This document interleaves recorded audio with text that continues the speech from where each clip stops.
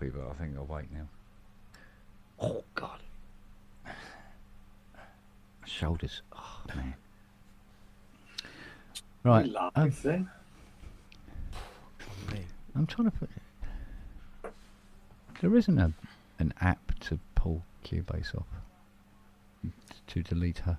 Don't you do... Hang on a minute. Let me check. Let me see here. I advise. Got one to load, one for loading, the download assistant and all that malark. But doesn't that not allow you also to... It doesn't appear to have any facility upon it. Well, then I would go to Steinberg's support pages and check on the approved method. I see. Yeah, thank you, darling. Right. Yes. Oh, hello. Got chocolate on your hand now. That was a bit stupid, wasn't it? Sorry? Yeah. On the Only silver a bit. platter, darling. On the silver platter.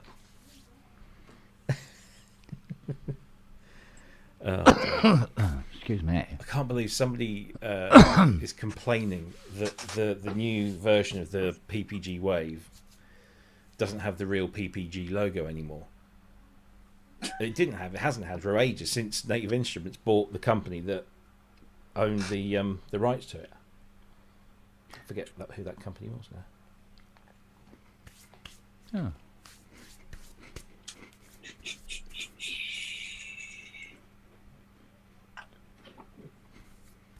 Let's see what that comes up with. That's not what I said. Although that is what I typed. Yeah, alright.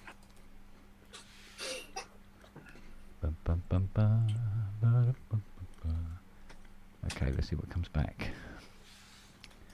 Sponsored by Clean My Mac. Clean My Mac's good. I use that. Yeah. Is it? Yeah. It's. Let's have a look then. I've had it for quite a few years. It's good.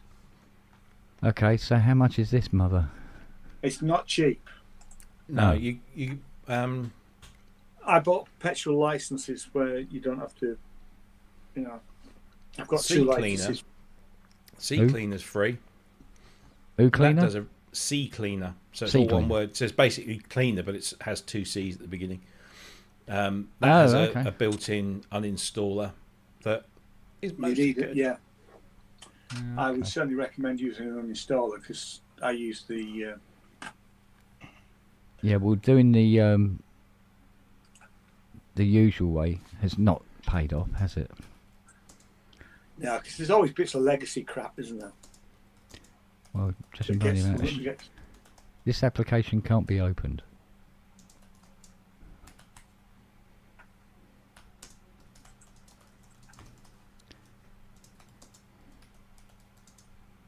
Seriously?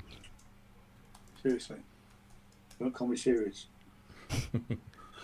Right, download, yes. Download. Application can't be opened. What can't be opened? CCleaner. Have you installed it? Yeah, it said download it. I go to click on the thingy and it says can't be installed. Have you downloaded the right one? Let's have a look. Because you'll be on. I think you should stop here. I mean, if you're having trouble getting... Yeah. For fuck's sake. You've downloaded the ARM 64? Because you're on a Mac 3? Let me send you the link. You can actually get it through the App Store, I think, now. It was the sponsored link. Sponsored link. What's the sponsor link? That's on. So, CCleaner will always take you to the... I believe it will take you to the Windows version. So, I'm going to send That you... would make an awful lot of sense.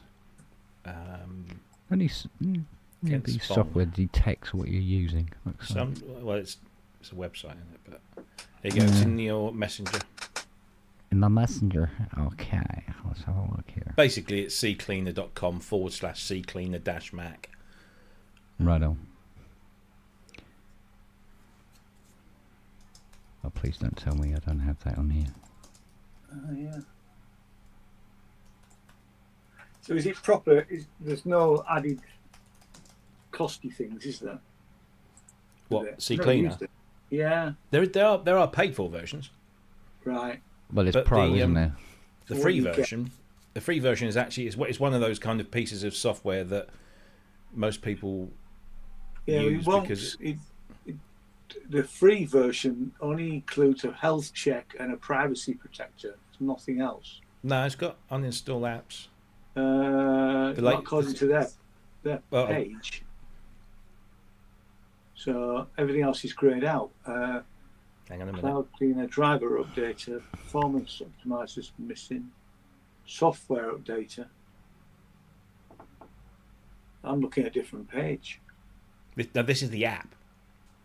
Oh, right, okay. I'm looking So at the website. you do that and it Fuck scans off. for the apps. There you go. And you have 381 apps. And then you just let it sit there and do its thing. It's going to scan every single one. That's interesting. Why is it on the website? It says choose the option that's right for you. Free has only got 2 options, 2 ticks. Professional is 24 quid a year, which actually doesn't sound bad, really. And then you've got Professional Plus for 39. But Are you looking at that for home version or for business version? just says CCleaner.com. Okay. Well, it's definitely got it because I've used it. Yeah, you've used it. And it just goes through all your apps. It takes a little while, especially if you've got a Well, system as shitty as mine. it does with Mac Cleaner as well, because once it starts scanning all your apps. I mean, I always use the uninstaller, and then about every month or 6 weeks, I do what's called a deep clean, and it goes through everything. You know, and then just it gives you the option to delete stuff. You know, and then It's weird. I'm clicking on I it. use Nothing's happening. because I have a Parallels subscription, which is the virtual machines for Mac.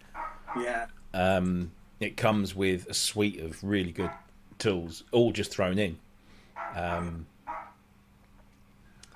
So I tend to use that most of the time. But I'm just having a look at Cubase Pro 14.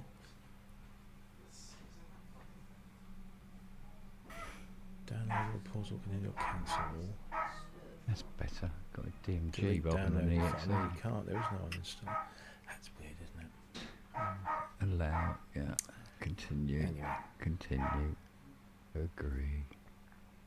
Oh Christ! It wants you to fucking piss through hoops. This thing, isn't it? Oh, new Tame Impala album has been announced. Good lord. Diggy ding. I was never really a fan, if I'm honest. Really? Yeah, I quite odd like tracks I've liked, but nothing that really floats my boat. Right. Let's have a look. Right. Here we go. CCleaner. Here we go.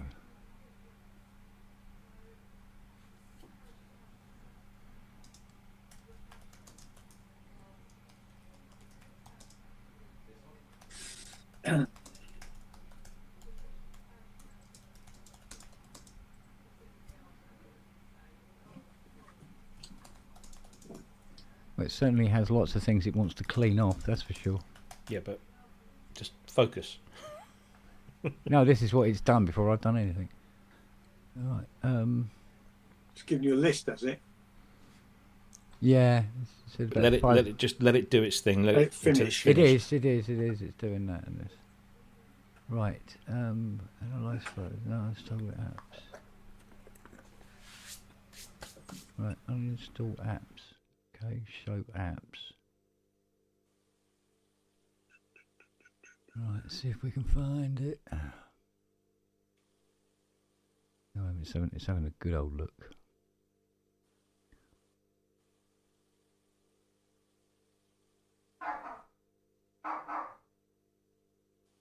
It's really taking its time. I'll check it. Well, I won't say it take ages, but because it does scan out. It's anything like, you know. Yeah, it's having a bit of a scan now, and it's Yeah. just looking at stuff.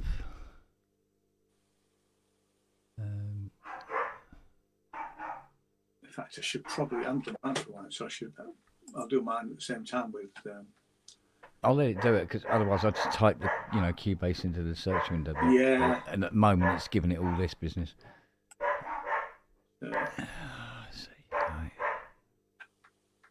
There we go. Cubase. Yeah, there's 2 on here. That's interesting. It's asking me to upgrade my Clean My Mac. Does that mean I want more money? No idea. Quite possibly. Right, let's see if it absolutely... Right, uninstall. Here we go. Oh, well, I've got to enter the fucking password every time. Jesus Christ. 2020. Okay. Oh yeah, they are. That's a bit sneaky because I paid.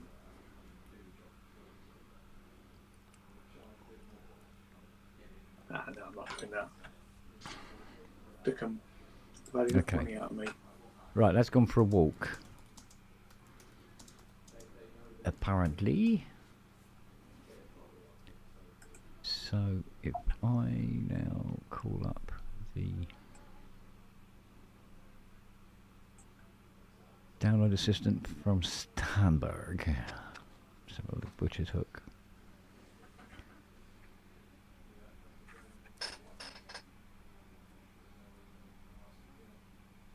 You know what? Fiona went out to get eggs about an hour ago. Still there. She's got a fancy man, mate. Oh God, I hope so. Right, drum machine, no. Spectral layers. Okay, blah blah blah. Where's fucking Cubase in the Cubase downloader?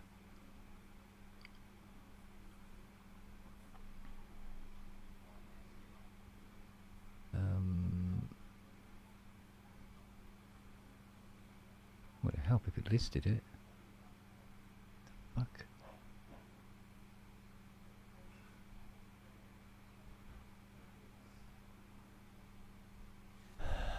There we go. Back in a minute. Right, Cubase 14032. Here we go. Which is a gig. And it's down. It didn't take long, did it? About 4 or 5 seconds, for Christ's sake.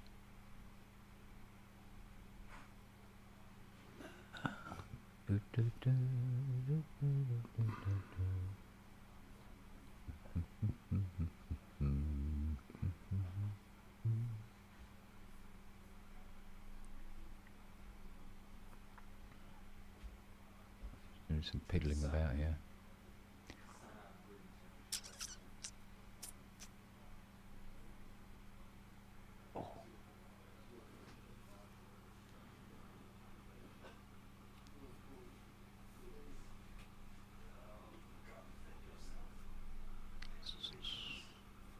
You know what? It didn't occur to me that I'd been so focused on other things. I forgot that I'd been my PSN t-shirt, fucking wearing it all week. Because it walked itself to the washing machine. Yeah, so I gave it a quick hand wash, and then shoved it in the machine, and so it'll be dry for tomorrow anyway. You don't have to wear it. I know, but law. Yeah, I know, but the whole point of having it is that's it. That's the reason for it, is it not? You know, so I've got so many of the damn bloody things. So I'm thinking, well, the only other one I got is the hoodie, All which is a bit like I struggle to get into it. I'll be honest with you. And I always forget to take my glasses off before I do it, and it's like I get it through and I go, where's my glasses gone? Oh, that's interesting. It's gone now. Let's have a look and see what we have here. Okay.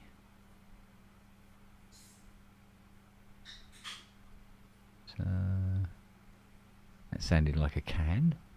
That's my son. Having his evening beer. No, probably a Pepsi now. Oh, Monster. okay. I keep telling him about bloody monsters. Well, the thing is, the beer would probably be healthier. Yeah, I know, right? But you try telling the kids today.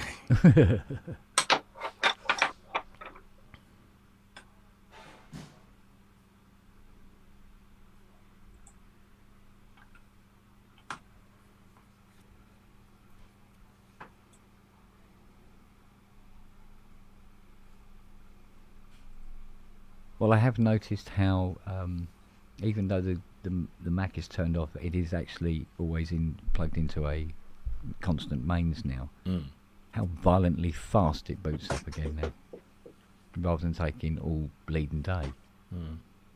Was it taking all day? Yeah. Was it taking a while? Yeah, quite a while. Yeah, sometimes it could take up to 5 minutes. And there's something wrong. Staring at a blank screen. That's because he flattened his battery. Yeah. By not keeping it plugged in. Oh. Did not know that. I didn't know that actually. I mean, to be fair, mine is always plugged in, but actually I shut the power down on the night. Well, then you'll probably find you're going to have your battery run out quite quickly. But I don't remember the PC ever doing that. Well, no, I mean, this has been on for, how long have I had this? And it's an M1, so I bought it before the pandemic.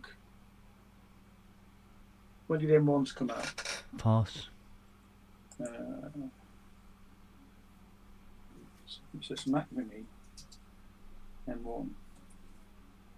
Well, unless the Mac Studio's a bit of a gas guzzler. Yeah, it could be, couldn't it? Yeah. 2020. A lot of RAM in it. That sounds about right. 2020. So 2021 I probably bought it. So after the pandemic. I mean, this is what, 22, 23? Can't remember. Must be.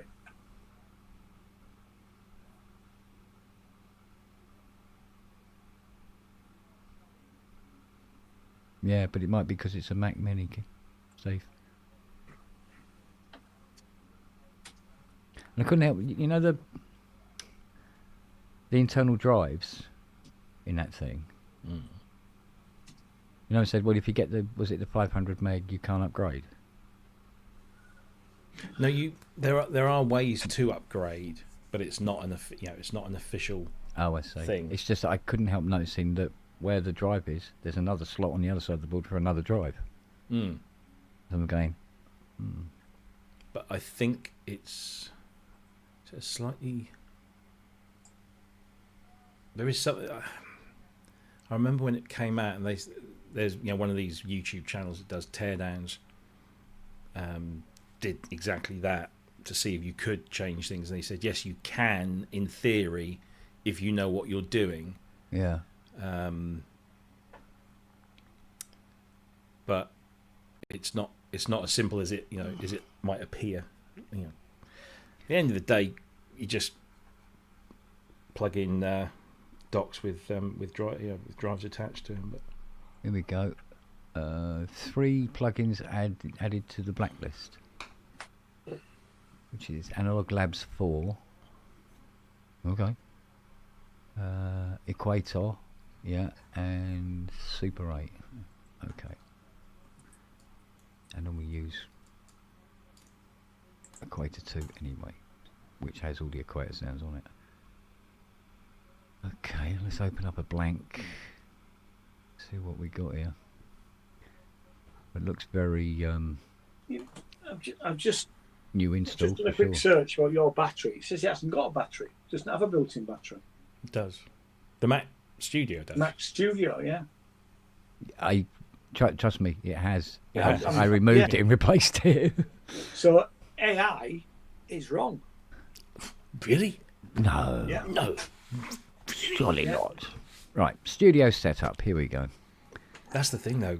AI is getting a lot of this stuff wrong. Exactly, it does. Yeah. And people It's are the first trusting thing- it blindly. But it's the first thing that Google throws up on your search engine. It's absolutely. I tell you what, it was really useful for me when I was wiring all this stuff up, whether to use a TS cable or a TRS, because without going through all the manuals to check, that was really useful. Excuse me. You know, and it's quite surprising how many synths don't use a TRS lead plug.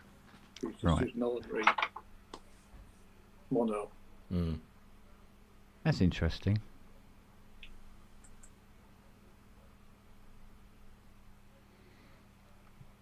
Where is everything? Normally it finds all the plugins. Well, it's got to do a scan, hasn't it? Yeah, but it normally does that first time boot up. Right. And it's found almost nothing. Let's have a look. Right, let's go to the plugin manager, see what we've got here.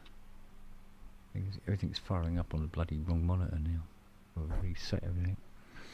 Right, Back in a sec. right here. Let's have a look. Yeah, we've found all that stuff. No problem. Oh, interesting. It says my Mac Mini doesn't have an internal battery. But Oh, I'm going to just check the studio again. okay. What should I put in for argument's sake?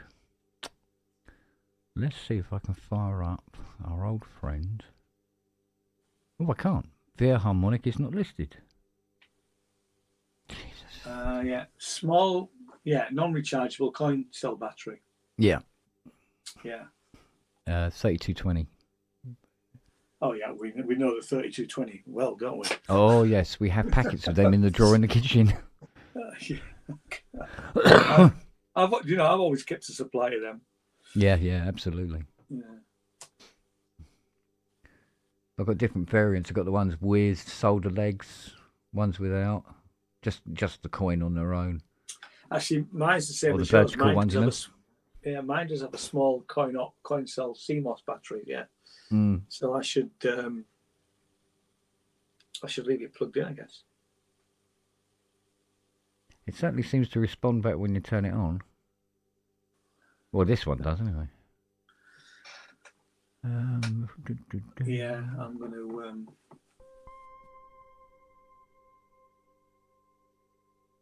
Because I power both all this stuff down on the night. Right. Just have one of those little switch things, that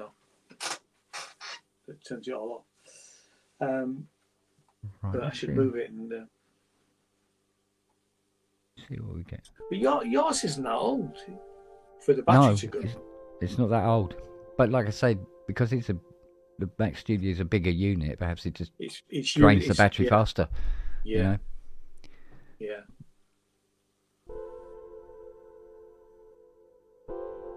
Well, this definitely seems to respond not more, but differently than it did before with the monitor switch. Yeah. So let me have a let's just quickly record something in.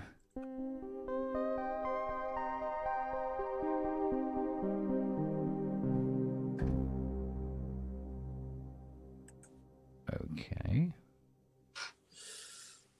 Boom.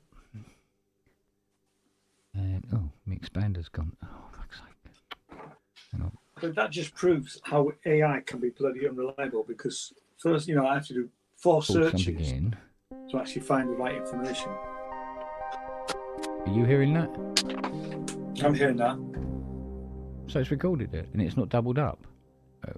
But it's recorded me as well. Again.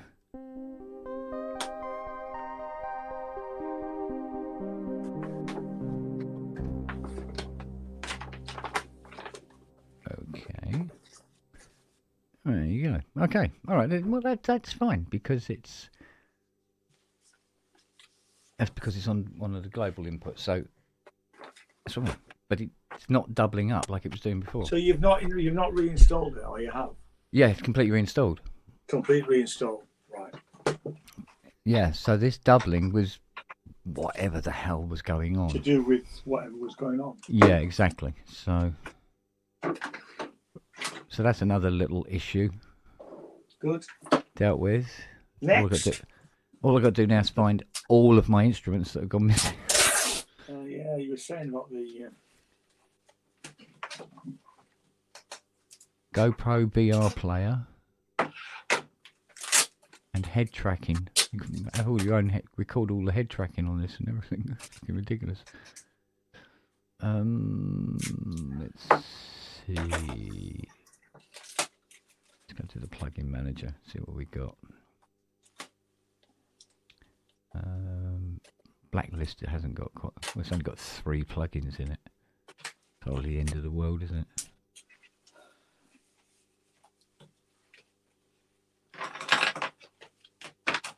It hasn't found Veer. Hasn't found Veer harmonic at all. That's a bit of a shite on a stick.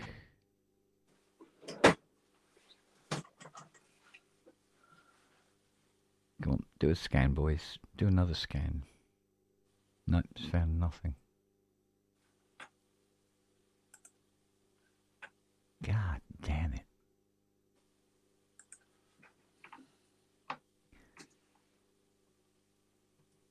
Try and point this thing at what we want.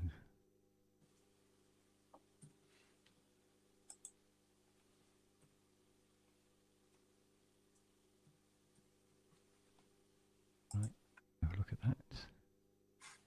Nope, didn't find them. Jesus.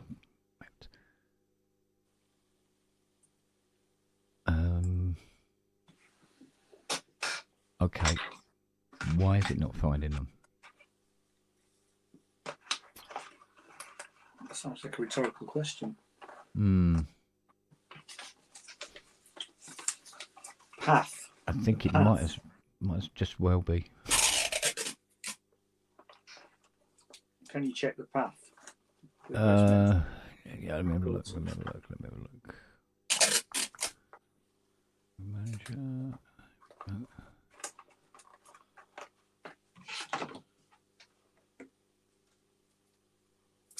We've got several different paths here depending on where they've been installed. So it is finding stuff all over the shop. I know that I once had to delete a path. I'm not suggesting you do this, but I had to delete a path and then re-establish it. That was through, it couldn't find, you know, the free labs instruments. Right. No matter what I did, it couldn't find them. With you. And they told me to, you know. I know sometimes in the past I've had to sort of reinstall on top of again an instrument and then keep saying, oh, there it is. Yeah. But as a rule, it's normally a little bit more present than that. Right, that's Scarlet 3.4. Yeah, okay, that makes absolute sense. As does that one. There we go. Right, let's see.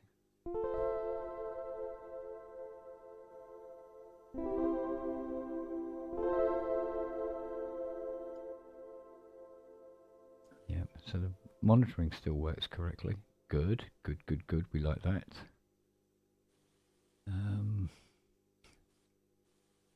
Okay, so if I put in, for argument's sake, let's have a look. Let's say, no.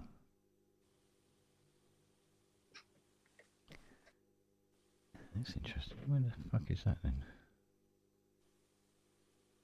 I don't think it comes under sampler, does it? No. Other. Let's look under other.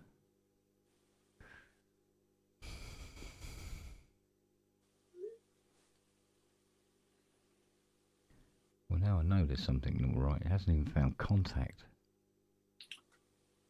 Bloody hell. And that normally sticks out like a bleeding sore thumb. See, I never got into a contact. I had the free player a few years back, but didn't really need it. Oh no, so tell a lie. I found it. Yeah, it was under a different heading. I have to recategorize the headings again. Oh God. But there again, see, I was trying to get it working. This is the cost, I suppose. Right, so well, all this lot seems to be here. There's fucking tons of these instruments in here. I can scroll through my contact libraries. It take an hour. It's ridiculous. Let's try the all-in-one. Just check it out. And set up the mixer as well while we're here. Okay, there she is. Good girl.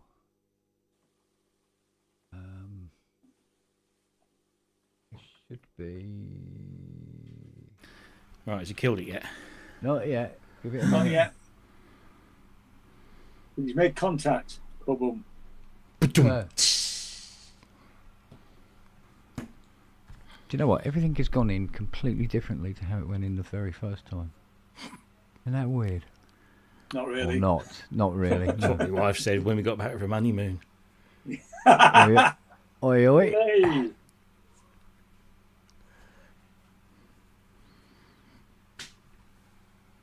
I didn't realise your organ was so small. I didn't realise I was playing in the cathedral.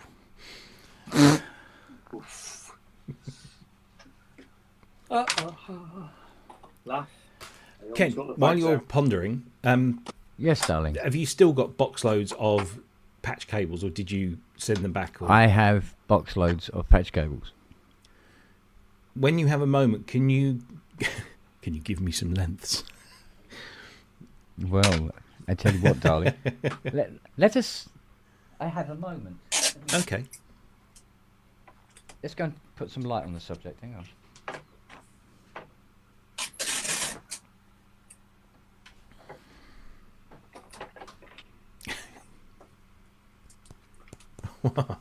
Oh no. Hans has been moved.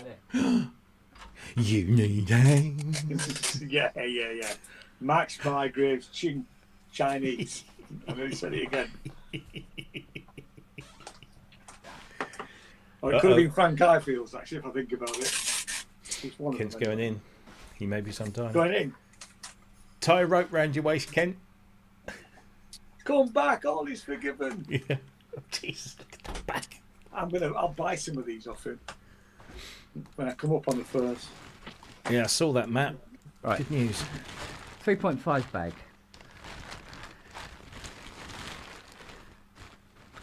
Requirements? Well, they've got to be, I would say. Are you doing modular, Rob? Oh, fuck. Come on, give me some credit. No, of course, I know you too well. Didn't you have Keep like it brave. bags of 10 or something rather than a bird's nest? No, I've got a bird's nest now. No, it's got. Did you unbag them all? Yeah, I must have done. Oh, Jesus. I would No, say I did. 3 foot max. They don't have to be. No, they don't have to be stupidly long. That's about If you 3 foot. imagine a Keystep Pro with that Osprey stood behind it with a Right. few inches in between, that's probably too long. That's about 3 foot. That's not 3 foot. Yeah. Unless your wide angle lenses. 3 No. foot is like 1, 2, 3. It's like that. About the width of the 80. Almost the width of the 80.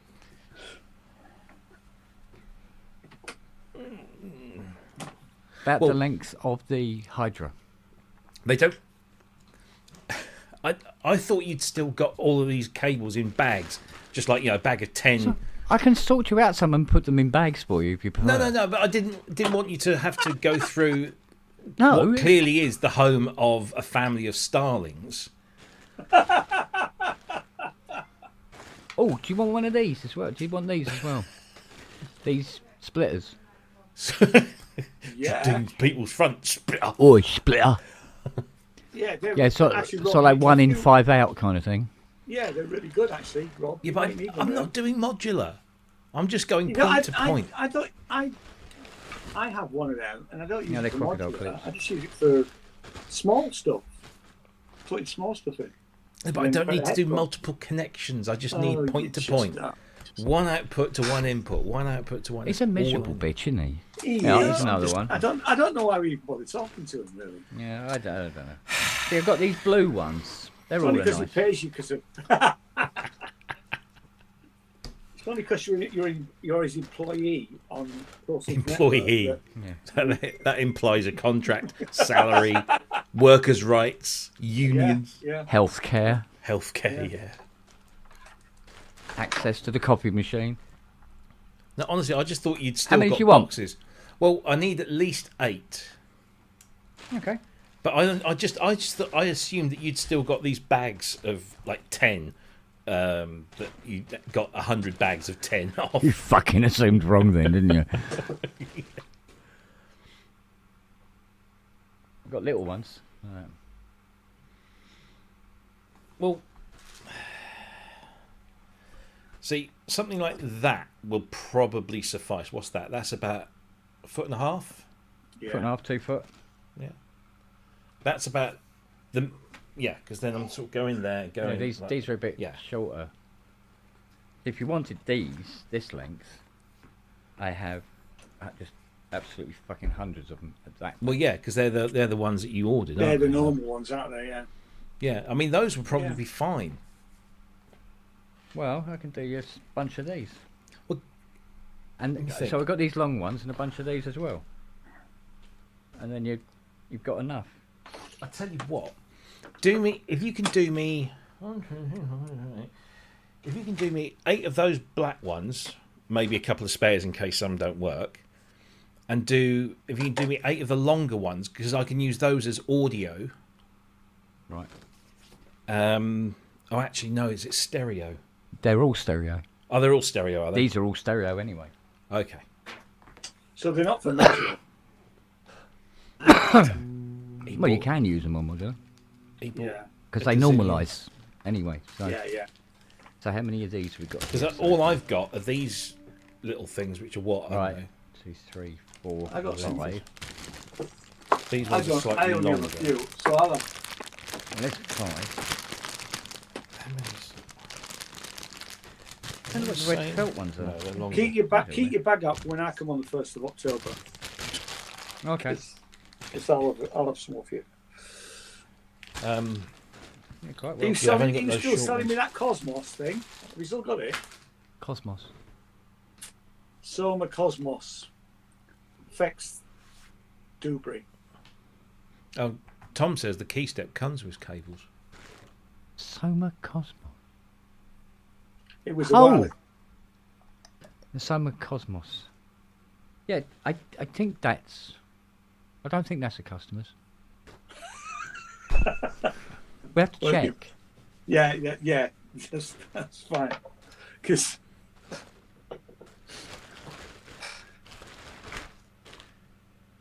You know me and my memory. it's absolutely.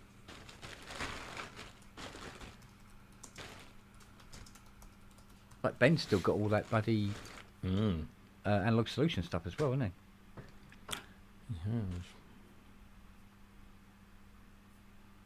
Right, 1, 2, 3, 4, 5, 6, 7. Oh, apparently I can't count. Hang on a second. 1, 2, 3, 4, 5, 6. There are 7 long ones. Can you make it 8? I can make it 8. Because there's 8 modules on the Osprey, Right. so I need 8 triggers and 8 audio, and the audios will go into the patch bay. And that'd be the other 8. Do you want a couple for emergency? Yeah. Make it 10. Make it 10. Make it around 10. Alright, make it around 10. That's what we've got here. You've got those ones over there. There's thing, so 2 of them. So that makes 10 of them. And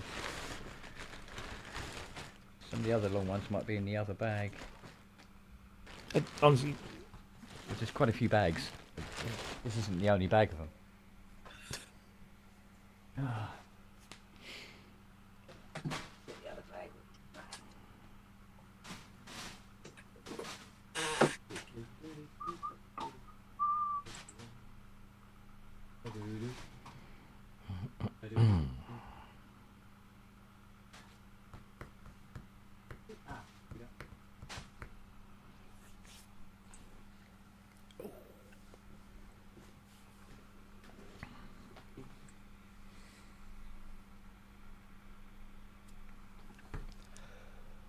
Oh, blimey.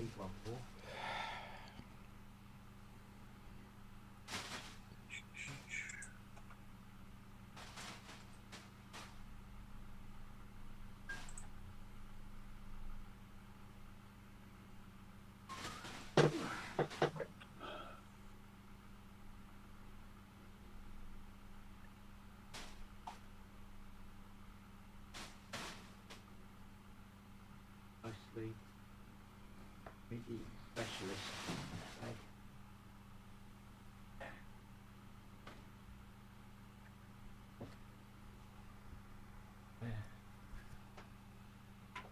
Fine.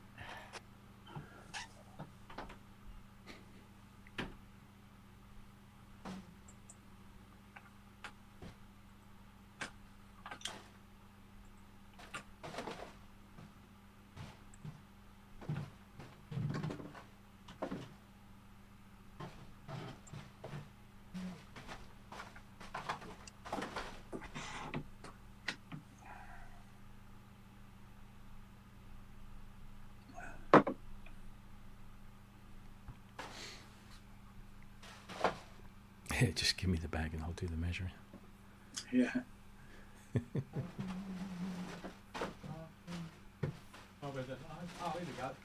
Oh, here we go. Oh, hello.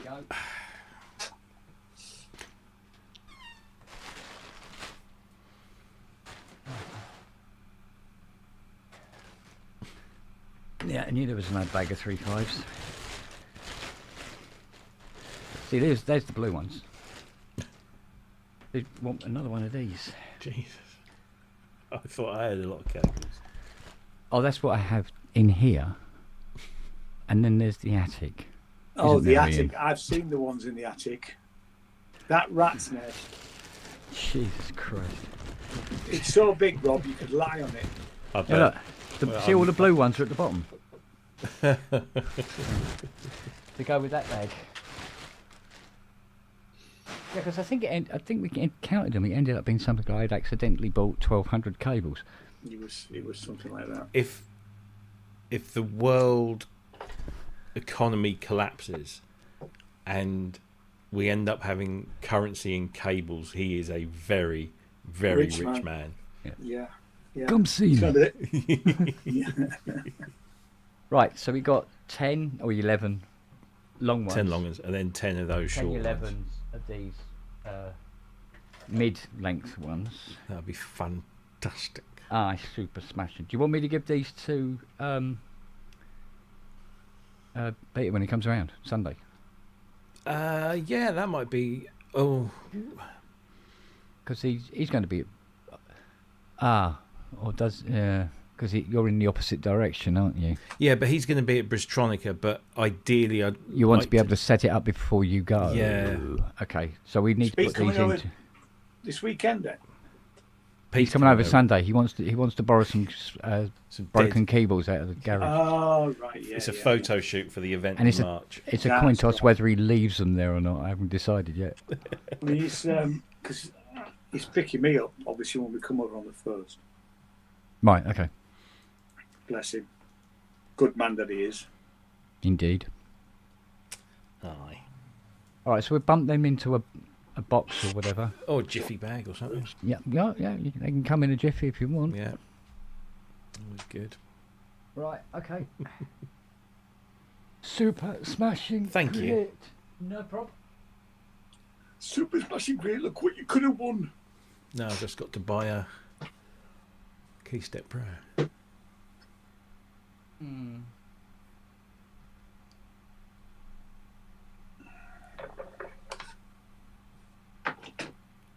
No, that's it. The drum log had 4 audio out.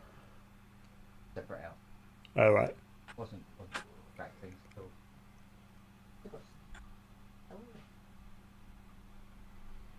The drum lock.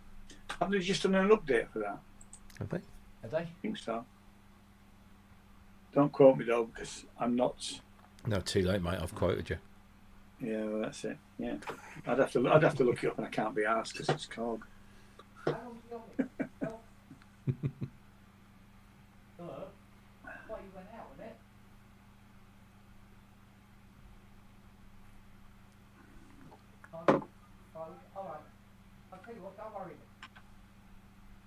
No, it's okay.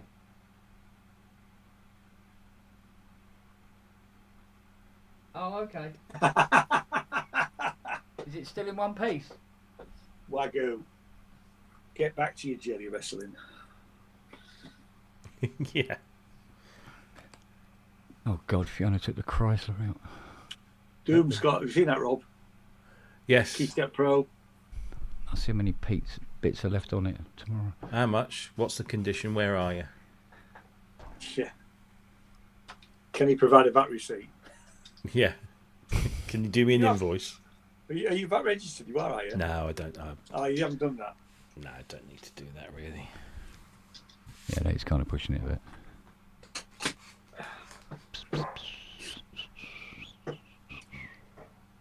Okay, so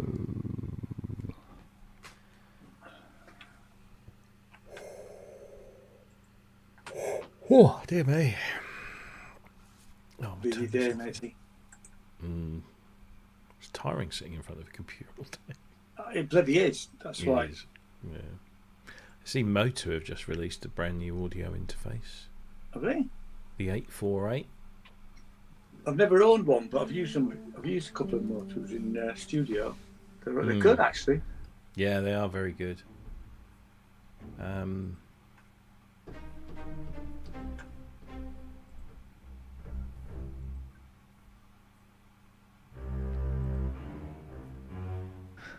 okay. Right, so that's coming out okay. That's interesting. Thunderbolt 4, USB 4, with DSP, mixing, effects, and networking all in one box. There's my baby girl. 28 ins, 32 outs. That's about the same as what I've got on my audio fuse. And it does surround. Doesn't have. Okay. No, it doesn't have a network switch. It's picked up on It's not them. Thunderbolt. No, don't do that at all. Let's have a look what we've got here. Have a look at the low ones. Oh, Excuse me, Multi Vicar. vigor. oh dear me. Stinky, stinky.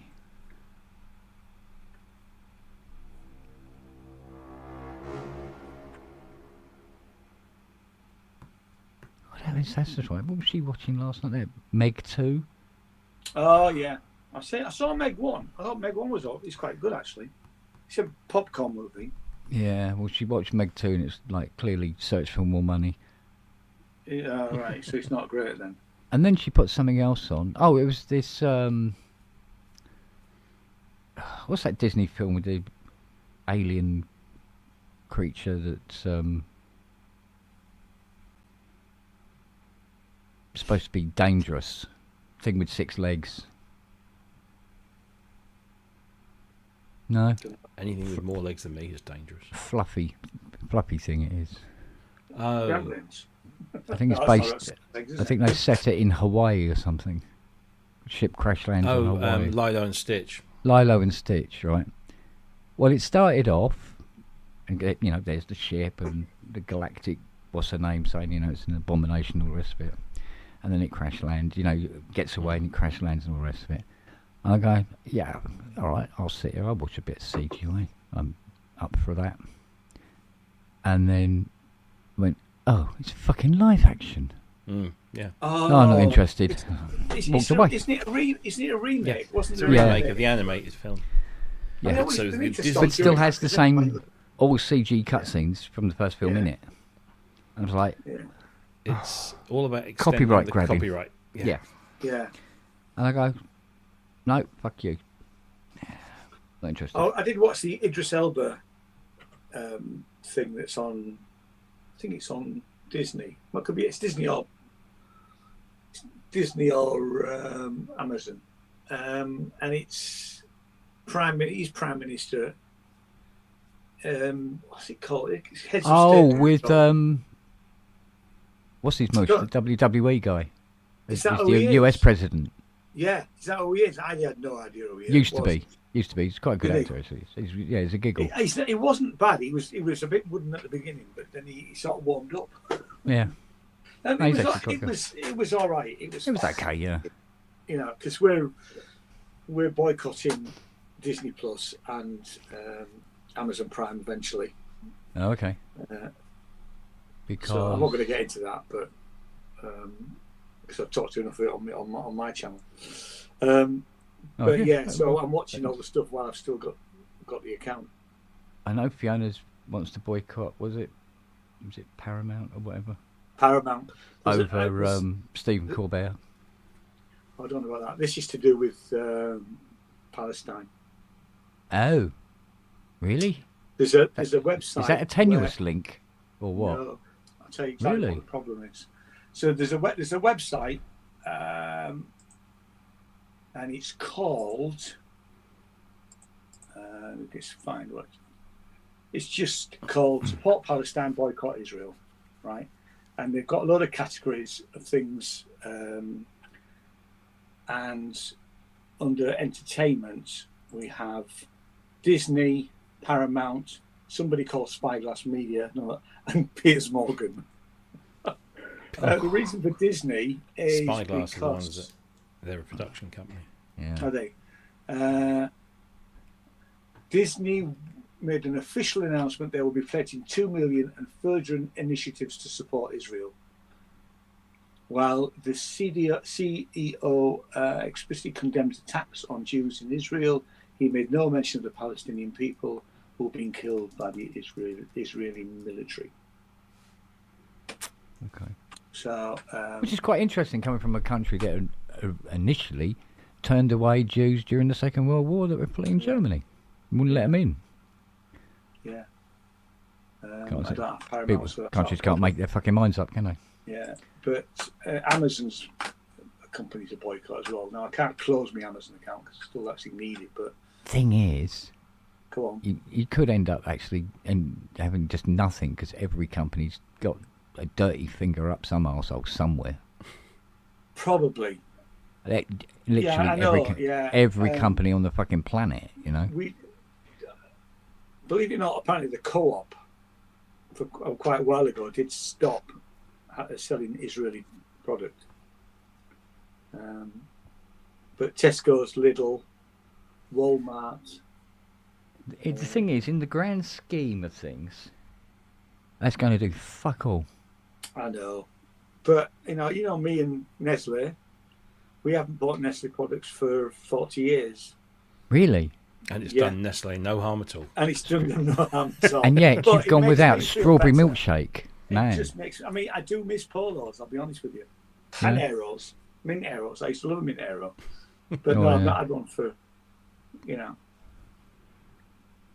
So no, I'm not preaching to anybody to do this. It's just that Oh, no, we- I understand that. We've decided that they, you know, we aren't protesting. We aren't standing up in front of Parliament like loads of other 70, 80-year-olds are doing and getting arrested. So it's a small thing, really. Yeah, it's funny how freedom of speech works, isn't it? Well, it's not freedom of speech anymore, is it? No. You know. Freedom of speech just depends on which direction it's pointed. Yeah. Yeah. Right, I'm going to grab this coffee before I die of thirst. And then we'll see where the hell all the other instruments went. Yeah. Oh, look forward to that then. Oops. They were there a minute ago. Alright, hang on a sec. At least we know that CCleaner did the job. Yeah. Otherwise it would have, everything would have been pretty much as it was. So, log files have been removed. Right. Doom, I'm going to Lidl do their own mint arrow. Says Yeah, Probes. but I can't I can't use Lidl anymore because guy who owns Lidl buys Israeli tech companies apparently. For God's sake. Does that work? There you go. Doom. Under Kent's name, I've just put my email address. Oh yeah. Obviously, substitute the @ and the dot for the obvious things, but that's the how you can obvious get in things, touch. But yeah, for 150 notes, I think I'll be very interested in one of those. How much are they normal? By the way, I did talk to 395. Starsky. I said to expect you'll contact him. Send him dick pics. Yes, I will. Yeah. Seductive dick pics, of course. They've got to be good dick pics. Yeah. Yeah. Got to be quality. Yeah. Don't send out any shoddy shit. No cheese. No. Washed, clean, and to attention. Ew. Like a proper marine deck should be. Right, send him in. Okay. Okay, mate. Oh, what's Wagyu saying? There's an unrated release of Megan 2.0. Is there? I've Never never seen seen Megan Megan 1.0. 1.0. Yeah. No.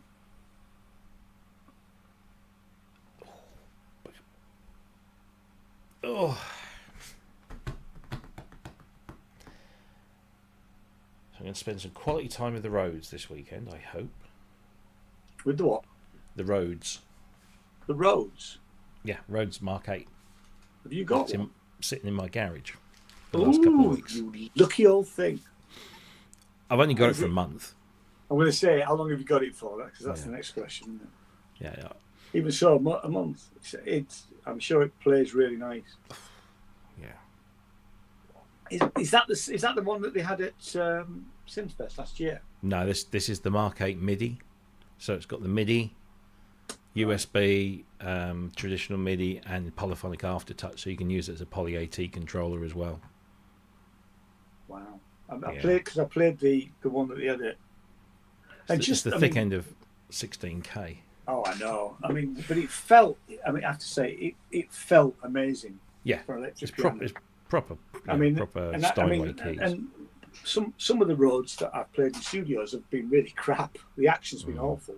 Yeah. The old. I always wanted a Wurlitzer back in the day because they were fairly cheap and they had quite a good action and they sounded good, and you could make them distort if you hit them hard enough. Mm. You know, what's Mag was saying? Isn't that what you were talking about with Meg? No, the Meg. It's called the Meg. It's about the megalodon, isn't it, or something? Yeah, it's some monster, isn't it? Yeah. Yeah.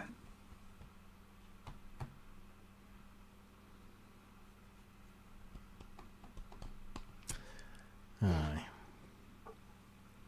I need to go to my lockup at some time and get my flight cases for the. Luckily, I can put most of my flight cases in the attic space, the garage, because it's Yeah. You know, it's not boarded or anything, but I can. You know. Yeah, I've got a boarded attic in my garage, but it's generally full of empty synthesizer boxes because all mine are when up I there. move, it's you need them. You do need them. Yeah. So it's mostly empty boxes up there with a few bits of the old kids stuff, but I couldn't get the so-called flight case for the Kronos, which I bought off Korg, and honestly, it's really bad. I mean, it's cracked. Yeah. It's that poly stuff, and it's just it's not a flight case, and it's not. It was a 400 quid case of retail. Jesus. I mean, I think I paid because it arrived damaged, obviously, and I said, look, I'll keep it, but what's the deal? And I think I bought it from. I stupidly paid 150 quid for it. Right. And it was damaged. You know, but at least it meant I didn't have to keep the box. You know. Yeah. And there's not a lot of space in there. You can put the power supply in. You can just about get a pedal in there. Right. Sustain pedal, but that's it. You know. And it has got wheels, or a pair of wheels anyway. I've got two 61 note cases. One that the DX7 came in. One I had for ages. So the AM1 and the CS1 will go in those, and then I've got a slightly bigger case that I fit the. It can take an IMAX 2, so it's quite a size, but 61 note. and then I've got a hard one that I bought. So I've got 2 cases off of Keith. He brought them down to Cambridge one year, and there's this lovely hard flight case with all the aluminium bits on the corners, and it's like it was made for the Polybrook 12. It just would go. Oh wow! Yeah. So when I took that out, which I don't take it out much now anyway, but that goes in there. But yeah, I've got to get 3 keyboards, and then I've got those 2 units there. That I've got a case I can put in, because it's the same case I used to take my original one out in. Yeah. So I've got one for that, but I've got nothing for the RS7000, so that's just going to have to sit in the footwell, I think, with some soft cushions on top. And then stands. Oh, and the trolley. That's the other thing. The bloody trolley takes up a lot of space. I remember your trolley. Yeah, it's good. It's a bloody good trolley, but it unfortunately, is good, actually. if Yeah. if the wheels kind of could fold condense down and the flap could condense, it would be brilliant. But yeah. it's not. Yeah, it's a bit much. But I've got one of those sack barrow type trolleys where the wheels fold in, and that's great. Yeah, You know. I might But just I buy bought one. that when I was playing accordion quite a lot. So I put an amp and an accordion on it, and then Yeah, I might just buy a small, cheap thing, because it's not like any of these things are heavy. All the cases have got handles anyway. It's just that if I can put 2 or 3 on one, it saves me doing a lot of turn and throwing. So, let's have a look. What have Amazon got? Should we let's look under sack truck? don't buy there from you go. Amazon. Well, they do a nice one here that folds flat. Comes with some bungee cords and a pair of rubber gloves. What's the rubber? Is that when you murder somebody? It's the gloves that do it for me. It's only 30 quid, but I suppose it's not got to go far. It's only got to go from the back of the document centre to wherever our thing. Yeah, because it's not easy, is it? Terrible access. Yeah. Remember. Terrible. Because everyone turns up at the same time. Yeah, I can imagine. You got vans. You got like Focusrite turn up with a Luton van,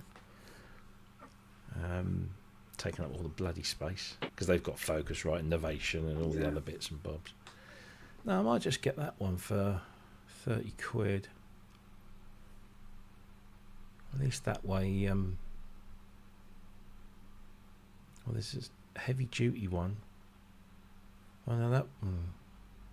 See what the load limits are. Yeah, I agree with you, Neil. Kronos 88 box was huge. And it's a heavy old thing. That's weird. It's just got to be convenient.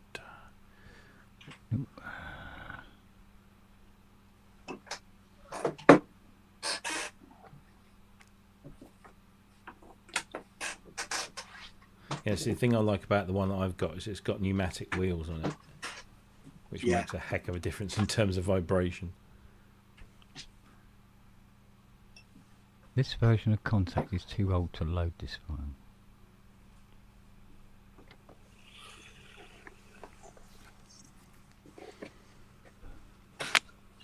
Oh, this was the latest version of Contact, actually.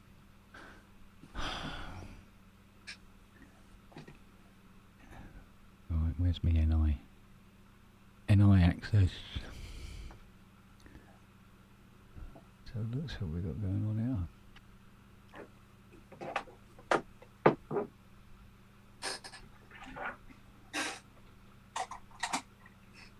Well, funny thing, it's going to take a month of Sundays to put this all back together again now. But you're making progress, that's the important thing. Well, doesn't feel like it. Oh, here we go. 8 updates.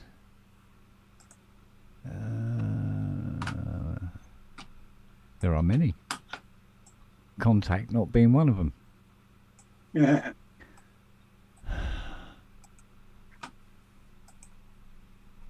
Oh, got an update here that is 27.65 gig. Oh.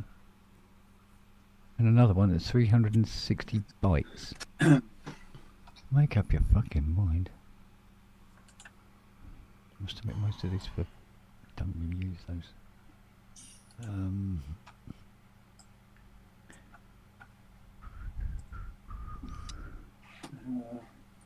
We call into this. This is contact. Well, this is the latest contact. So why the fucking hell is it saying it's not old enough, or not new enough? That's mental.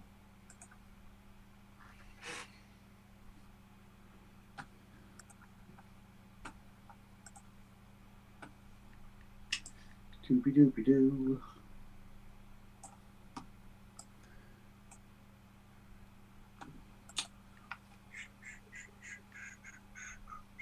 Let's go to the shop and see what we got here.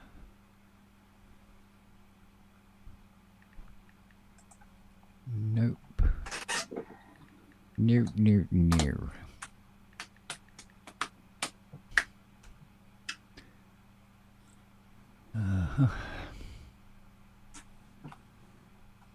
I've just sent you that file, Rob, by a week. Oh, thank you. Okay. No, well, thank you in advance.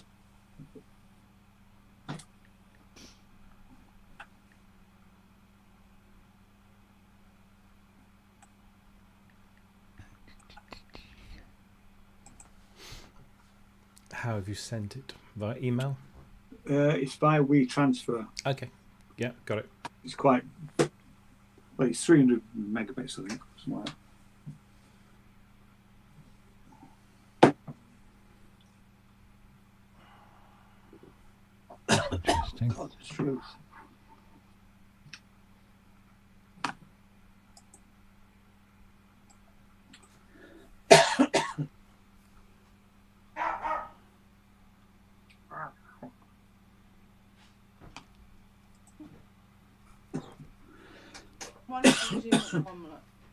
Oh, cheers, Pickles. Oh, now I'm hungry. Don't start me on eating something. Oh, God. Because I'll get the munchies. What? Well. Good. Oh, fucking hell, yeah. You're supposed to eat it and sniff it. Jesus. Is this No. Yeah, I'm not. No. is his second dinner? I like to get to know her first.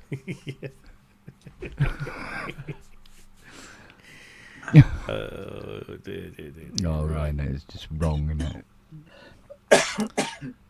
Baby. So what the hell am I doing tomorrow?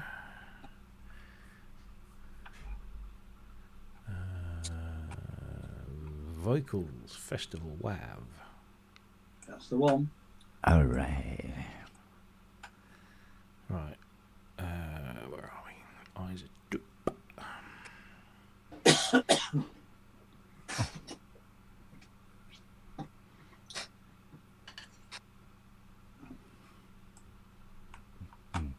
And you just want de-reverb in you?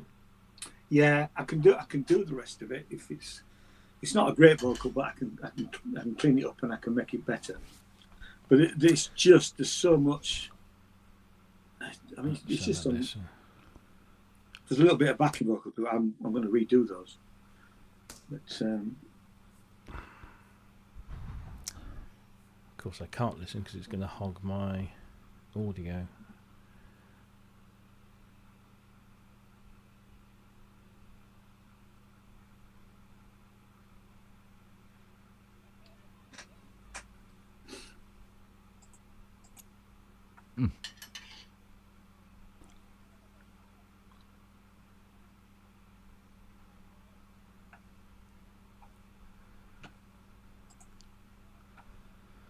Okay, that's a lot of reverb.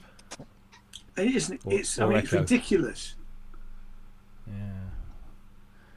I mean, they only put reverb, that much reverb on the lead vocal. I mean, God knows what it sounded like out front.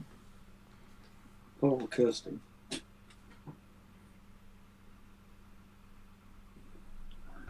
It's just analysing it now. So now, call her up again. Doom, I have responded to your message. A massage. That one.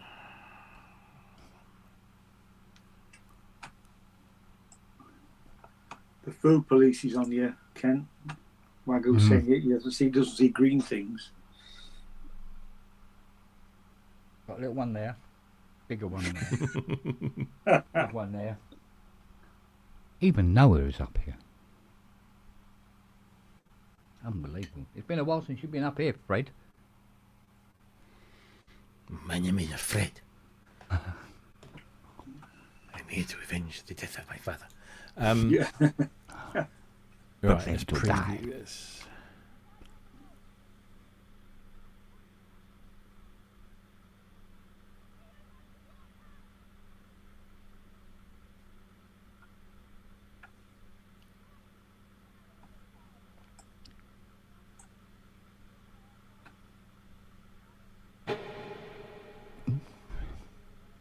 I say.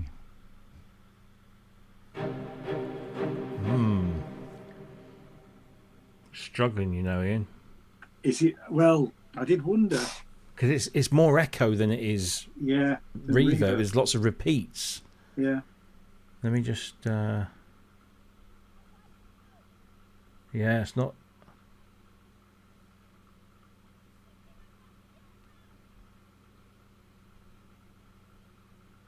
Is it a singing track?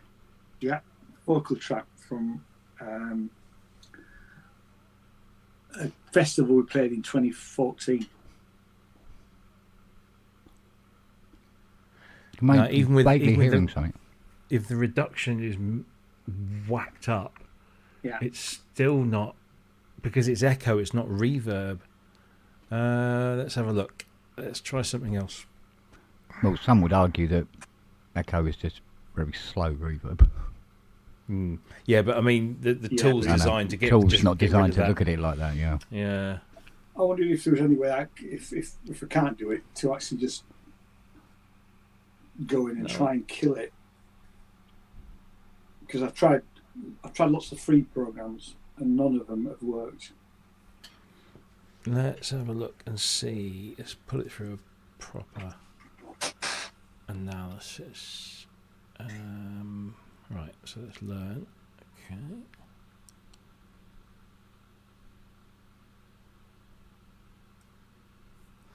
Let it do its thing. But it's Did AI do it if you asked it? I tried that. I tried AI something or other. And it didn't.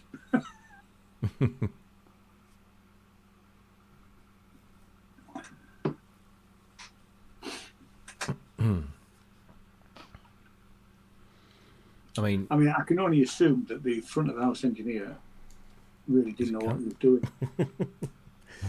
yeah.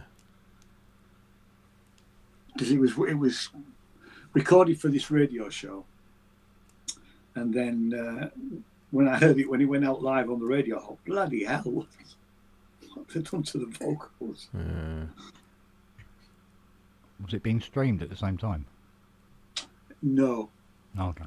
it was just recorded for the radio station, and then they played it. I think they played it 3 or 4 times, the whole concert.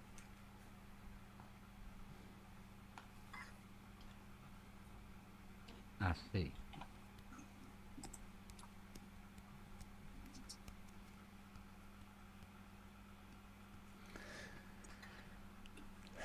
What is RX up to nowadays? Is it 12?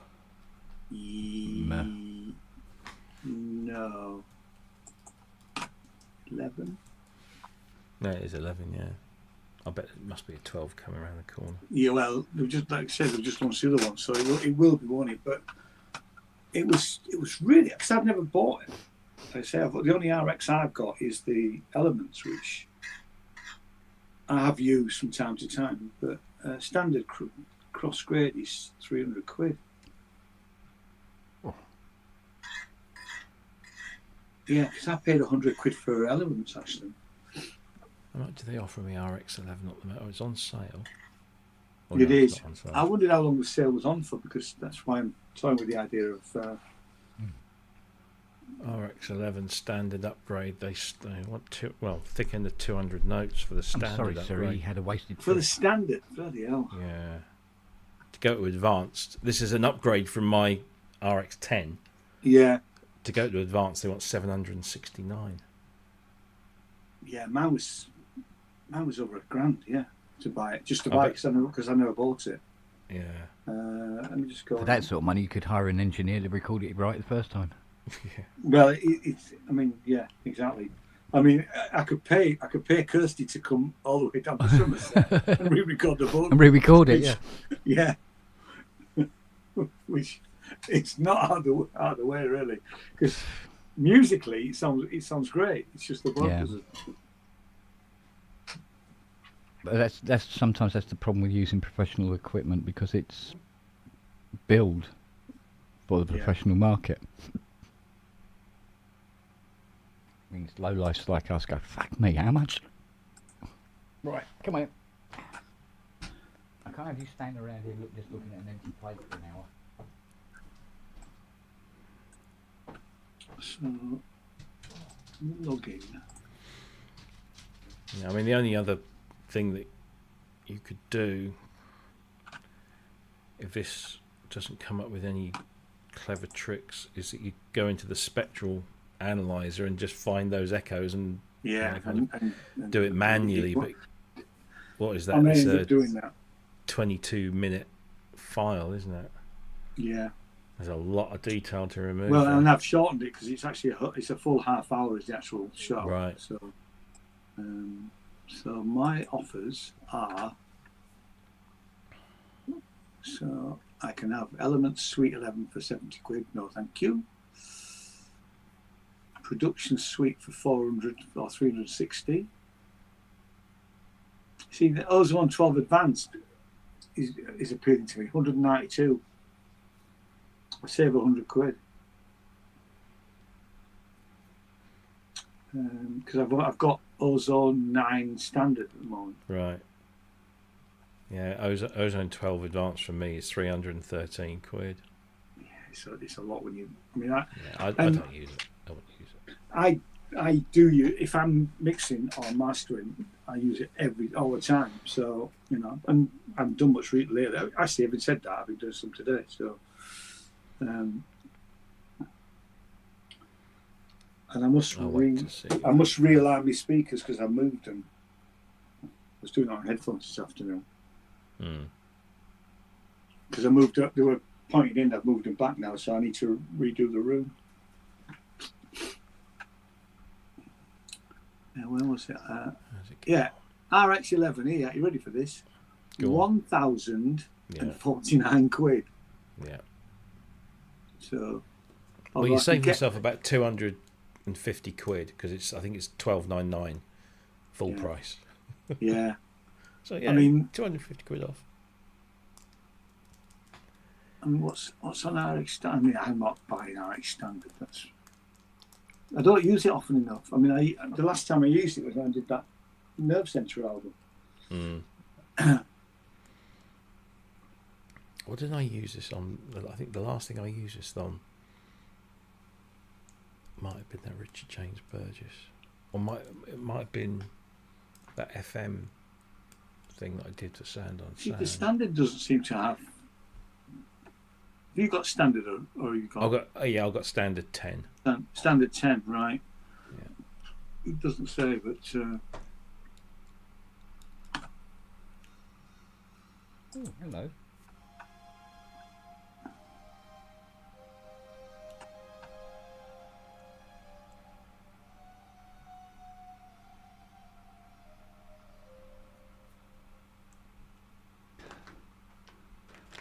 Right.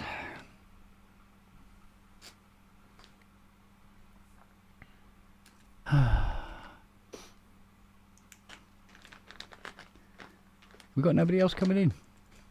There's no makeup. Nobody loves us, Ken. That's what it is. We're just a load of has-beens. Speak for yourself, Jesus. I'm just expecting that. No, Steve, I haven't used it yet because I haven't really had Cubase working properly. And when I did call it up, it didn't look anything like it did in the ad. It looked a bit complicated. I'm looking there going, you have to sit down with this. Ah, that's interesting. I'm just looking what Wago's just said. Music production suite. What's my... Because I use Neutron all the time for the visual mixing.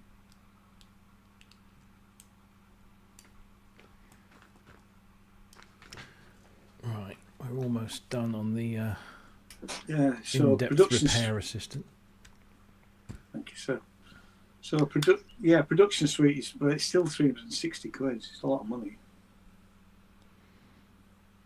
Could buy a synth for that. Right. What have we got?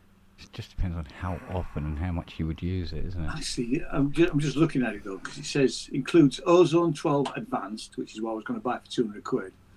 Neutron 5. I'm using the free version of Neutron when it first came out. Don't know how old that is. RX11 Standard and whatever the Catalyst, whatever that is.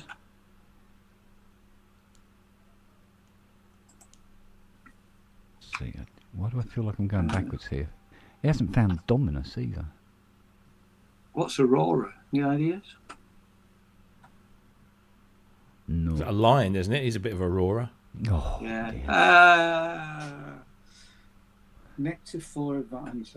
You standing in for Longhurst?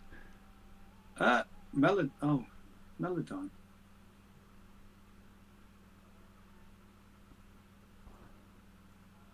This is looking more attractive by the second. Back in the day, I had an early hooky version of Melodyne, which I thought was great. Very easy to use.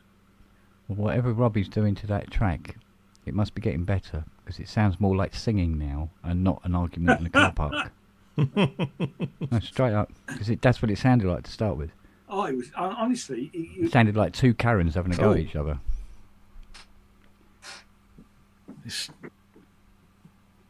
It's still not perfect. Let me patch this in for you. Have a listen.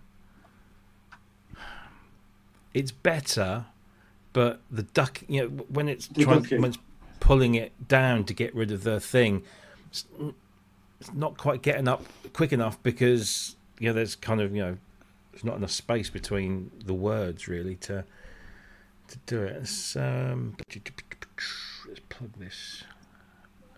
Loopback 247 is available.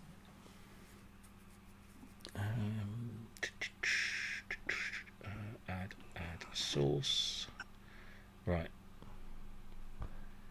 And Let's see what we got here then. so if I take this back to the beginning. God, why would I need... Come on, guys, I want your help. Let's see those hands at the end. And that's with full D reverb. Wow. Try and convince me you're having a good time. Down the street with shapes are full, collars turned up to combat cold. I feel the cold wind around my face. So it got a bit better here. Well, it sounds cleaner. Yeah. But It's not recognising the echoes as being reverb, is it? No, it isn't, is it? So this bit sounded. Down the main street on Soko Bridge, the river runs over a thrown-away fridge. I want to see the sand in the night. I want the city, I want the sight.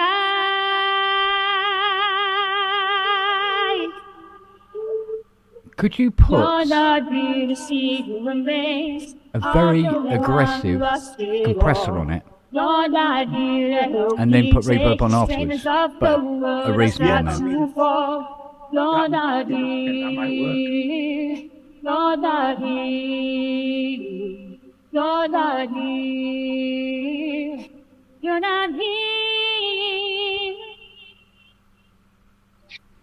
or like, a noise gate or something? remains. A really of the aggressive noise one who gate. lost it all. You're not here to help me take the And stains record off that, the road and then I put it to start reverb to to fall. smooth You're out the not tails. here to hit the cracks of my See, life. hang on, As let's try I this. try to walk tall, you're not here when you need to.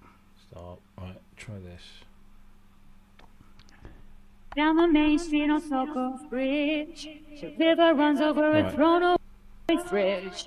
I want to see the sand in the night. I want the See, that's city, I full. want the sight.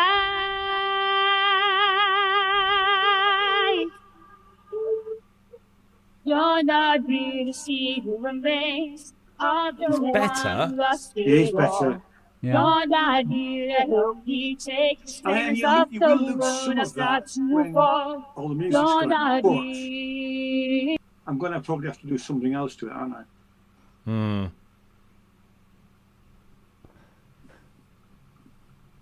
But Rob, thank you. That's a step closer. Do you want me to render that and send it back? That'd be brilliant. Thank you, sir. You're an absolute star. Okay, it's running. I'll let you know when it's done, and I'll Thank you. transfer it back. Where's brilliant?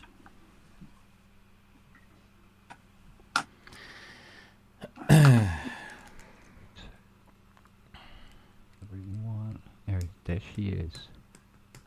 That one. But if I'm going to spend 200 quid on what do you call them, advanced, then the production suite does seem like a Oh, it's finally given up. was. Your headphones. Yeah, these are the ones that I. Are they the Bayer one. Are they the Bayer ones that you? Yeah, the Bayers, and the that's just come off the slider. Yeah, yeah. This is the second set. This is the set Yeah. that they fitted at the repair thing. Luckily, I've got a new set which I'll fit at the weekend. Useless. Not happy. Okay, so why are we not hearing you? Oh, I know Duh. precisely why. Duh. Oops, stupid.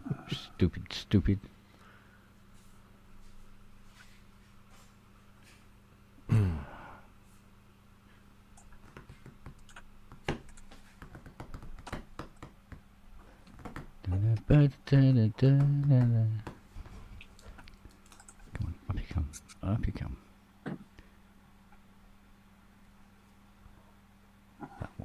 That one is more like it. I believe it's Friday already. Tomorrow. Certainly it's tomorrow. All day. Anything special on the show? No, there's no surprise guest this week. No. Um, Prince couldn't but make we- it.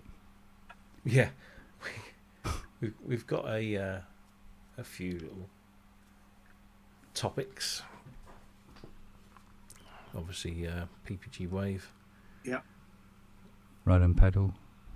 the Roland PX1 pedal, which we're going to have a bit of a laugh with. Some of the memes I've seen are just incredible. Mm.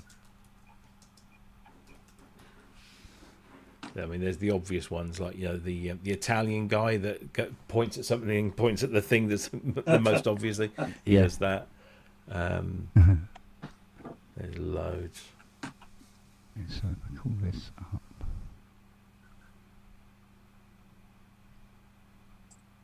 I wonder.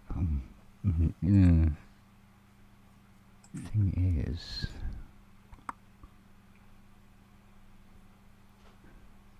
see, it hasn't found piano verse. Such fucks.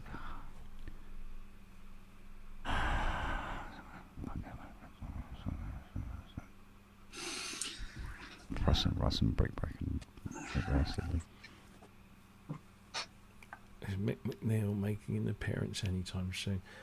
I spoke to him not that long ago because he's doing his own podcast thing now with the other original members of Simple Minds. Is he? Yeah, it's called The Minds. It's him, Derek. What's it about? Yeah, It's him, Derek, and what's his? I can't remember his bloody name now. But yeah, they. But because he wanted some hints and tips about using StreamYard and stuff, and I said only if you come back on the show. He says, "Oh, absolutely." He says, "But I am really busy at the moment." So, but yeah, we still talk. So fingers crossed we'll come back on. But and Matt Berry, well, I'd love to get Matt Berry on. Yeah, get Matt back would be cool. I think I'm not entirely sure I could sit through. I mean, I love the guy. I love everything he does, but as soon as I hear his voice, I'd just be cracking up. I'd just be going, yes, I can hear you, Clem Fandango. Father! Well, then make the whole thing into a I comedy thought you stint. said you were from Iran. Innit? Make Sorry? the whole thing into a comedy stint then. Yeah, but we want to talk to him about his music. You can talk about it in a funny way. Well, I suppose. Right, Universal Film Code. Active. Okay. Bohemian Violin. Active. This sounds really positive, Ken. Yeah, I know. But that doesn't mean they will fucking work. Cello. Active. Active. Viola. Yeah, where's Viola? You know, the one that was active before. For fuck's sake. Oh, here we go. Viola. Active. Tried to get Bob Mortimer on the show, yeah. Right, let's look at web admin. Have you seen Bob Mortimer's TikToks that he does? Yeah, His little occasionally. songs are it. They're And brilliant, aren't they? I want to read his book. Cause Yes. not the novel, because the one where it's where he has a heart attack, isn't it? Yeah. You know, it's just, but it just seems so funny. The way, you know, I can hear Actually, his all I voice. need is for Cubase to find the fucking thing so I can load it. Good lord. Yeah, Ken could talk to Vangelis. Yeah, Yeah. in Greek. Anybody like David Gilmour's solo stuff? I don't really listen to it. Interesting enough, I've been listening to what's the Endless album, the last Pink Floyd album. Oh, the Endless River. The River, Endless River, isn't it? Yeah. Now, when I bought it when it first came out, I thought it's all right, but I actually like it a lot more now for some reason. Yeah. You know, I know it was posthumously for Rich Wright, but There was a trailer for Dave Gilmour at the Circus Maximus at the IMAX. They filmed it in IMAX. all right. And they did a trailer for it before they did Sign of the Times.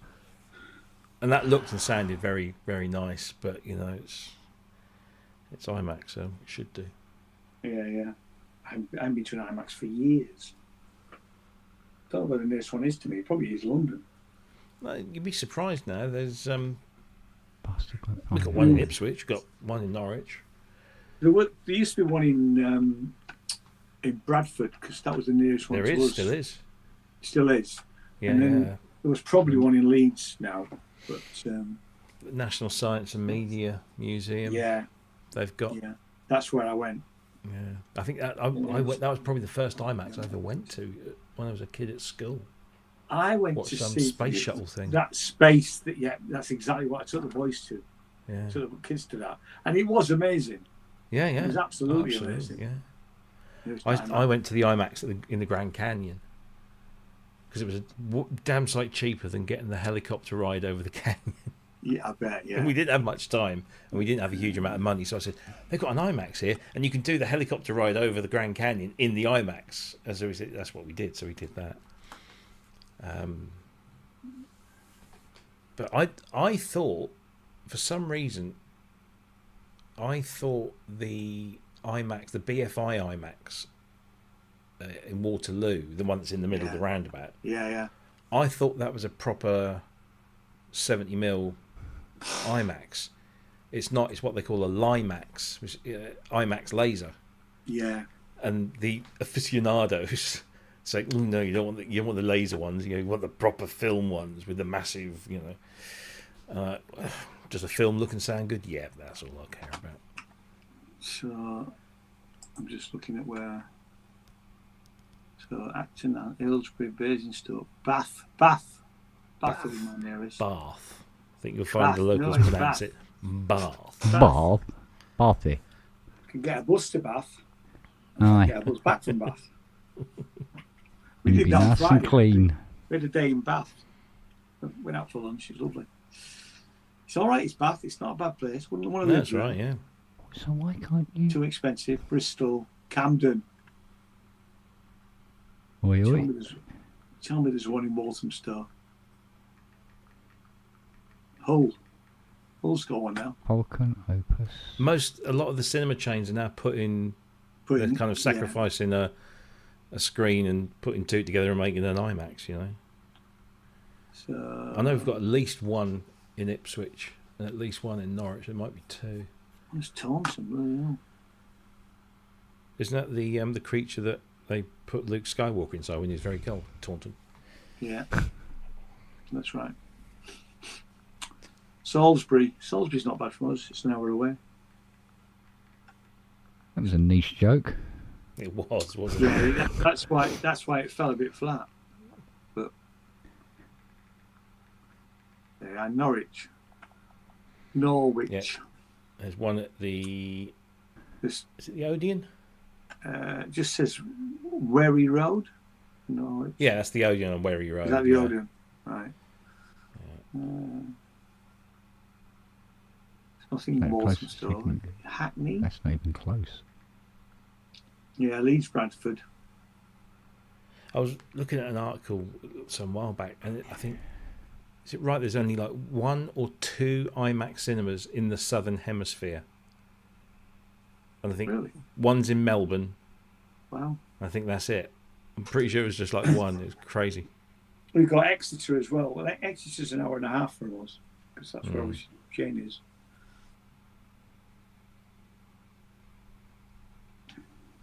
Epsom's got one. Yes. Yeah, it's Kent's front room. Yeah. Yeah. Uh, Yeah, it's at the Playhouse in South Street. It used to be my nan's house. Because they've just reopened Well, the your nan lived in Walthamstow an cinema. IMAX. Technically, just in a different time. Yeah, yeah. What's the betting? Because the cinema, the little independent cinema they've just reopened in Walthamstow. What's the betting that within the next 18 months they convert one of the screens? I need to go and see. There's nothing over that side of London. I look at it. They've redone Back to the Future for IMAX. That'd be pretty good. I haven't seen that for such a long time. I've got the DVDs, but I think I'd be up for that.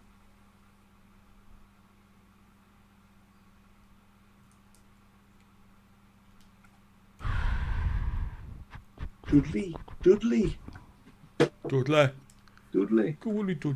Glasgow, One in Cambridge, one in Basildon. yeah, Harrogate. Elegant.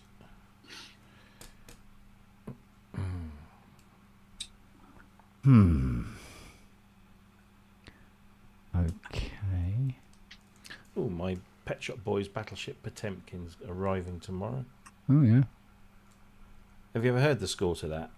No. No, Do you know what Battleship Potemkin is? No. that's It's a very, very old black and oh, white it's Russian really black and a white. really old movie, isn't it? Yeah. It's Right. so it's an old Russian war movie made in 1925. Yeah, I never seen Oh, it. okay.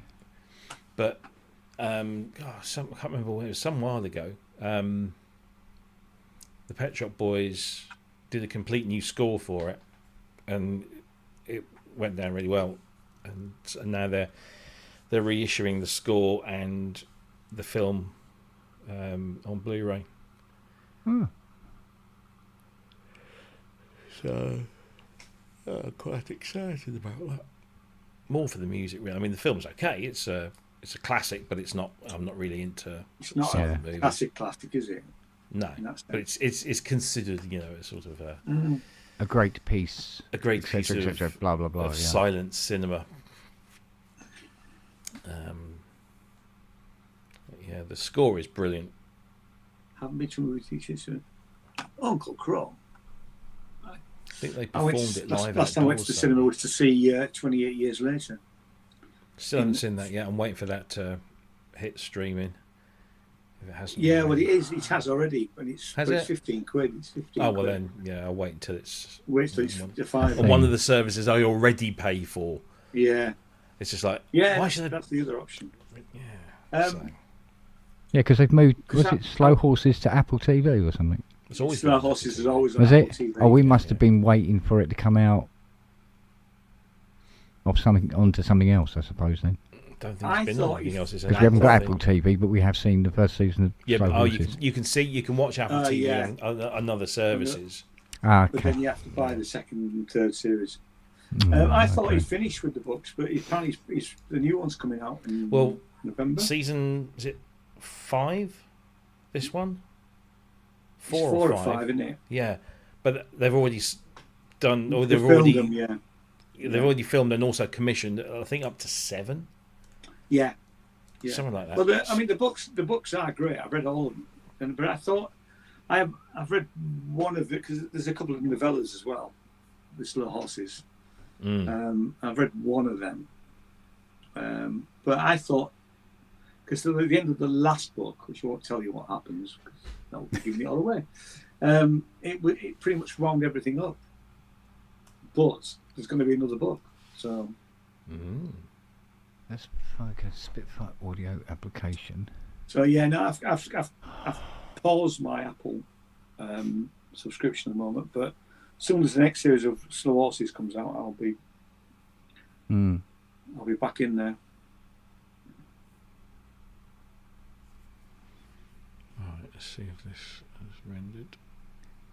So where the fuck is Spitfire audio app? 'Cause I don't fucking see it.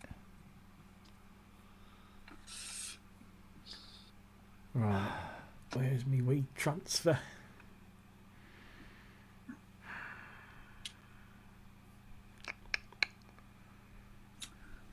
So there was something we watched on. We don't have Sky. We never really had Sky, but we had Now TV for a while. There was something we were watching on Now TV that should be coming back.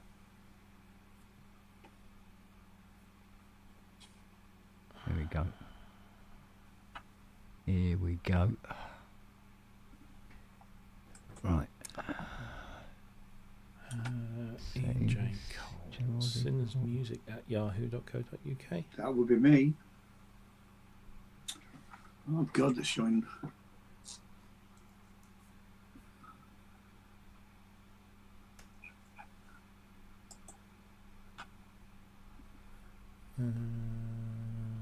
Drop it like it's hot.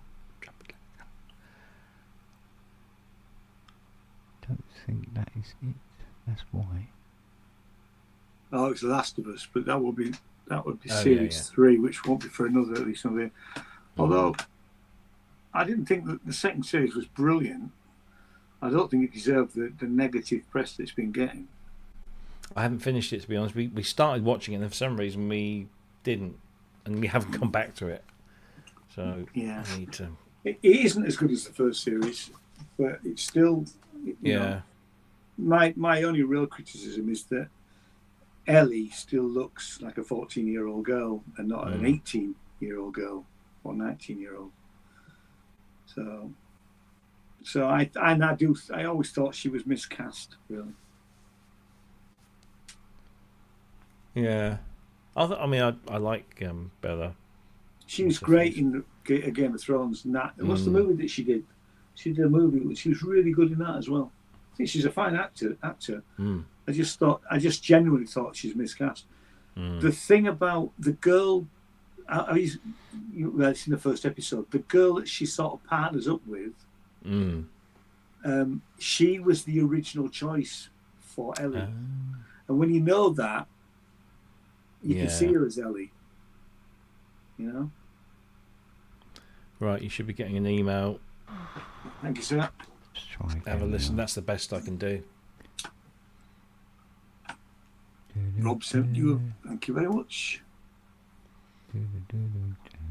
Get your files. Tron Ares looks good. The new Tron. I need to rewatch this. Well, I need to rewatch. I need to rewatch both. Both, yeah. I mean, yeah. I remember not liking the second one that much when I saw it. I've only ever seen it once, and I think I probably appreciate it a lot more now. I remember liking the soundtrack because I used to listen to the soundtrack quite a bit. Yeah.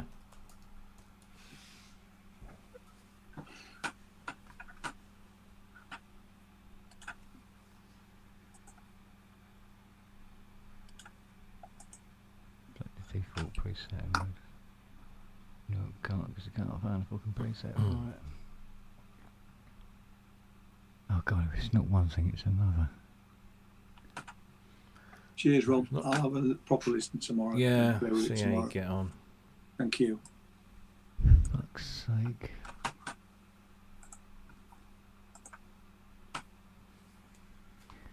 Right, there is Spitfire loader then.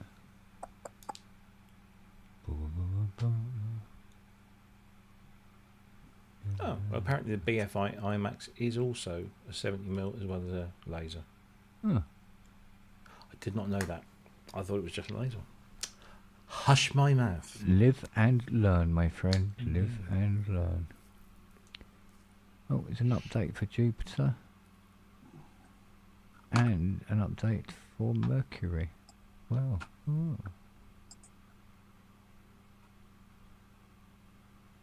Which is interesting considering they're the two instruments I don't have installed. In 2012, the screen was replaced and digital IMAX was installed alongside the existing 70mm projector. Well, I'll be.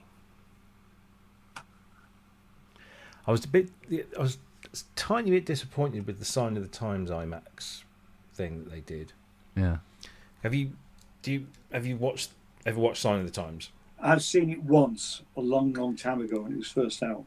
When you watched it, did you ever notice that when they got to You Got the Look, the one with Sheena Easton, that the quality of the image changed quite noticeably?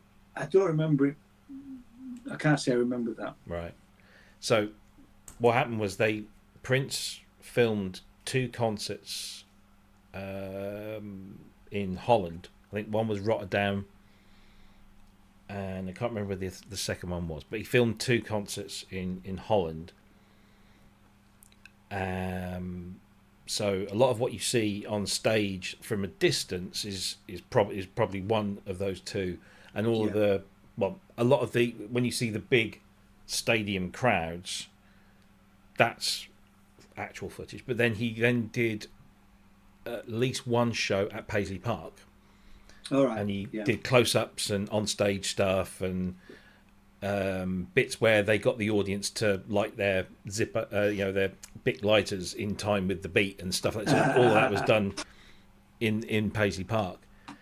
But then they shot the video for You Got the Look, the single. They shot that on video, but everything else was done on film. On film, yeah. So when they dropped the You Got the Look video in the middle of 2/3 of the way through the film, the quality changed quite drastically to this kind of fuzzy, video of the day, as opposed to the high quality film. So I was hoping, it's always niggled me that, but I was hoping that they've made this big song and dance about remastering the film for IMAX and thinking they're going to throw this onto a massive screen. It's going to be super noticeable, and guess what? It fucking was, because they hadn't touched it. The film quality stuff looked really good, but then they dropped fix that stuff now. I mean, I remember when you would have thought when we first went over to digital on TV, and it looked really. It was pants. TV was pants. Yeah. Yeah, I was slightly disappointed, but yeah. In fact, I've just signed up to Froome Film Club. All right. So down the road is the Merlin Theatre, and so they have a film club. It'll be every month, once a month. They're all going to be foreign films, so they're all going to be subtitled, and they're all going to be films that I've never seen. First one is a Brazilian political drama, fairly new, I think, last couple of years. You know, it was like it was 30 quid for the year. I thought, what's not to like? That's all right. You know, Yeah, that's not so, bad. I just remember. Gets me out of the house Yeah, on a Wednesday night. Huh. I just remembered the David Bowie box set is in 2 weeks' time. I better move some money around. Yeah. It's going to be, well, I think because I pre-ordered it, the price I pre-ordered it at was a little bit less than what it is now. Yeah. That's always my hope, that if I pre-order it, the price will drop sometime between then and when it ships. And they always guarantee you the lowest price. What did I pay for it?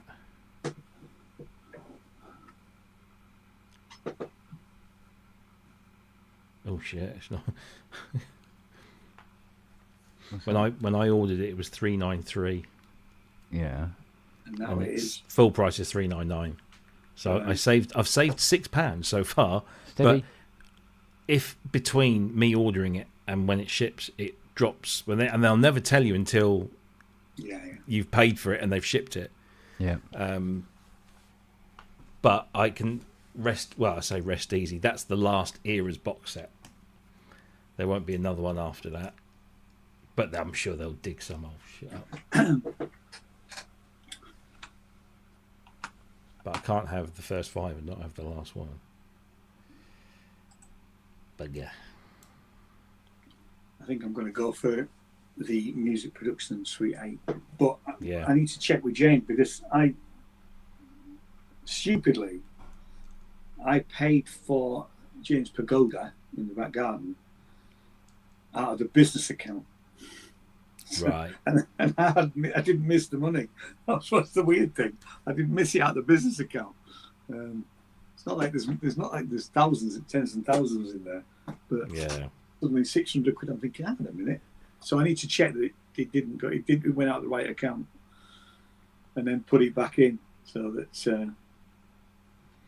Yeah. My business account is with a completely different bank. So. Well, I made the mistake. I have 2 business accounts. One was originally set up because we had a corporate tax bill, which was going to be quite a lot. So I was putting it away as a savings account, really. Mm-hmm. But it was just, it doesn't accrue any interest. And all the money from YouTube. Well, I say all the money, all the little bits of money that we get from YouTube. Go into there, and so that's money gets transferred out of there when the current account gets low, Mm-hmm. as it did not that long ago. But I don't necessarily keep an eye on it. But that Right. is that's the same bank as with our domestic current account. Yeah. But I have a completely different bank for the day-to-day running of Simmers Music. So obviously when I've gone in and moved the money and paid the bill, I've taken it out of the wrong account, like a numpty. Right. Okay. So Did you manage to download the file? Yeah. I have, yes. Yeah. I've got it. Just check where it is. It should be on my download folder, and yes. Good. Vocals Festival DVD. There's 3 files actually. 3. That's weird. What's the first one? Let me just.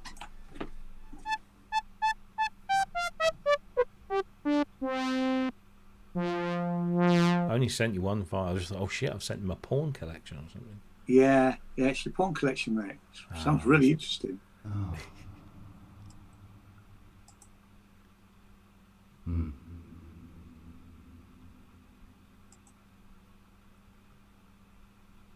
No. don't want it on that. No, those are the files. I think were already there. All right. Because obviously I have The bus. they're variations on what you just sent me. So Vocals Festival is what you sent me. I've got Echo Removal Vocal 1, which was Mine has got D-Rev on the end. D-Rev on the end, yeah. Yours is still the best out of the three, though.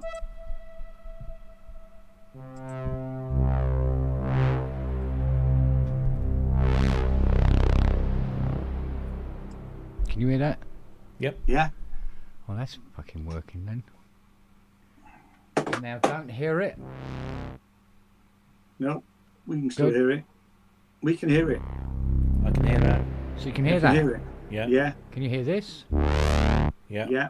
And you can Without still- the reverb. Without the reverb. Well, that never worked before.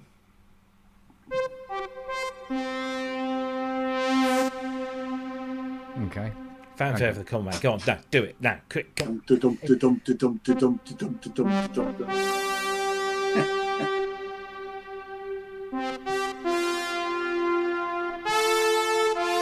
Go on, monkey, perform.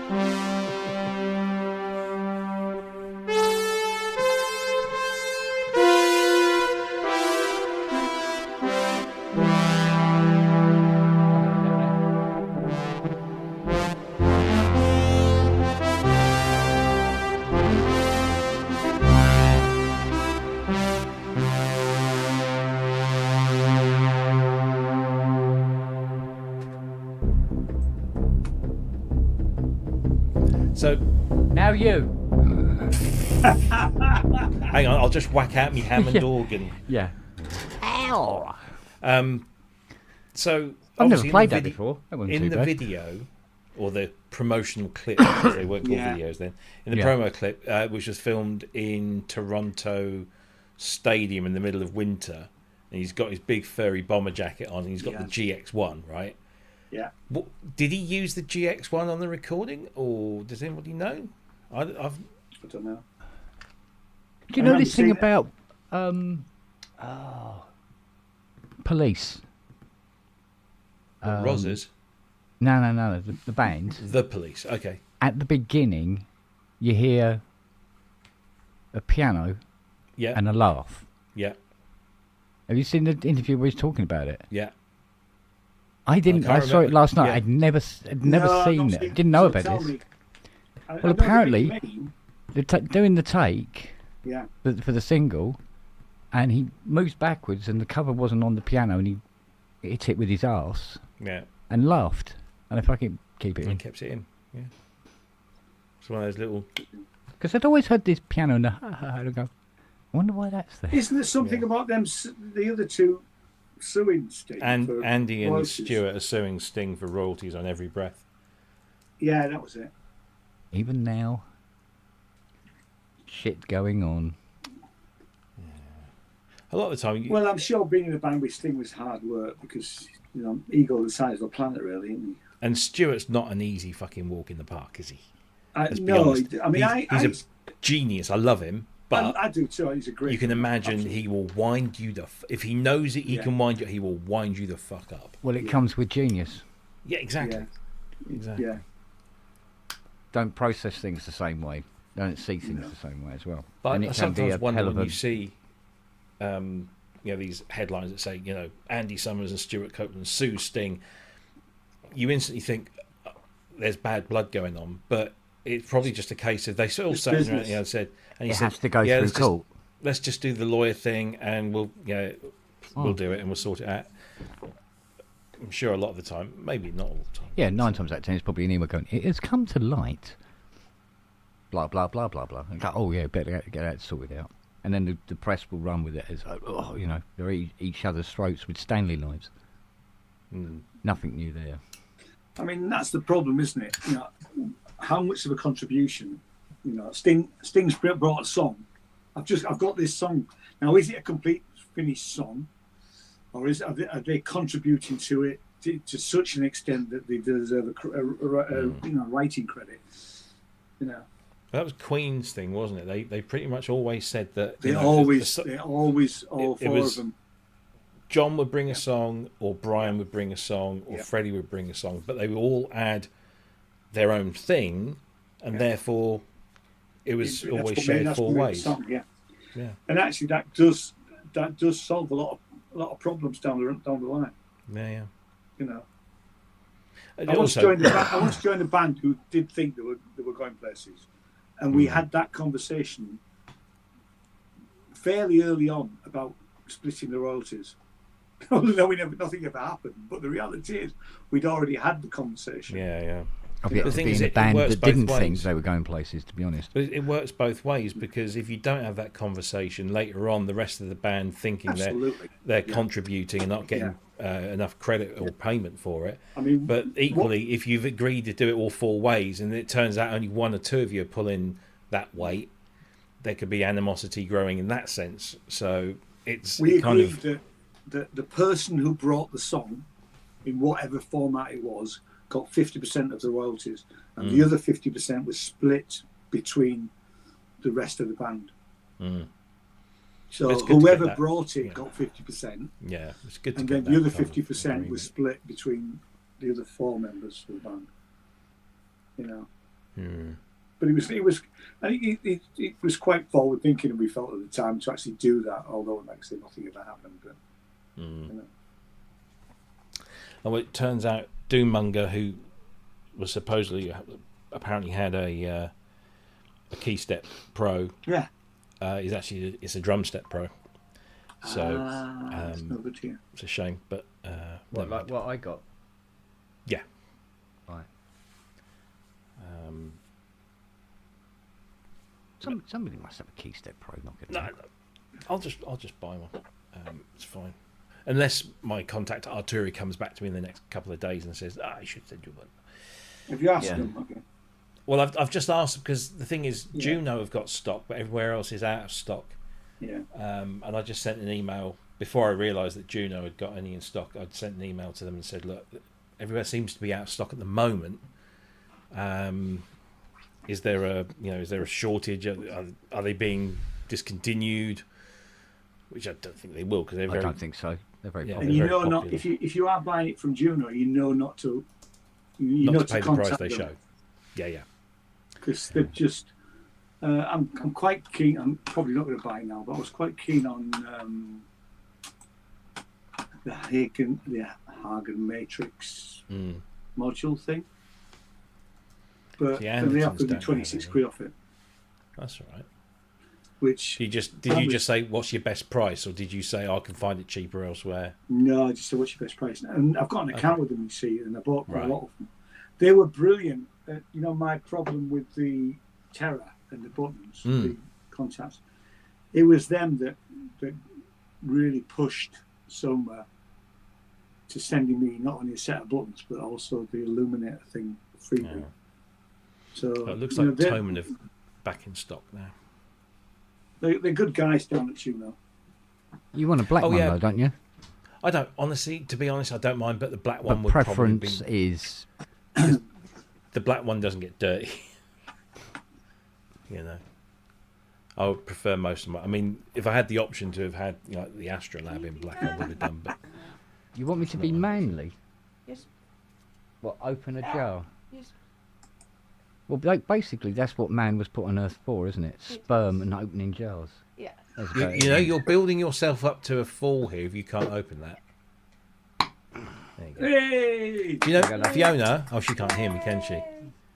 The easiest way to solve that, Fiona Fiona. wants to say. Hello, sweetheart. Hello, sweetheart. Hello. You could have You bypassed wearing all that if you get a glasses, knife, Yeah. and just insert it in between the rim of the lid and the jar itself, and just gently, just a little bit of leverage, the air will rush in release and the pop vacuum. it'll release it, and you don't need to get Kent to pretend he's a big manly man. What's that pushed down on the top? But he likes it when I do that. Well, yeah. But then Fee's got to mess around with a knife, which has to be scary. Yeah, that's surely. dangerous. Yeah, you don't want to let me free with a knife. You know what, Hank? They haven't caught me yet, but, you know. You go, darling. All right, thank you. Bye, boys. See you later. So these scones have developed into cream and jam now as well. Oh, I'm going to have to get something to eat, aren't I? Yeah, I'm going to have to get something to nibble now, aren't I? Oh. When will they be ready, my love? And can you send some over here? Yeah. She's baking them now. She baked them this afternoon. Oh, man. Because I was saying to her, I said, oh, I'm going to do some baking, I think. I haven't done any for a couple of weeks. And she goes, no, I want to do baking today. I went, all right. So she did these fruit scones, and then, I'm not kidding you, they're this fucking high. I was like, oh. Oh, yeah. Yeah, do you know I've got the black one, I think, for the same price as the white one. Actually, no, it's a penny dearer for some reason. Penny in. The black Keystep Pro is 395.68, and the white one is 395.67. Right, if I have a audio track in stereo but assigned to ins 1 and 2, turn on the monitor, And I love. and it is showing up. Oh, Yeah, and there's the doubling because the monitor's on. Yeah. But when you turn it off, it would go. Mhm. So it will sound doubled recording, and then turn the monitor off afterwards. Oh, according to Juno, the black edition comes with 14 CV cables. Just the black one?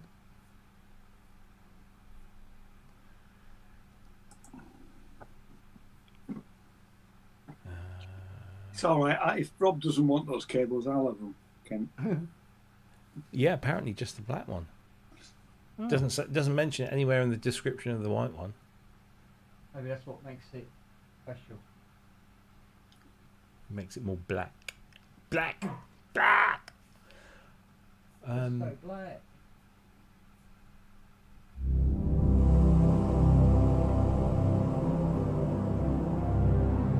I had a nice chat with Roger Lynn on Tuesday. Did you? Yeah. What a lovely bloke. Yeah. I did say if he had anybody round the southwest who was interested in an instrument, I'm happy to demonstrate it for him. You can do a demonstration at Synth Southwest. I could do, yeah. Actually, I hadn't thought of bringing that. Yeah. But I can do, yeah. If it does any weird stuff.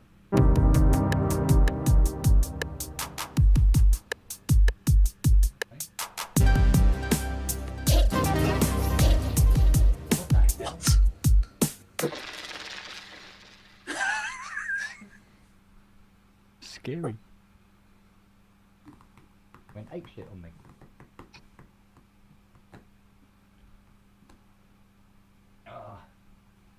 My trailer sounds.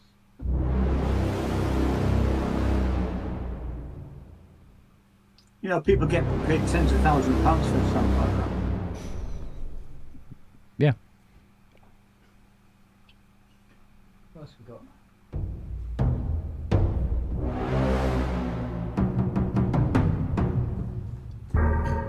Is that the Hans Zimmer patch?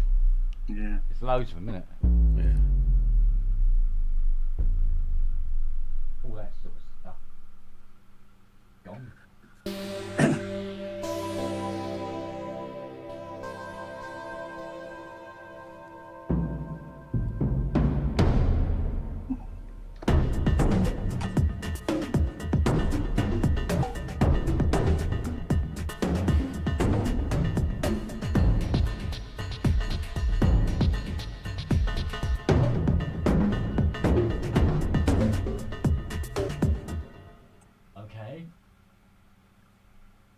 Well, it's certainly coming through, so that is something.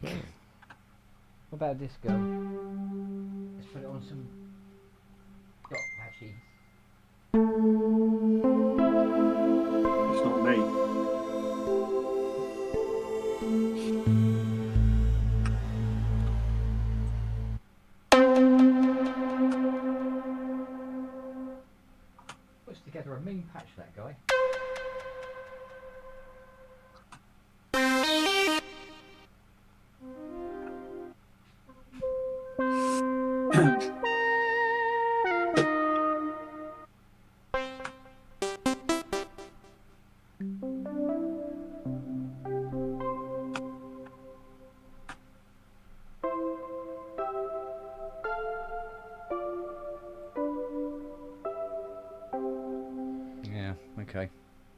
It's Hounds of Love, 40 years today. Oh, Wow. piss off, What? will you? 40 years? That's Shut what up. somebody's just saying. Oh God. Yeah, it was 85. Yeah. Yeah, but in my head, 85 is Last 15, year. 20 years ago. No, it's not. It's 16th of September. But still, September, yeah. Yeah, so kind of like next week. Yeah. Doesn't make a huge difference. Right. Let's have a look. How on earth is that 4 years old? Why is it not finding any of the other libraries? What the actual fecker? That's depressing, isn't it? Well, I suppose it is if you let it, I suppose. If you And just she still, ignore it. still hasn't released the footage of her live shows that she did. I have the album, and I remember having this conversation with Ty and saying that I didn't really like it because I never saw the live show, and I need to see the live show. And he said I would understand the album so much more. Yep. You know. And what really pissed me off is apparently they filmed. They did 2 nights of the. What was it? 20-something shows, I think. Yeah. They filmed 2 nights. They had to reseat a whole bunch of people because of it. So they definitely filmed it. That's a known thing. They definitely filmed it. Michael Wood was there on one of the filming nights. Yeah. Yeah, he remembers it vividly. I mean, I was there on opening night, and it was just that I think probably opening night had a bigger buzz around it because it was the first night, but I know, Michael, you're probably wanking furiously through the entire bloody show. But when she announced the album, she made this statement. It was one of the very few times I've gone, Kate, really? No. She said, do you remember Elton John's live album, 11 something 70 or whatever it was? Yeah. She said, I remember listening to that and closing my eyes and just imagining what it all looked like. And that was good enough for me. And I'm thinking, that's bullshit, Kate. I'm sorry. Yeah, it's not, because had it been just Kate and the band for the whole show, fine. But it wasn't. It was Kate and the band for the first third of the show. Then Act 2 was the whole of the B-side of Hounds of Love. Yeah. With this amazing kind of room that was set in a cube, but the cube was set at a 45-degree angle, and there were characters in the cube, and Kate was on the outside, and there was all this filmed footage of her in a water tank floating with the life jacket on, and then there was this massive lighting rig that was supposed to be the helicopter, and that was actually in the auditorium. That was doing the whole sort of hovering above. That was just amazing. And then Act 3 was part of the Aerial album with these amazing backdrops, and Bertie plays a character. He plays a character on stage, her son. Yeah. And it was so visual, it's so theatrical that if you weren't there, you have no idea. It doesn't come across because you got it's a great collection bits of of music, dialogue going on and all that. Yeah, and I was very disappointed with it, really. The other concert that I went to a celebration of Talk and Mike Hollis. Oh yeah. At the Royal Festival Hall, and that was filmed to be released, and it never has. There was going to be an album because they had all these guest singers. The band was most of the musicians that had worked with Talk. Simon Brenner, the original keyboard player, had a band which was meant to be like Talk before when they were the Reaction. It's quite punky, and it was great. I had these bunch of lads with him. It's fantastic, really. The whole night was great. A couple of singers couldn't hack it, and the guy out of the Charlatans was poor. Yeah. But it was a really, really good night, and it was all supposed to be. I'm still waiting to buy the DVD. Yeah, I mean, the only thing I can think of is either both recordings were terrible, Yeah, and they couldn't piece together one show from both recordings, or Kate just didn't think they were good enough, or felt too self-conscious. But then, no, I don't get it. No.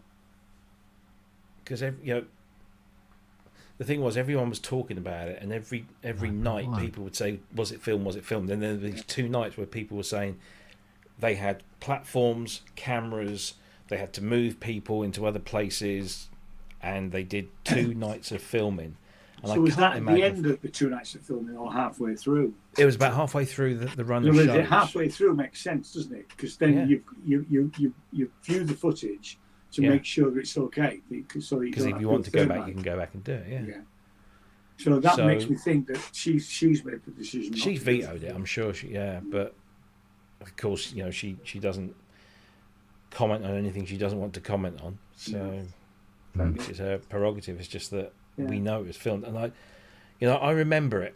So I remember how it was outside, and then how it was in the auditorium, and then when she came on stage, it was the first time she'd been on stage for 30 odd years, and you've got an amazing band, and they rattle through a bunch of classics, and then there's a small interval, and then when that second act, which is basically the Ninth Wave, the whole of the B-side. Yeah. It was just tears. I mean, it really was just an amazing thing. And then the third act, which was I think the third act was the first. I can't remember which part of the Ariel album it was, but it was a suite of stuff from Ariel. And then everyone came back on stage and they did 1 or 2 numbers, and it was just joyous. It was just an amazing thing. I've still got the I'm so glad I've see French binding, where the pages are folded, so they're joined at the front of the page, aren't they? It's just folded there, and I'd never seen anything like that before. I didn't know what it was, and the program is all done. It's gorgeous. It's upstairs somewhere. It's a lovely, lovely thing. And I remember flicking through and thinking, well, these pages seem a bit... Oh, look, it's kind of 2 pieces, but their fold is at the front and not the back. And, I wonder if maybe you're supposed to, slice them open and there's something inside. And I'm so glad I didn't, because I didn't realise it was supposed to be like that. And I've still got my tickets. The tickets were ornate. They had all of the kind of the corresponding artwork on. And Jackie's got she bought a T-shirt, I think. It wasn't cheap. I'm going to say that can't be cheap. No. But it was, once in a lifetime sort of thing. So at least I can say I saw Kate Bush live. Yeah. So I didn't see David Bowie live, which is a big. No, I don't think I saw. I don't think I saw David Bowie live. I wish I'd written down all the concerts that I did see, because I saw some really big up and coming bands in the early 80s. And not, I mean, I saw remember Sonia Christina's Escape. Because I went backstage and hung out with the band for a bit. It was quite fun. She was at a Curved Air. Remember Curved Air? Yeah, I do. Yeah. I saw Whitesnake. Oh yeah. But they weren't called White. They were called Whitesnake, but it was Richie Blackmore's Whitesnake. Oh right. Because so Coverdale. So first tour, and because nobody knew who they were, but they obviously knew who we was.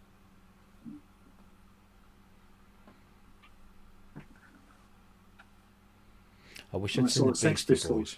I saw the Sex Pistols and walked out. Yeah, you said, yeah. Yeah. I'd love to have seen the Beasties. Again, I don't really remember it.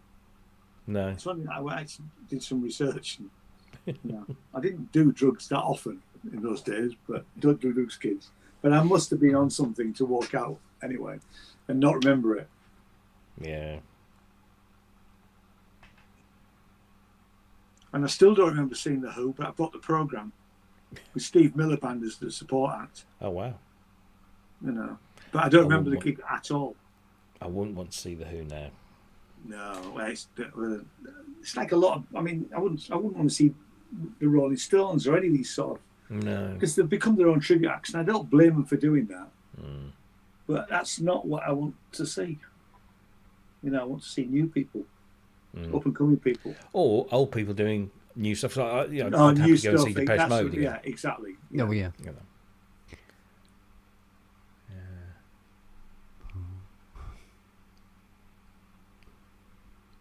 Who am I going to see next? Is it Billy? Who's next I'm on the going to list? see Allure in Who, Blur? Bristol. Allure. Oh, I thought it He's was Blur for a minute. No, I won't go see them. Bloody hell, no. Oh, I'd love to. They did before they did their big comeback, their first sort of comeback. They played a set of gigs at the rail shed at Colne Valley Railway, just outside Colchester. So it was a bit of a homecoming thing. And I couldn't get in, couldn't get tickets, so I was gutted about that. But I've got the DVD or the Blu-ray of the was it the Wembley gig or something? I was never a fan. I never really liked them. I mean, there wasn't much of Britpop that I did like. I mean, I never really considered Pulp to be Britpop, but I loved Pulp. Yeah, but they sort of became Britpop by the fact that they became more famous in that era. But they've been going for years before that, hadn't they? So they were quite shoegazy at the beginning, weren't they? Yeah. You know. So they were never. I mean, there were some good songs. I mean, Song 2 was my favourite Blur song. Yeah. And I quite like the video for it. Yeah. Okay, so how I mean, when we were up in Edinburgh, you know, bloody Oasis played 2 nights. Oh yeah. And everywhere you went was just Oasis fans are everywhere. Yeah. You know, as well as all the millions of people that were going to the Fringe as well. You know. So I'm seeing Billy No Mates on the Monday after Bristronica. That'll be good because she's got the band with her this time. I think the last concert I went to, and then Adam and the Ants at Hackney. Oh, I saw the original Adam and the Ants. Oh, I'd love to have seen in what was a place called the Oval Ball in York, and it was I've seen almost the originals, but that's when you got Dave Barb and Lee Gorman to play with his existing band. I think that was in 2014 or something. And because I knew the guy in the dollar, I got him for free, which was nice. And then a fight started. You know, I mean, it's not like there was probably only about 50 people in there. It was really, you know, it wasn't a big venue. Yeah. But yeah, and I believe I saw the original AC/DC in York at the what was it called? I think it was called the Riverside. It was actually the rowing club. Right. And they were so loud that we left halfway through. It was just so loud. It wasn't a particularly big venue, you know. And they were up and coming at that point, you know. Say it right, bub. Yeah, I've got Sananda Maitreya in October, aka the artist formerly known as Terence Trent D'Arby. Yeah, I mean, I love that album, the first album that I did, and I still play some of it. his later stuff's really good. Yeah, I know. He said I listened to the last album that he put out. I thought it was okay. To be honest with you, I thought it was okay, but not necessarily my sort of thing. But he was billed to be like the next great thing. Yeah, but he shot himself in the foot, didn't he, to some extent? I mean, he didn't like the fact that they were trying to mould him into, you know, the next UK Black Prince. Soul. Yeah, that's kind of thing. thing. Yeah. I mean, that album that Martin Ware produced is a bloody good piece of work. Great it really is. And he should have got Martin in to do the second album, but he started to believe his own hype and he wanted to produce it himself, and that's where the wheels started to fall off, I think, really. And obviously he got so disillusioned with the music business, which he's not alone there. No, that's why. No. Even the people that aren't in it. There's I was listening to the Rest Is Entertainment, and somebody asked the question how how do bands make a living now? And they came up with a really interesting stat. So, if to make minimum wage from Spotify, you have to sell you have to sell enough streams to be Alison Moyet. So she's on minimum wage with the royalties that she gets from Spotify. And luckily, as I said, she's all right. She's got songwriting royalties and she's got royalties from Yazoo and all of that. Yeah. So she's doing, she's all right and she's great. But that's just rubbish. You mean that company makes like 100 billion a year? Yeah. From that one. From musicians, yeah. Why doesn't everybody just walk away from them? Sorry? Why didn't everybody just walk away? I mean, I'm not. They'd have to rethink, wouldn't they? I'm not putting my stuff on. If I'm putting other people's music out, I'll have a conversation with them. If they want me to put it on Spotify, I will do because it's their music. But no company needs to earn 100 billion for fuck's sake. And then reinvest it in military. Yeah. Manufacturers. Yeah, and I mean the fact that they shafted small artists like us by these 1,000 plays before you earn any money per track. I don't know if it was per EP or per album, but per track. Yeah. I mean, I did, like I said, I've read the book, which is really interesting. Yeah. By Liz Pelly. I was going to say it's an eye opener. It's not an eye opener. It's really just just reinforces the shit. It does, and I mean, you could argue the rest of them are not much better. I mean, Apple are not much better. They're not much better, but they are better. But they are better, and the fact is that from Apple you've got better quality, better audio quality for your £9 a year, £9 a month or whatever it is, where you're having to pay extra for that with Spotify. Yeah, because for the one price you get high quality, plus you also get Atmos. If that's your thing, Atmos is there.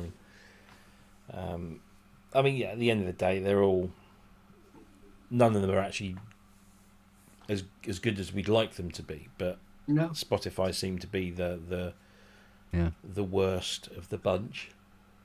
I mean, we've not on from any of them. Sinners Music has not had a payout yet for any of our artists. So all the payouts we've only really had one payout per release. It's usually when in that first tranche of sales on Bandcamp, but we've not.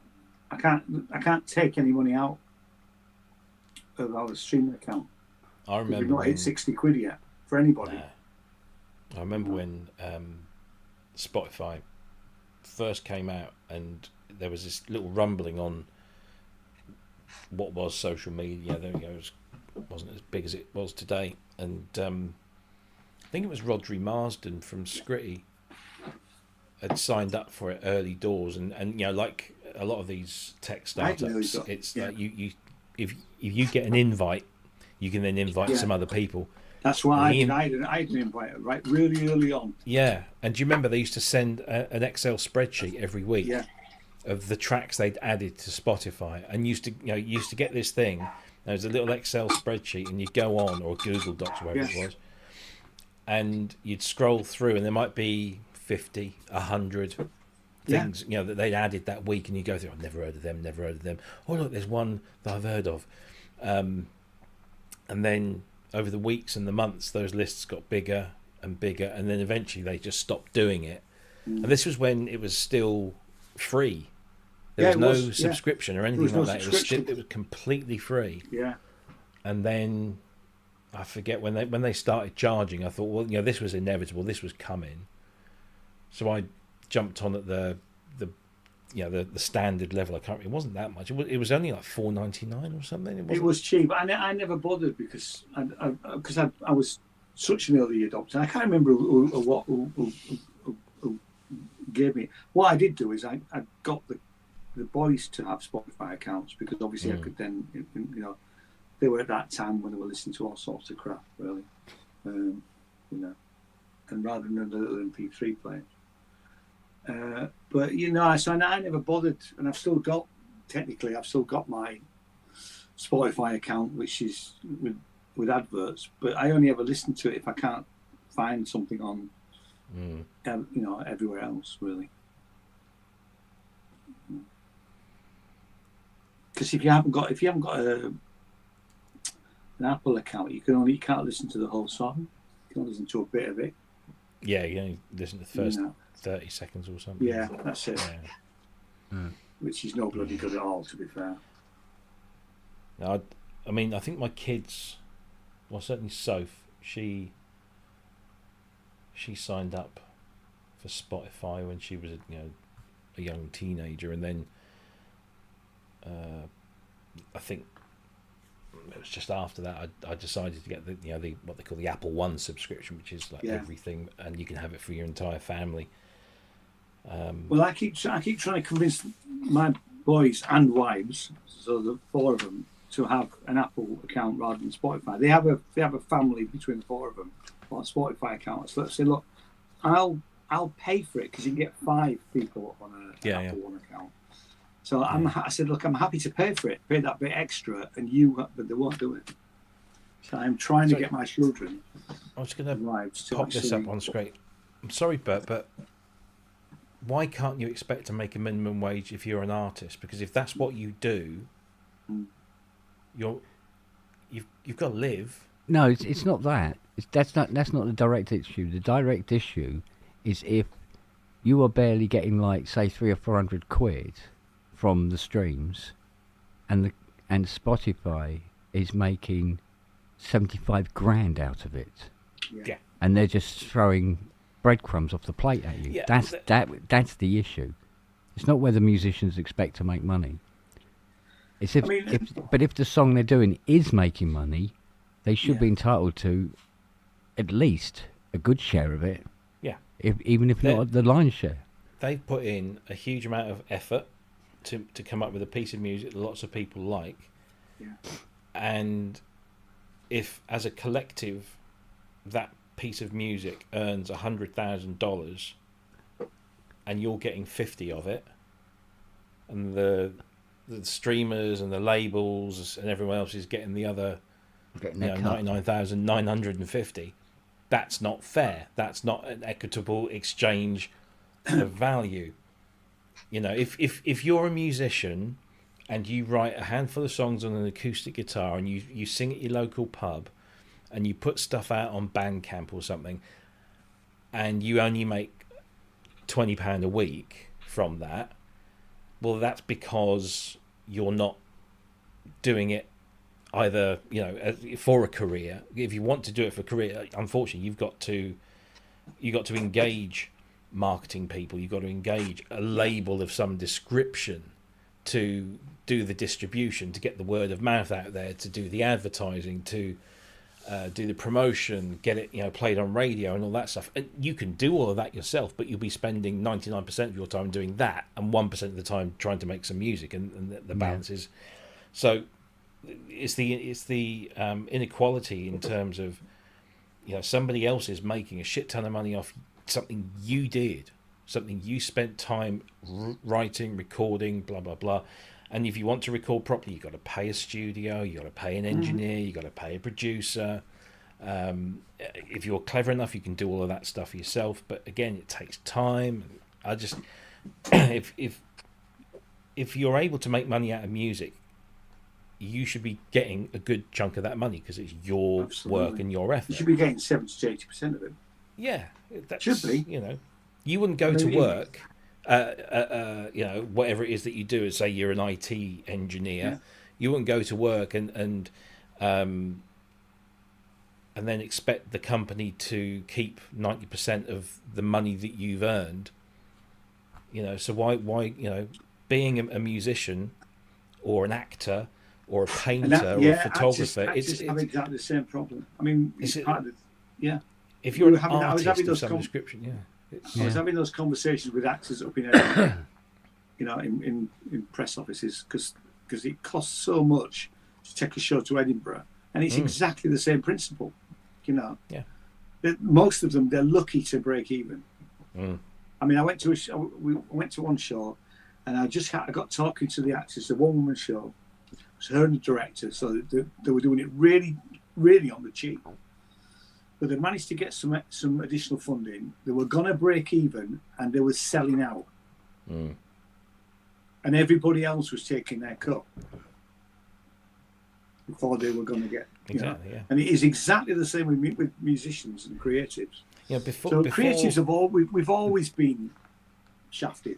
Yeah, but the thing is, I think it's on the verge of becoming a moot point, because at some point, labels, whatever you want to call them, are going to go, well, we can get AI to write the songs.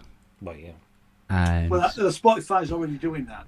Yeah, so and put that out, and because AI is not going to complain if they take 100% of the profit. So Spotify, obviously, first of all, they wanted content.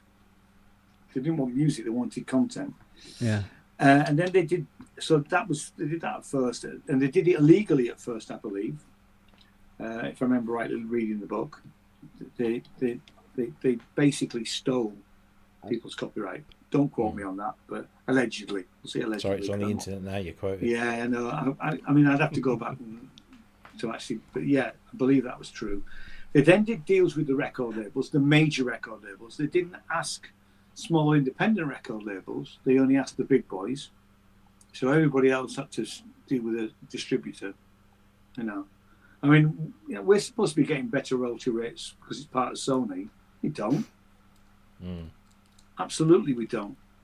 You know, because I think I get the same royalty rates that I got from Emu Band when I was dealing with them, and they're in Scotland. So it's just the whole thing stinks. Really before does. there were record labels, before any of that stuff, if you were a musician, you could ply your trade on the street and busk and maybe get some income that way, or you would get yourself booked into venues whether it was a drinking establishment or a theatre or something. You could and the proprietors would pay you a fee to come along because they knew it would attract business. And they would sell booze, they would sell food, whatever it was, and you were a part of the offering. You were an employee as much as the waiters and the chefs and the barman. You were the entertainment, and you got paid for that. And then the recording industry became a thing, and so it was just like, well, okay, lots of people would like to hear your music, not just the guys down the local pub or the guys in the town that you live in. So we'll take we'll pay for you to record somewhere, and then we'll sell your record across the country, and we'll sell it for this much money, and we'll give you a slice of it.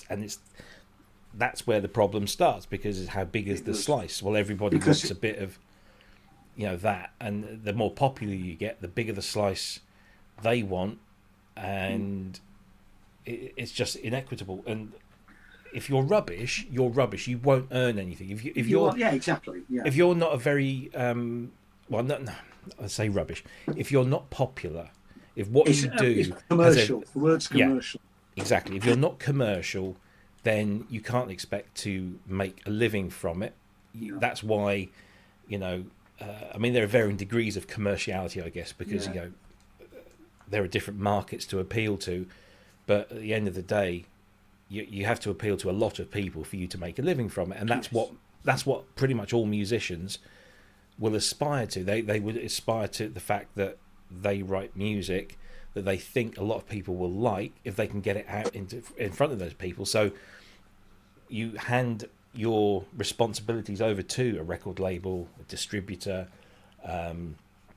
publishers, whatever, and expect to pay them for their job, but also to get something that will allow you to not have to go and do other things, because somebody pointed out in the chat that so many musicians have other jobs, day jobs, of course, because the band Field Music. Yeah. You know about that. The fact that they're doing a Doors tribute act, to pay the bills. And I mean, how many, and I quite understand it's not something I mean, I have done the covers band thing in the past, but it's not something I want to do now. There was a time when I wanted to make, I was trying to make a living out of music, before I got a proper job.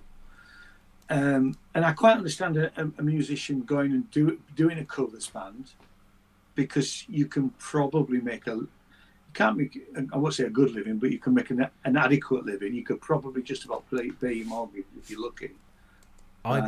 Most of the bands I've been in have been covers bands, and whenever we've, most of this was at least 25 years ago or more, because I gave up playing in those sort of bands in the early 2000s. We rarely played any of our own stuff because we knew that's not what our audience came to hear. They came to hear us play whatever it was that we played from whichever era that we were playing, and so had we, occasionally every now and again we'd sneak in one of our own compositions or something, and we'd do it in the first half of the set.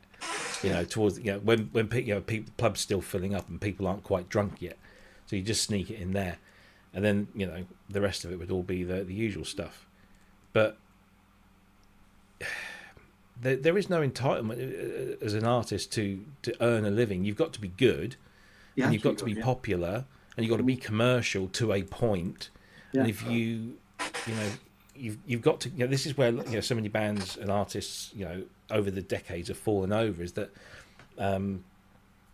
they do eventually realise that if they want to stay successful and commercial, they've got to relinquish some of their ideals, some of their philosophies about this, that and the other.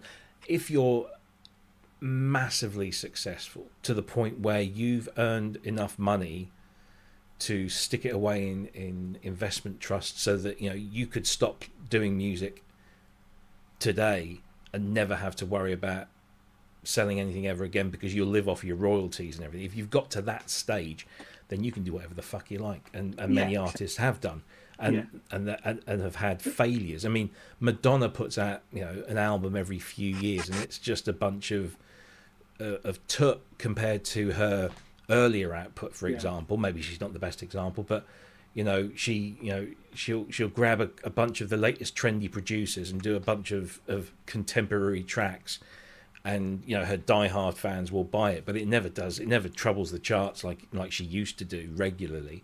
But that's because all that stuff that she did at the beginning, where she was being pushed by labels and and all that kind of stuff, she made her money, invested it wisely, and she could probably sit back on her beachfront property in Portugal for the rest of her life and not do another bloody thing. Yeah, I mean, it just made me wonder where is the future for, if you like, up and coming artists now, because it is such back to a legacy thing, isn't it? For we're an awful lot of people who go to gigs, let's face it, a lot of people don't go to gigs anymore, but when they do go to gigs, they want to go and see a tribute act rather. I mean, the Cheese and Grain, which is the best venue in this part of the, forget, we got Bath and Bristol, but in this part of Southwest, it's the best venue, right? And every week there's at least a couple of tribute acts on, and they always sell out. Yeah. Now, I have absolutely no interest in going and seeing tribute acts. I want to go to some small sweaty club, and I want to see somebody who's up and coming, who you've probably never heard of, and they should be massive. Yeah. But they're probably not going to be massive. No. Because they're signed to a small independent. They're never going to trouble the charts. They're never. And let's be honest, bands for a number of years have not been what the industry want. No, they want solo artists and solo artists that they can shape and mould and promote. It's much easier to promote a young bloke or a young girl. Absolutely, yeah. Because they can make them appeal to the teenage boys and girls. And but what always gives me a little confidence that it's not all doom and gloom is that when I only listen to Six Music in the morning for about an hour or so, after I've woken up. And I'm always hearing new stuff and artists I've never heard before, and I'll be lying there and I'll just Shazam and I'll just store it on my Shazam playlist and then go back and check it out. I mean, and it's a constant flow. There is a constant. Yeah, it is. It's not as much as it used to be, but there's still a constant flow. I listened to the Freak Zone with Stuart McConey, and I listened to some of the more ambient stuff on Radio 3. I do listen to Radcliffe and McConey from time to time, and they're more likely to play, something that's a bit left field, So I mean, and Six Music, thank God for them actually, and they were going to close it at one point, weren't they? I know, right? Because yes, they're not champion. You could always argue they're not championing, new music as much as they could be doing. But and I remember Stuart treading a line, aren't they? Yeah, Stuart McConey saying about the Freak Song, because he's never played any of my stuff, bless him, but I have tried. But he has played my mate's album that I played on, and that was a really small label out of Doncaster, I think, that Ryan was on, Yeah. And he says that local radio could do the Freak Zone. They could do something like the Freak Zone, but they don't, because they almost can't be asked, and it's always sort of, again, this thing about looking back, Having said that, there was a small independent record label in Market Wheaton where we used to have an office, and they had a show on a Friday night called the Foxy's Den. So it's a 3-hour show, and every week they would have an independent artist on. You didn't need to have a record label. We played it 3 times with different bands, and we got to know the guys there really well. But they were champion local music around Yorkshire. The BBC do that BBC Introducing, don't they? Which I have to say, I've tried to put music on there, and it's such a pain in the ass that you just give up.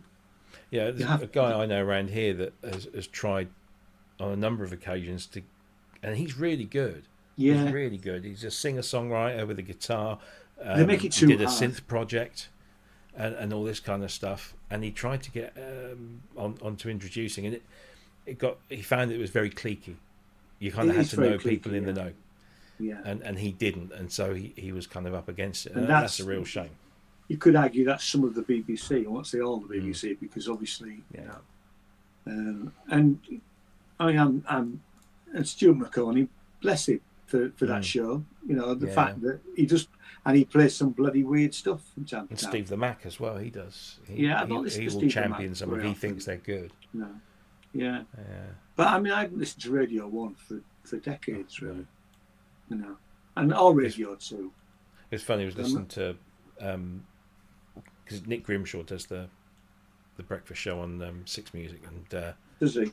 I never thought I'd actually enjoy listening to Nick Grimshaw. He's kind of grown on me, but I think it's because he's now matured that he's kind of a bit more on. We're both more on a similar sort of footing. But he said this morning, and we've got Mary Ann Hobbs is standing in for me tomorrow. Oh God, I can't stand her. I can't. It's this whole. That was so and so, and it's all this kind of breathy, sycophantic. I've ever listened to her. Oh, I just can't. I moaned about her on Twitter once, back when I used to use Twitter, and I got absolutely lambasted by, you're sexist. No, I just don't. If it was a bloke doing it, I wouldn't like it. Her and Nimone really. I've never listened to Nimone either. I know who she is, but there's another one called what's her fucking name? It's a weird name. Begins with a J. Bert loves Mary Ann Hobbs. Hobnobs. Mary Ann Hobnobs. Yeah, I'd rather have Mary Ann Hobnobs, but Mary Ann Hobbs does my fucking nutting. Okay, here we go. What's the other one? See, I very rarely listen to live radio. Jam Supernova. Oh no, I've no idea who she is. What? Yeah. Okay. And she's always, whenever she takes over, she used to do stand in for Lauren Laverne when she was doing the Six Music breakfast. And the entire, all the bits between the records were, oh yeah, I went to see those. We went to, and we did it. And yeah, there's another band that I went to see. We're very lucky to go. We get taken to this. We're gonna do this. And it was just all about me, and rather than talk about the artist or something like that. Whereas Grimshaw's a bit more. He interviewed Kevin Saunderson, from Inner City and the whole Detroit house scene. He interviewed him the other day, and that was like, he's my era. Wow, that's cool. But there are some that are just, and Nimone. She comes because she's a neuropsychologist or something like that. Is she? So she's always banging on about that, And when I do my really don't care. Bert's saying, did you listen to the interview with Christine and the Queens, Rob? No, because that was after 9 o'clock and my radio goes off at 9 o'clock. So I missed like that. Christine and the Queens. I love Christine and the Queens. I think she's great. I've got 3 albums. I think I've got all of them. Or most. Did she change her name at one point? Chris. And then she went to Chris, and then she went to something else. And there was something else, which is a weird thing. But yeah. But she's gone back now, hasn't she? I've certainly preferred her. Like her first album was brilliant. The first album was great. I have this one. I want it. Yeah. And her set at Glastonbury, was it last year, or the year before? Was really good. She did some really good stuff with someone who I really, really liked. But then I remember I liked her from when she was in Chairlift, and there's Caroline Polachek. I don't know her. Oh, Caroline Polachek is she was in this band called Chairlift, and they got a little popular, as some bands used to back in the day when Apple did their iPhone or iPod adverts, and they'd have a cool hip track playing, and they kind of got known from an Apple advert, which is just a sign of the times, isn't it? And then they did like 2 or 3 albums and then split. So it was Caroline and this other guy. But in between their stuff, and again, this goes to show that they weren't making enough money off of Chairlift to, in their own right. They were writing songs for other people, including the likes of Beyonce.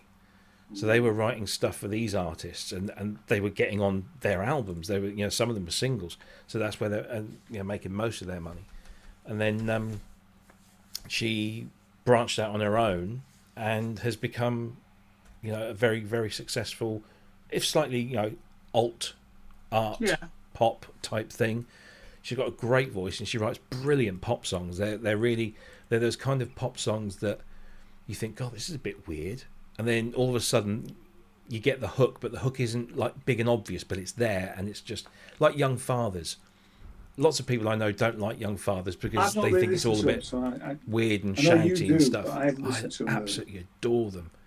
But they have Scottish, aren't they? Yeah, they're Scottish, but 2 of them are I think one's Ghanaian and the other one's Nigerian descent, and then the other guy is local. But they're all born and raised in Scotland. But the thing is with Young Fathers that people think, it's all this kind of like Jackie here. It's all bloody shouty and screamy, and it's all a little bit noisy. But then there's a hook. There's always a pop kind of hook in there, and once you discover it, it's just like everything else makes sense, and you can then just listen to it over and over. There's some great acts out there, and they're always doing new things, and it's just the stage is different these days to when we were young. Oh God, I'm just adding her latest album, Caroline. Yeah, it's really good. So Desire, I Want to Turn Into You. Young Fathers at Depeche Mode was a big mistake because they're not a stadium act, and it didn't come across.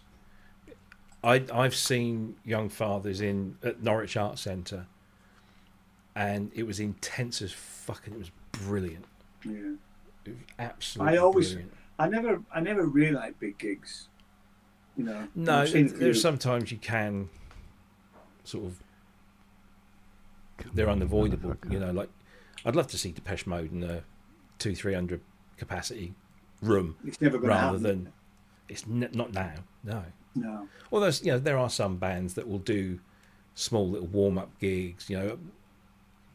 People still talk about it around here when Foo Fighters did a warm-up gig at the Ipswich Regent.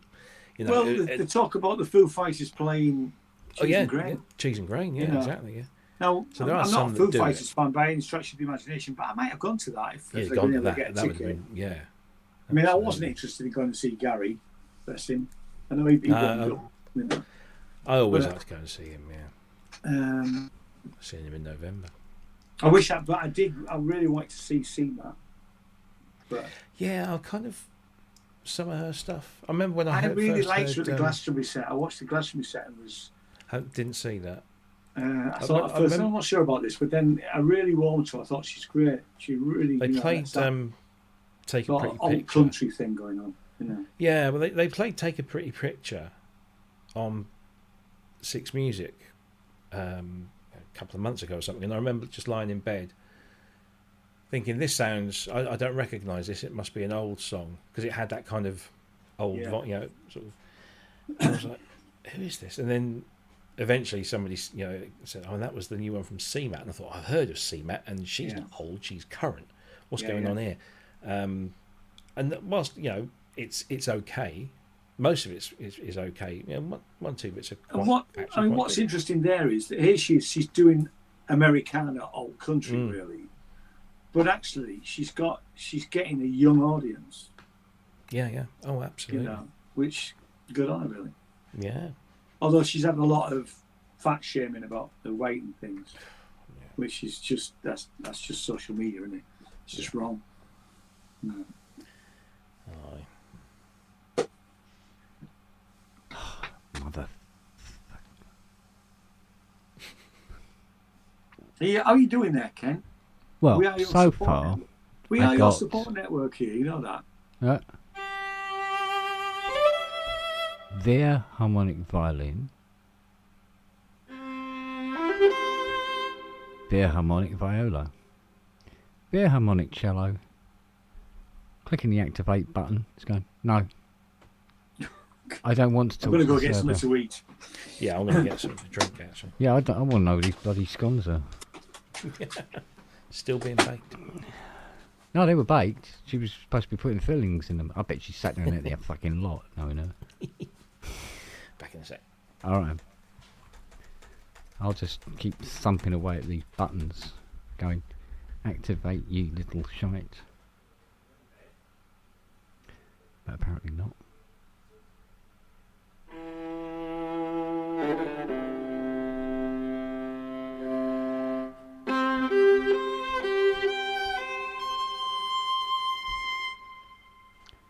Might need to take the harshness off the end of that. Oh, come on, you little shit.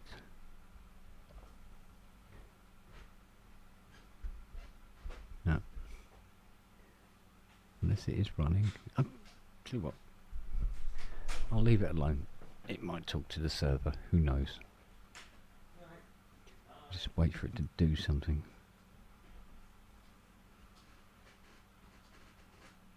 Although I left it running for 4 hours last time, nothing happened.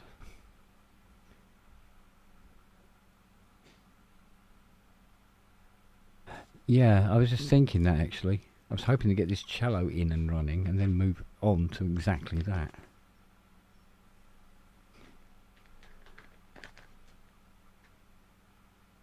But see, what I wanted to do is reset the firmware in the Roly Rise 2. And it says that to do that you'd go to your dashboard and click on the little cog icon thing, select which roller you have, and hit factory reset.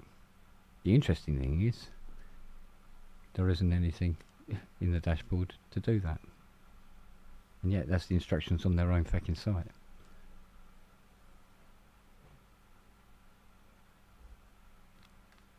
Because apparently your firmware can hang up in various areas.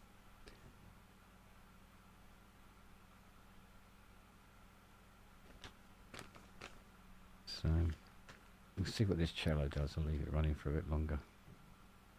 And then maybe have a look at the Roly.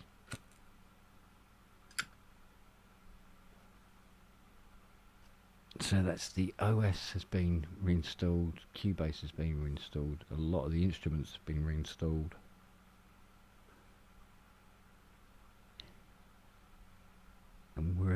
little bit more forward than we were last week.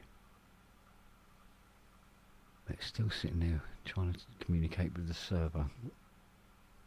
So if I could go, let's see, not with that. If I go to code meter and go to the server, let's have a look. Right, Bohemian Cello. Now the license server says that it is enabled. A little green dot meaning it's the license is active and enabled.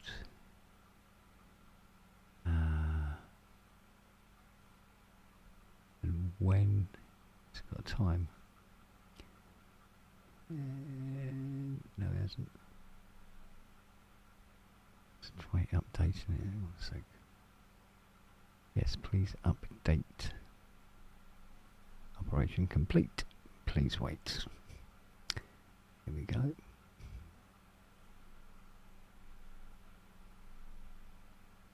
Nope.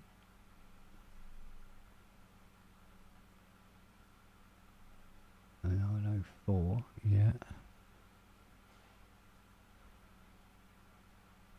2305. So it says it was that it was all accepted right now, and yet there it is sitting there doing feckle.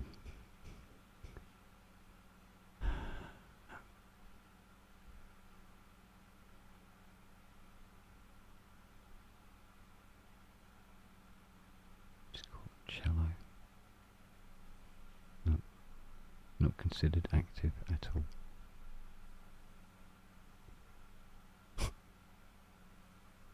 God damn it. So, don't know. Give it another try in a minute.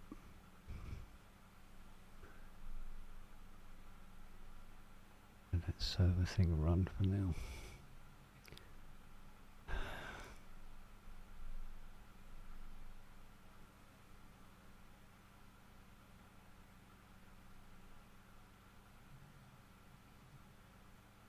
Yeah, might have to do something. Put a brick through their front room window.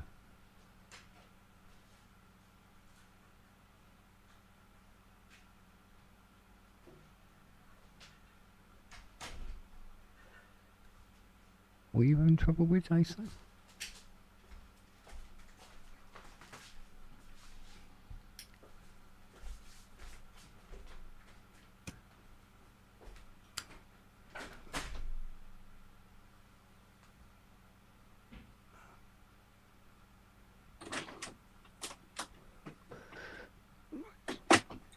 Check and see if the server updated. It's like bloody raining again. Been bucketing here on and off all day. Yeah, same here actually. Well, when it started getting light this morning, about 6ish, I think, about 6:05 or something like that, it was bucketing down so much I could barely see the workshop at the bottom of the garden. Wow. It was coming down so hard. And then, literally within 20 minutes, it was blue sky, and you couldn't see a cloud from horizon to horizon. And then a couple of hours later, it was bucketing down again. It was like that yesterday as well. Yeah. Yeah. So I set up to the office at lunchtime. Because for tea and cake in the afternoon. Yeah. I think we had about a year's supply of rain in 2 days. So I had a Big Mac on, and it just threw it down. And then when I got there, it's bright sunshine. Yeah. Well, it was because Fiona said she was going to finish off the boot floor on the Mustang, and she said she pulled off the car cover, and she said it was a fucking swimming pool. I went, oh, mate. I said, all right. I said, we can confirm now that the waterproof covering on the Mustang isn't as waterproof as we thought it was. Lucrative Production says, Kent, I still can't get my drum station working. What can I do? Drum station? What's a drum station?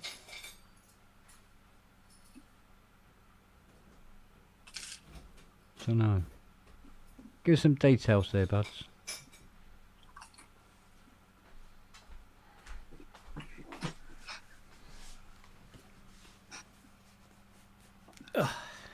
Where's mine? Where's your what? Where's my drink? Oh, okay. Bottoms up. Cheers. Right, let's have another crack. Says, you just said no sound. What says no sound? His drum station. Lucrative Production says he can't get his drum station to work. Oh. What's a I drum meant station? no sound from here. Let's have a look. Drum station. Oh, the Novation. That's a blast from the past. That's a blast from the past, boy. Getting no sound from it.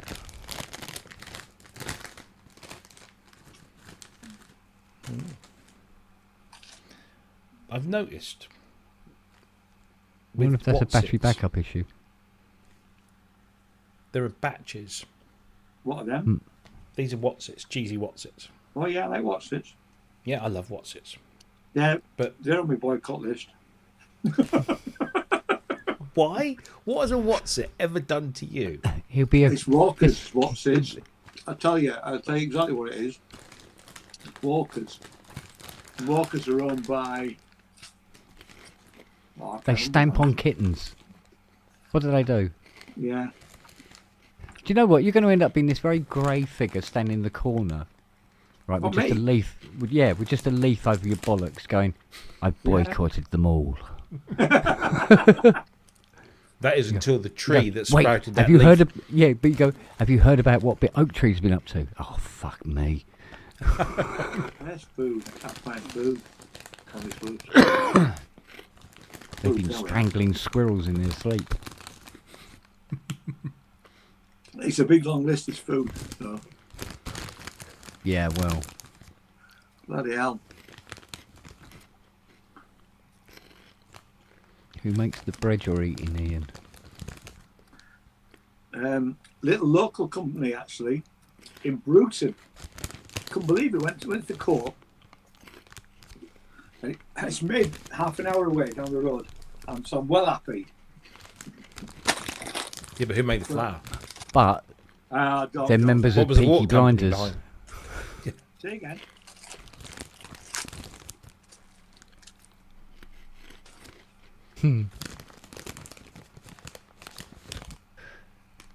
Right, shall we give yeah, this here we another are, go? Walkers. Yeah, I was saying Yeah, something about Walkers, which as is well. owned by PepsiCo. They bought SodaStream for 3.2 billion and own 50% of Sabre, both of which take advantage of the Israeli occupation of Palestine. There's always a reason. Oh, there'll always be a reason. Yeah, Still like Watsits, sir. I like what's it. I mean, it's Walkers. I like Walkers crisps. They're the best crisps, but I'm not eating them anymore. I've just seen I've just opened a packet of. I need to know where these were made because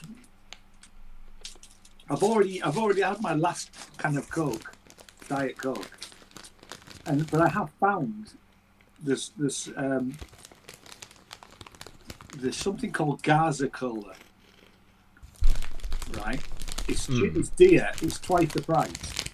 It's made in Wood Street in Walthamstow, and all of the profits go to the Palestinian. Oh, that's all right. You know, so I don't mind paying. I mean, and they're small, slightly smaller cans. 25 cans has cost me 30 quid, including postage. So they're literally twice the price of it. Yeah. You know, but I didn't mind that so much, and I just drink less of it. It's quite, and it's a really nice cola. It's better than, I tried the Asda cola, which was it was all right, but it was just, you know. And because I don't drink cola all the time, I don't like buying big bottles because they go flat. I want a can, you know. So what are these made by? These are probably bloody Walkers, aren't they? Pom Bears. No, I don't know who makes Pubness. Let's have a Google, shall we? Who makes pom bears? Yeah. Who Can makes pom Ian bears? eat pom bears? Can Ian? Yeah. Do I need to boycott? Usually, my search history is: do I need to boycott? They're made by a company called Intersnack in the Netherlands. There you go. They'll be all right. Happy pom bear. Those Dutch, those What's up crazy with the Dutch. They keep moving to the Netherlands, apparently. Oh, you can tell by the look on his face. He's really loving this. Yeah.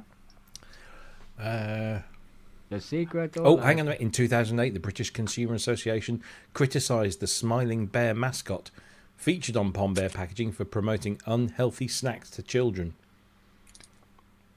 Well, yeah. The manufacturer responded to growing concerns by reducing the level of unsaturated fat in the product. Yeah. They're only one red instead of two reds, like a normal packet of crisps.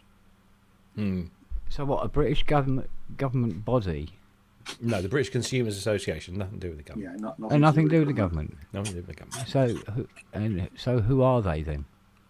What, the British Consumers Association? Yeah, Basically, which? bunch of Karens.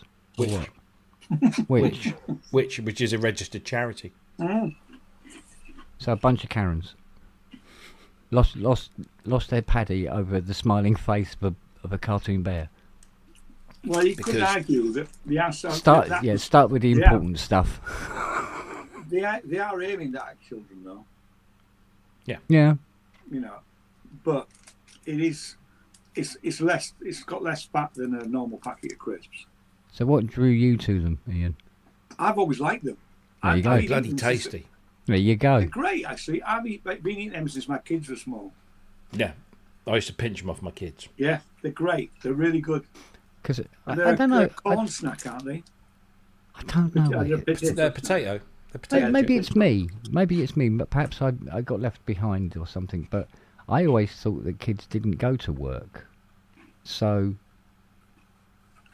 who's giving them the crisps?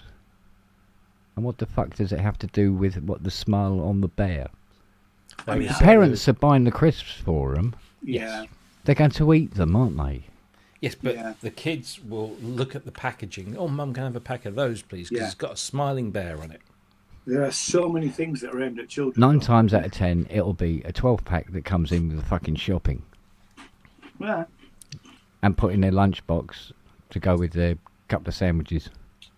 I'm ordering me crisps from now on from Ireland. Oh,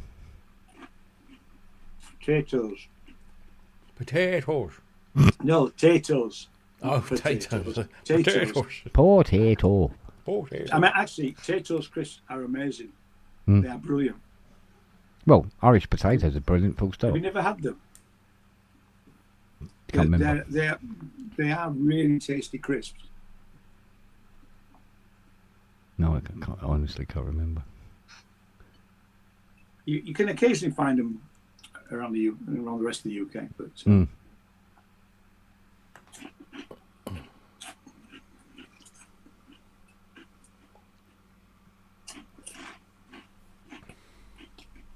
yeah, they are. Conrad says biggest Irish secret. They are, and I know this because my daughter-in-law is from Southern Ireland, Mm. and at her wedding, it was just they bought boxes and boxes of potatoes crisps, all different flavours. People can just snack on. I mean, to be fair, I didn't know about them before because Aidan had told me about them before that. Yeah.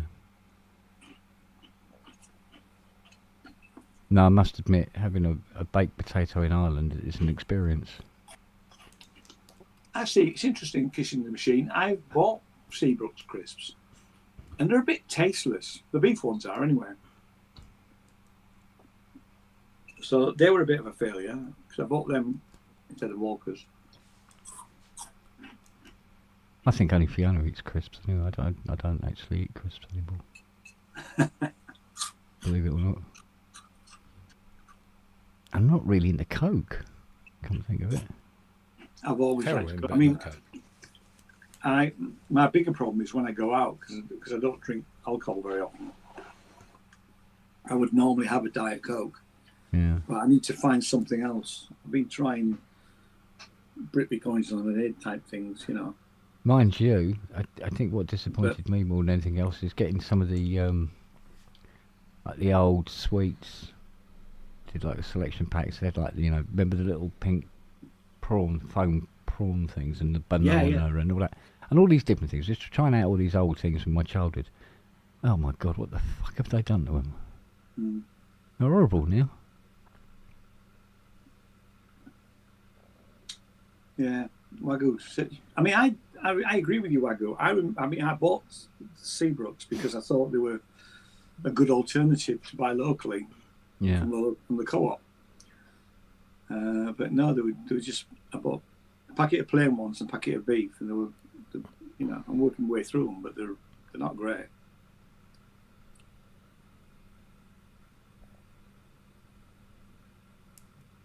Oh, that's interesting. I think mine are coming from Southern Ireland. Yeah. I'm waiting for the box to arrive anyway. 22 quid for a box of crisps. Yeah. Well, you see, you're not in the EU. No, exactly. Yeah. Fuck's sake. Midget gems. Yeah, I haven't had midget gems for years. I used to love midget gems. You're right. Maynard's midget gems were hard. Yeah. Not those soft crap ones that you get from, you know, you get now. They're soft now, are they? Yeah, they are, yeah. Oh, for fuck's sake. Yeah. And it's like I wanted... sometimes they are really tasteless. Well, I remember saying to Fiona one night about... because we were talking about old chocolate and sweets and stuff like that, and I said, old Jamaica. Oh. Bloody hell. Nice bar of old Jamaica. And she goes, I think you can still get it. It's a chocolate. It's supposed to taste like rum and raisins, but it isn't rum. Did it have currants in or something like that? Yeah, Like rum and raisins? Raisins. It was raisins, yeah. And there was a picture of this sort of like ship sailing in the Caribbean. An orange thing. In an orangey red packet, yeah. And she goes, I think you can still get it. I mean, really? She goes, oh, yeah. You bet it. You see what Steve Elbow said? Spotify make the midget gems, so. And she did. She found a place that did them. She ordered them up, and she bought a couple of bars. And I go, I said, used to love this stuff when I was younger. And I had a go at it and went, it's not the same. Oh, what have I done to this? Well, it's all part of shitification, isn't it? Which is a real thing now, because you know, packets of things are smaller. Oh God, yeah. There's less in them. Yeah. Because it's all about profit. Yeah. Well, I mean, it's like when you get your tin of Quality Street at Christmas now. I don't, because it's Nestle, but I know what you mean. But all right, roses then. Yeah. We get celebrations, or we did do. They were Cadbury's, weren't they? And they're much smaller. Yeah, they are. Yeah. But even with the Quality Street, you know, you get the strawberry one, and it's like, no, that doesn't taste like the strawberry one used to. And the orange one, they don't. I don't think they even do the orange cream. Actually. Yeah, I don't think they do the orange cream anymore. I think it's now solid with little bits of crystallized, like orangey honeycomb stuff in it or something. And it's like, oh God, it's almost like they've taken all the fun out of sweets. It's like, well, what's the fucking point? No wonder all the kids look fucking bored.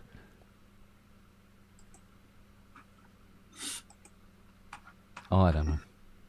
Chocolate orange. Well, chocolate orange is Roundtree, so that's Nestle. But the original chocolate orange, by purchase more than anything else, though, isn't it? Was brilliant. It used to be glorious, yeah. Yeah, I think even After Eights tastes slightly different now. Moon Dust. As well, After Eights. Remember Moon Dust? Didn't because After Eights were a different company. I think they were bought out by Nestle. Yeah, and Moon then they Dust, fucked them up. I remember Moon Dust. Yeah. Remember the good old day when you used to, for a 2p, you could have a jamboree bag with all sorts of sweets and toys in it and shit. Done with the days. They were the days. That's all swings and bicycles. Well, there is a saving grace to my boycott. I can't go to McDonald's and I can't go to Burger King. So that's good. They deliver. But what was weird, Fiona said to me, I think it was a couple of years ago, she goes, "Do you fancy McDonald's?" I went, "I haven't had a McDonald's for fucking 40 years. Yeah, go on then." And it arrives and I tried it, it was like fucking ugh. Yeah. Like, what the fuck is this? It's dry and Yeah. uninspiring and there was nothing nice about it at all. We had we stopped on the way when we were driving up to York to go to Edinburgh. We stopped on the way and I thought, well, I'll go to Burger King and have just a hamburger and a large fries. The large fries, I actually took it back. I went, I asked for large fries. He went, oh yeah, no, that's the size of it. So a large fries now, granted it's a motorway services, is actually smaller than, you know. Yeah. When I realised that the lady in front of me had ordered 2 regular size fries to get a large fry, and that's how you have to do it. Yeah. But anyway, I won't be doing Kissing that. Machine saying, he goes, when I was at school, you could have a knee trembler behind the bike sheds for 2p. You can still have that. It's called OnlyFans now. Yeah, it was a blowjob when I was at school. Oh dear. And I remember the girl that used to do it as well. She was that good he married her. No. Oh. She went to an all girls school. They were the worst. She wouldn't hang around with a git like me, you know. Yeah. Women that went to all girls schools. Fuck me. Did they? Yeah, they probably would have. Yeah. But Vicar's daughters as well. Filth, mate. Fucking filth.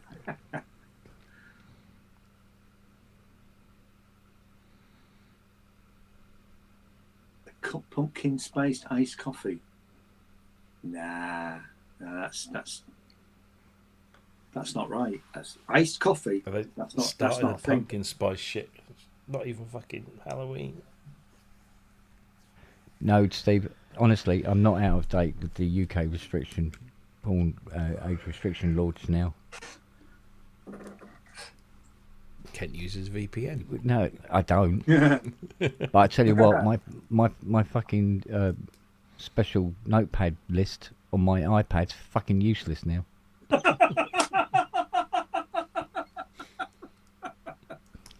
All my favourites, all out the fucking window, mate. I don't know. Oh, mate. Still, nothing like freedom, is there? Well, we don't live in a free country, No. I'm afraid. Oh, incoming. Here he is. Mr. Farty Fart himself. Party splat. Sucking his little cock again. Look. Oh, God. Give us a tune on your clarinet. Go on. Mr. Evans. Aw. Hey there, buddy. Hello, Butte. God, can you hear him purring from here? No, that's just Andrew letting a slow one out. He's using Well, a pitch that's transposer. slow, just a long run. Just a great long streak. Yeah. How are you, gents? Better for seeing you, sunshine. Fair and middling. Yep. Oh, that's very sweet of you. Yeah. What's going on in the world then? Right, it's been sitting here trying to talk to this server for a fucking hour. Bollocks to it. It's not going to do it. What has? Via harmonic cello. Right.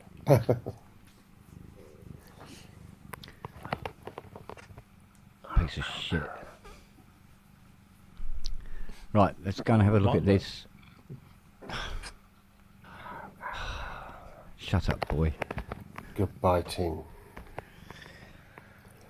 So yeah, what is going on in the world? Well, let's go and have a look and see what the Rolly's doing. So that's improved, he said ominously. Absolutely, that would have improved. We talked about how sweets aren't like what they used to be. That's true. Actually, They're a a lot of things tenth of aren't. the size and they taste like Yeah. shit, a lot of them. So here we Yeah. go. It's like they've had all the fun sucked out of them. Where are you going? Okay. Okay, where's dashboard? There you go. Rolly dashboard. Up you come. You just have to log in twice with Rolly, because I always had to log in twice. to my No. account. Oh. I tell you what. Oh, Don't hello. tell me it's working. No. There's a lot of things missing from it. Glossaries. Okay, now what's going on here? Rolling dashboard, yeah. 4.6.0, yeah, okay. Oh, I know why. Hang on. Here we are. Words of wisdom. You ready for this? Go to an Words of extreme. wisdom. Go to an extreme. Move back to a more comfortable place. Okay. Why go there in the first place then? Is that oblique strategies? It is. Remember those quiet evenings. No. Don't have to remember it. Every evening's quiet evening. Once the search is in progress, something will be found. There you go, Kent. That's it. That's exactly what you need. Yeah. And you would find what we needed. Now what I need now is for dashboard to actually see the rolly rise. Give way to your worst impulse. Really? Yeah. I did 25 And years then for the last lastly, one. and this is it. This is the final one for today. Don't be Okay. afraid of things because they're easy to do. And clearly, it's not easy what you're doing again. I've got one. Don't hammer a rose thorn through your knackersack. Oh, have you done that? Well, that sounds like good advice. Yeah, yeah. I've got 17 at the moment. Well, the reality is this a gardening thing? Because my advice would be don't garden. Get somebody else to do it. Don't garden. I don't garden. I do not You're a garden. fucking northerner. Well, exactly. We haven't got gardens where I come from. We used to live on tenements. My stepson is moving into a new place. I think he is anyway. It looks like he's moving into a new place from a one-bedroom thing in the middle of nowhere to a three-bedroom. And it's only called, they can only advertise it as two-bedroom because the third bedroom is in the loft and they haven't registered it. So they're having to rent it out as two-bedroom. And he wanted it with a garden and he went to see it. And it's got about 1.5 meters square out the back, which is concreted over with 10-foot walls on 3 sides. And the gate out of the rear wall to a very narrow passageway is actually one of those garage doors that goes like that. Hasn't got a roof, it's just a garage door. And he said, where's the garden? And he said, well, you're in it. He says, I better not turn round because I'll knock the freaking walls over.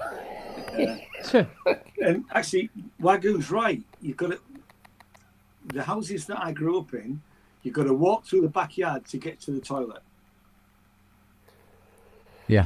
That was I had a toilet like that once. Yeah, my parents' house was like that, and my grandparents' house was like that. Yeah. You know. When I say Our I had a outside toilet like was that so once, I've far never had a away. toilet like that. Yeah. No, It's down the our end of the outside yard. toilet was so far away from the back door that we ended up using a bucket behind the curtain. Especially if it was dark. Chamber pots upstairs. Yeah. Which century were you brought up in, Kent, for fuck's sake? My nan's house, mate, right? Yeah. Built What? 1596, 1596, 1597. Didn't have a toilet. No. That was down the garden. Called a ducket loo, wasn't it? A ducket toilet. Where wasn't it? was No. this? It was down the garden, past the laundry boiler shed. No, the house, you fuckwit.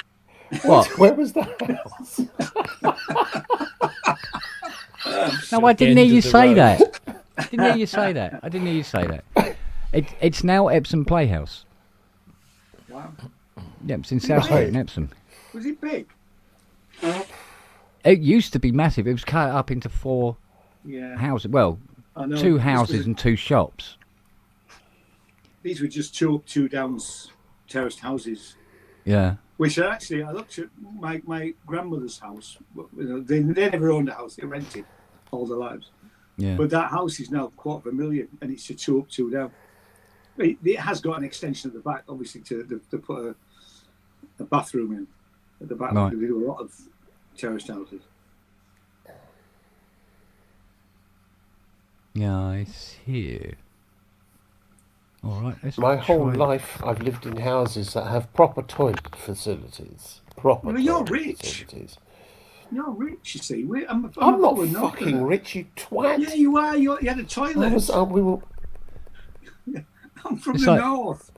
You know, we leaked the road in the north. Genuinely. Yeah, I bet you had a front lawn as well, didn't you? Oh, God. No, That we would had a come rose out from garden out the murderers. front. My dad loved roses.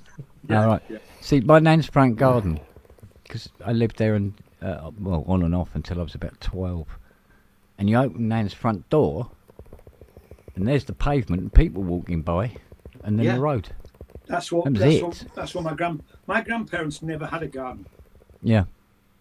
I mean, my granddad had an allotment, obviously, which was nowhere near the house, and that's partly why there was allotments, Yeah. because people in the north didn't have gardens. Up north, Up north, aye, didn't have plants. Right. I And was trees and born. that. I used to get up 7 hours before I went to Oh, bed. Yeah. Lick Road. You're a shandy drinking southerner. You Lived in don't know a what damp, poverty is. in a damp paper bag in middle of lake. Yeah. Get up Ate 5 hours poisoned before I go gravel to for bed. breakfast, and my dad used to Yeah. work Handful of cold 73 gravel, hours mind. a day in mill, and when we got home, our father stabbed us and jumped up and down on our graves. I tell you what, we looked at when we were back when we were in York So, the other weekend. We went back round to our house in Dringhouse, that's where it was. And we had a semi-detached house in Dringhouses with a front garden and back garden, quite a big garden. And the buggers they'd concreted over the garden and knocked the tree down that was in our front garden. Couldn't believe it. It's their house, I know, but even so. You know. But knocked the tree down, dug up the garden.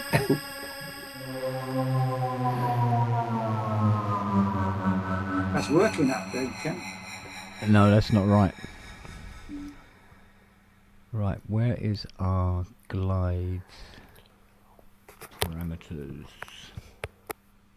oh, jittery. Yes. Are you jittery? You are. Well, you when you move around, it's jittery. Well, my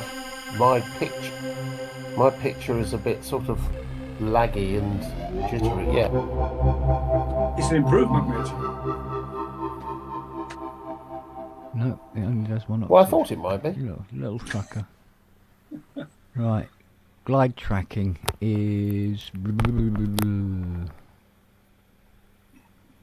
Try lowest. Which one is this? The Hydra. No, this is the Seaboard Grand. Oh, yeah, except now, according to Rowley, that's a Seaboard Grand, and that over there is a fucking Seaboard Grand as well. So when you're trying to identify them in dashboard, it goes, you have 3 Seaboard Grands. Do you need 3? Get rid of 2. No, one's the Rise 2, the other one's the Rise, and the other one is the Seaboard. All right. And I've changed them all to Seaboards now. So they're all called Seaboards. Fuck. See words. Well, the thing is, it won't see the Seaboard Rise 2 now. Can't detect it. It's fucking physically connected to the computer. I mean, their software has always been slightly ropey. Yeah.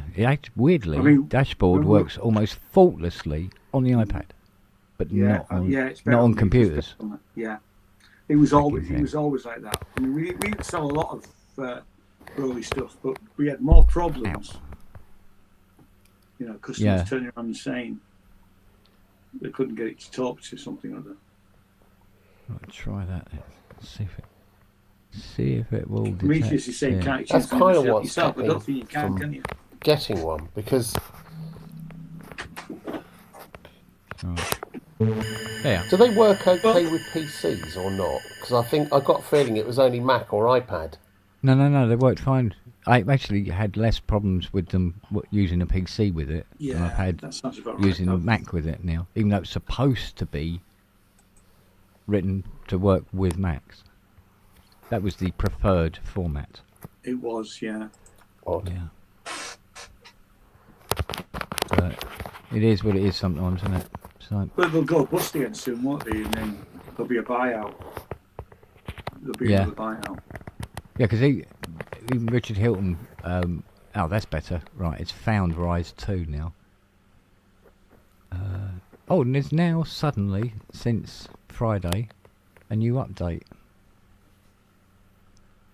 I wonder if that's to fix all the shit I've been suffering. That'd be nice. No, I had this conversation with Richard Hilton when it looked like Rowley was going down the toilet. Yeah, 1st January. Or recently. And we came to the conclusion what we would do is buy another Rowley, just in case. Right. So if one packed up, we'd have the second one. You'd So have a spare. we both got two Right. Rowleys, a 1 and a 2. But as it transpired, the Rise 2, they improved the key, the way the keys work over the 1. It was the Rise 1 that I had that I couldn't really get on with. And that's why... Yeah, that's more like the Grand. Yeah. Because that is very, very unforgiving. You're just slightly out, and the pitch will be out. Yeah. So. What the bloody hell are you doing, man? I'm going to sign out for a sec because I think I've got something going on in the background here. I'll be right back. I'll be right right. back. Okay. Right back. Don't rush. You poor fuckers. Hang on. When you say something going on in the background, you mean you're farting again? Shit in his pants. God.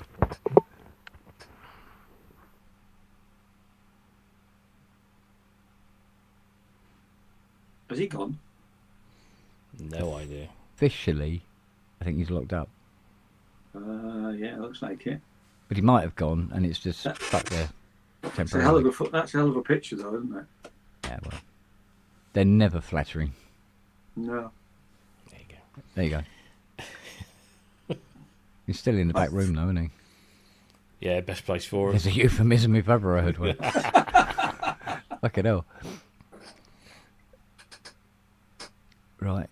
Waiting for restart. Oh, okay. What, for me to restart you, or for you to restart you? Never quite clear on that particular point. Seaboard is now up to date. Enjoy the latest firmware. Okay, which keyboard did you update the firmware on? That would be fucking helpful to know. And it didn't restart anyway. Okay. Right, now fire it up again. For our fucking law, as they say. And it's asking me to update it again. Do you get many of these collaboration emails, Rob? For what? For anything. I mean, I've just got another one now. This one says, "Hi, we are Black Desert. We would like to discuss an interesting collaboration with you. We are impressed by your influence on the YouTube platform." Influence? I get My influence. I'm an influencer. I didn't know that. I get lots of emails about so-called people wanting to collaborate on posts and things. Not necessarily YouTube, but can we guest post on your platform? And I'm thinking, well, is this Gear News? And I look at the email address, and it's not sent to the Gear News; it's sent to me. Yeah. I was just like, delete. Yeah, but it's like we have just been viewing your website. Yeah. Well, clearly, this is a game. Apparently, this is an online game with a huge world and lots of adventures.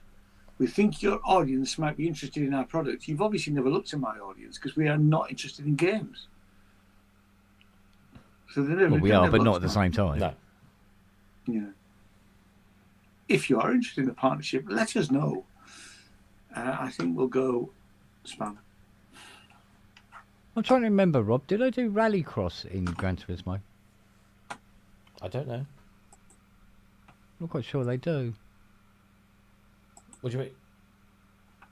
Do they have it? Yeah, you know, the half tarmac, half mud. Yeah. They've got it.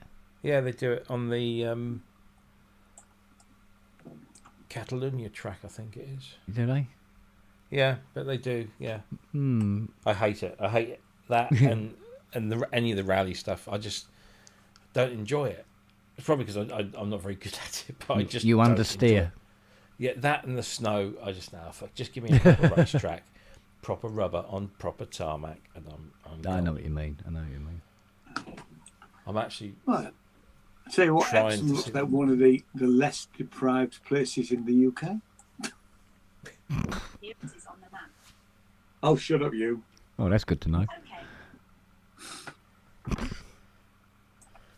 Yeah, I'm gonna Right. try. I've got this GODS map maker thing which shows the index of multiple depravitation. So, London, a lot of it's red, as you'd expect.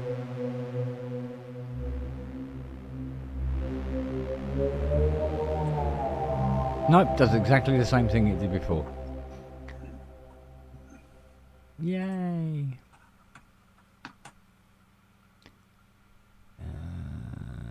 Let's try it as relative unipolar. Same. Relative bipolar. No. You don't have any of these problems with an instrument. Just saying. Sorry. Yeah, well, stop saying it then.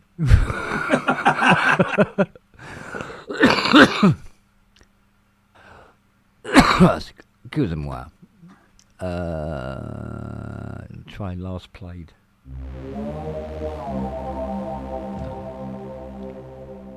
Fucking hell. My God, it's 11:45. Really bath time. Oh, get in with his posh southern baths Aye. Yeah, well, or baths. bath. It's a bath. See, I don't do showers. Showers is for southerners. I got no fucking choice. Yeah, well, we didn't. Luckily, we did buy a house with a bath, so I will be in for a bath shortly. Fiona had me rip our bath out. Quite a lot of the houses we looked at didn't have a bath, She goes to me, she goes, think of all the space we'll save. but you don't, do you? No. No. It's still staying in the room only. Yeah.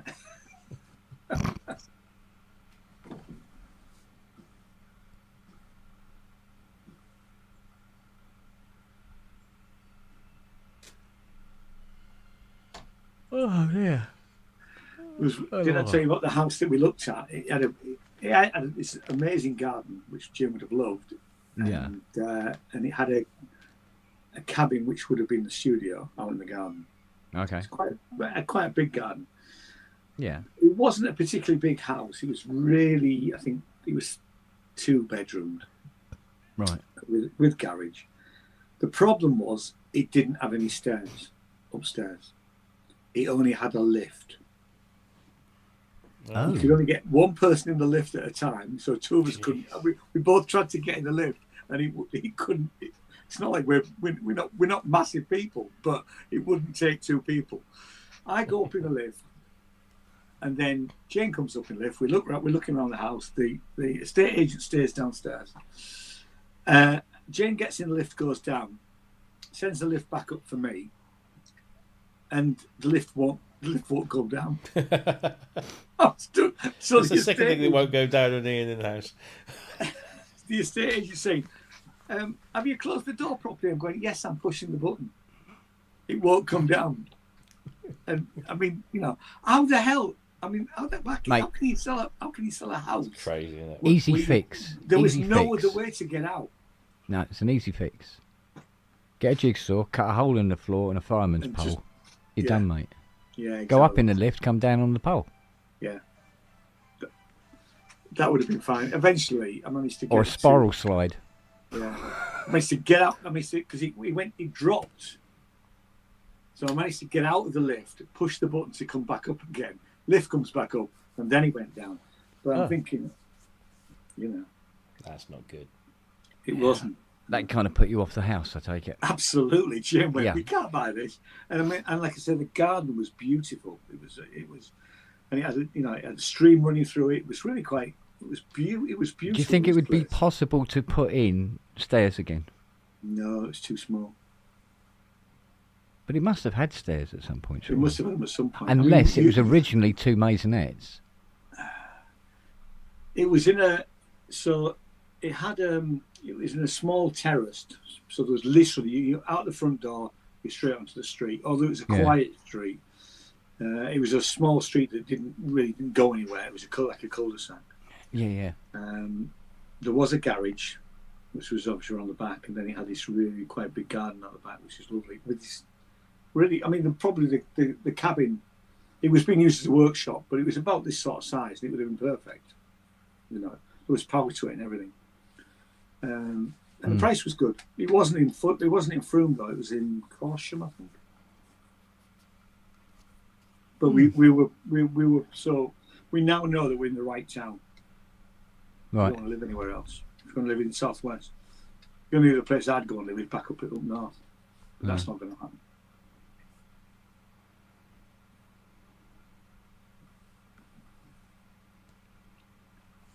I think you need to be an oil tycoon now to move to Surrey.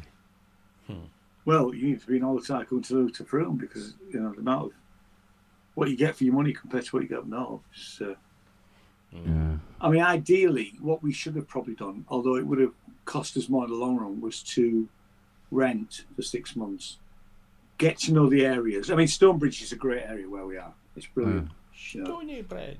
Yeah, I was just thinking that as well. But actually, when you're looking at houses and you don't know the town, Yeah. there was one house we looked at. The house was brilliant. It had everything we want. Yeah. Except it was at the other side of town, and actually it was in the really dodgy area of town. We know that now because there was a burnt out car on one of the drives. So it's sort of, you can sort of, I mean, Frome is not. Yeah, but it could have been a Tesla. You don't know. He could have been a Tesla, yeah. But you just got the feeling that particular estate over the other side of town was not as good as this side of town, really. Yeah. I mean, the crime rate in Frome is pretty low generally. Yeah. It's just drug deals that you see. That's where people steal because they've got a drug habit. Yeah. I did this thing the other day because every time Jackie and I go back to Norwich, well, I say go back, I mean it's only up the road, but when we sort of go Norwich and go shopping and we always think, oh, we loved it here so much. We, maybe when we retire, we'll come back up here, and find a little place just outside the city, and I came back, and I was just dicking around, and I thought, let's have a look on Street View, look at my the places I used to live, in and around Norwich, and I went. I mean, the first place I went was the house I rented after I got divorced. Yeah. Which admittedly was in what they call the Golden Triangle in Norwich, which is this area of Norwich, strangely, triangular shaped, where lots of 2 up, 2 down terraced houses, and it's called the Golden Triangle because it's mostly owned by property landlords who rent the stuff out to students.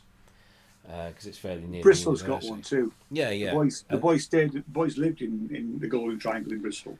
And it's and I lived there, and it was, I think at the time I was paying, and this was like 2000, so I was paying about £560 £65 a month in rent, which was more than I was paying on the fucking mortgage before I got divorced. But anyway, and that hadn't really changed much. You know, it's a very busy, I'll say very busy, very dense, you know, long row of 2 up, 2 down, you know, massive terraces that go over this sort of hill, lots of cars. And then I went to look at the place I had before I moved there, so the last marital home, and that looked a little bit less nice, shall we say, than when because I bought that house brand new. It hadn't been built. I bought that house brand new, and it was a lovely estate on the right on the outskirts of Norwich, a place called Thorpe Marriott. It was really nice and didn't look as. So then I looked at, where was it? So it was another place in Norwich that I'd lived, and it looked horrible. I mean, if I'd gone there today, I would not be looking at houses in that area at all. And every place I looked, it seemed like either I've gotten a lot more fussy, or these places have really started. I don't think that's true. I think I noticed it with, because Dringhouses is one of the better areas of York where we lived, right? Although ours was an ex-council house, and we lived there for 25 years. Brought the kids up there, you know, it's never any trouble. It was always fun. And just a couple of times I've driven through in the last few years, even when we were living in Pocklington, the area has definitely gone downhill. Yeah. There's more kids hanging around on street corners because there's nowhere for them to go. Yeah. I'm sure that the antisocial behaviour has got worse. So I think the areas that were okay 10, 15, 20 years ago, they're not anymore. No. You know, I mean, if we were ever to move back up north, which is probably not going to happen now, I would want to go back to Pocklington because we really enjoyed living in that town. You know, yes, it's a pain in the ass to get into. If you're going to get a train, it's a pain in the ass to get in. You know, it's 25, 30 minutes in, depending on traffic, into York, and then parking up and all that sort of stuff. Yeah. And then, so you couldn't. I mean, when we were in Dringhouses, you could literally, you could walk down to the station if you needed to get a train to London. Yeah. You know. No, I thought maybe it's a Norwich thing. No, I think it's happening all over the country. Well, so I went and had a look at where I used to live in Bury St Edmunds. I had 2 places. I bought a brand new build house on the edges of this housing estate, which is now no longer on the edge. It's like in the middle, because it's just everything's grown out from it. And my mate still lives on that estate, but maybe a half a mile, 3/4 of a mile in one direction away. And where he lives is still quite nice. But where I used to live, it's overgrown, and there's wheelie bins just like everywhere, and cars parked on sides of curbs blocking driveways and stuff. I know that I'm looking at a single snapshot of when a Google Maps car drove past, but then I went to the place that I moved to after that, and again that was a lovely quiet little residential. There was a little cul-de-sac, and now it's just it just had that look about it that if you were to if somebody said, "Oh, there's a house for sale," and you go and look at it, you'd probably not even entertain going inside. I know. And I thought, am I just being a snob? And maybe I am. It just, these places. I mean, and the places that I used to live that weren't that pleasant when I lived there, didn't. It wasn't like an opposite thing, but they didn't seem to have got any worse. They were just kind of where they were. But I was quite surprised by some of the places that I'd lived that. Because 20 years ago, were lovely.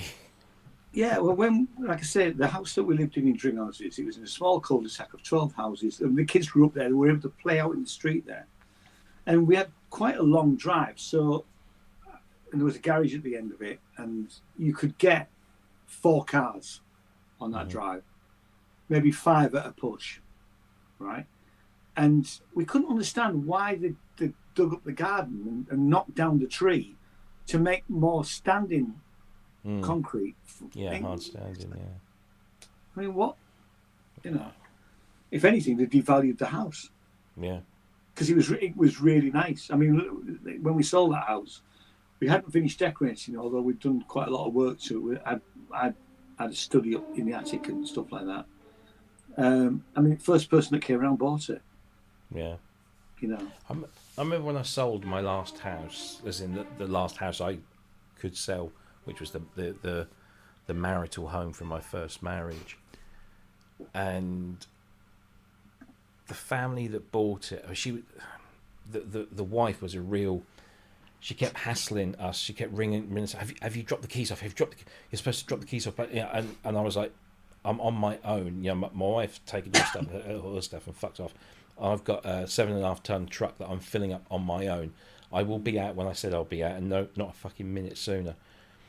And I remember looking at her and the family when they arrived, because I was just pulling away. I'm thinking, that's not the sort of family that was moving in here, like, you know, however many years ago it was. It seemed to have, you know, the whole place seemed to have just gone downhill a bit, but yeah. It's a shame. But there you go. I am, because I haven't been in a position to be fussy about where I live for the last 25 years. I've not been, and so I just. You know, I'm happy wherever I am as long as I've got a roof over my head and nobody pisses me off. I don't know if I'll ever manage to do it again, but I'd love to be able to live in a place where I haven't got to worry about neighbours or people blocking the roads. That was our big worry. Yeah. You know, because, I mean, it's funny because we obviously came around the house. We came around it in November, and then we were buying another house, which is still the same side of town. And actually, we're now quite glad that we didn't buy the house, because there's less of a community spirit over there. And when we came back to look at this house, we came up from London, so we'd already committed to buy it. And we're walking through Stonebridge, and we're going, you know, we actually said to each other, people look after the gardens around here, which can be quite a big thing. Yeah, interestingly enough, an awful lot of people, all our neighbours are lovely, but most of them are renters. Right, and we were quite surprised at that. But that's the world that, you know. Yeah, well, that's the world we're in, really. You know. Yeah. I know when we lived in our last place, there was definitely an attitude with our neighbours that they knew we were renting, and they you know, obviously owned. Yeah. I think I mentioned it before. We lived on this plot. There was 2 houses, and my neighbour was a retired conveyancing solicitor. And one of the last things he did before he retired was negotiate the purchase of his house that he lived in, and we lived next door. And he made sure that, you know, he had ownership of the driveway and all of this kind of stuff.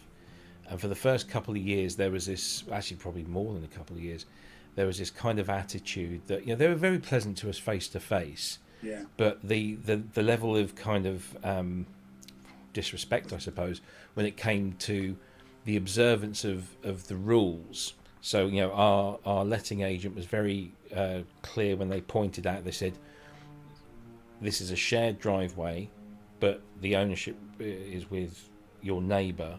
Yeah. However, you are fully entitled to drive in and out as, you know, as much as you like, and park your vehicles on your part of that driveway. But you're not to block, you know, access, or, you know, when we moved in, I remember I pulled up because we only lived the other side of the village, so I only rented a small van, and me and my eldest we rock up at the new place, and we're just waiting. I think we're just waiting for Jackie or something, and my neighbour sort of pops out and waddles over. He's very well spoken. Oh, hello, my name's Guy. Yes, you're Rob. Very nice. You are fully aware that space in front of your living room window there is a turning area. You're not supposed to park there. And I'm like, yeah. And I hadn't parked there or anything. But that was the first thing. The very first thing was, you know, not like, can we make you a cup of tea? Yeah. Do you need a hand or anything like that? Good luck.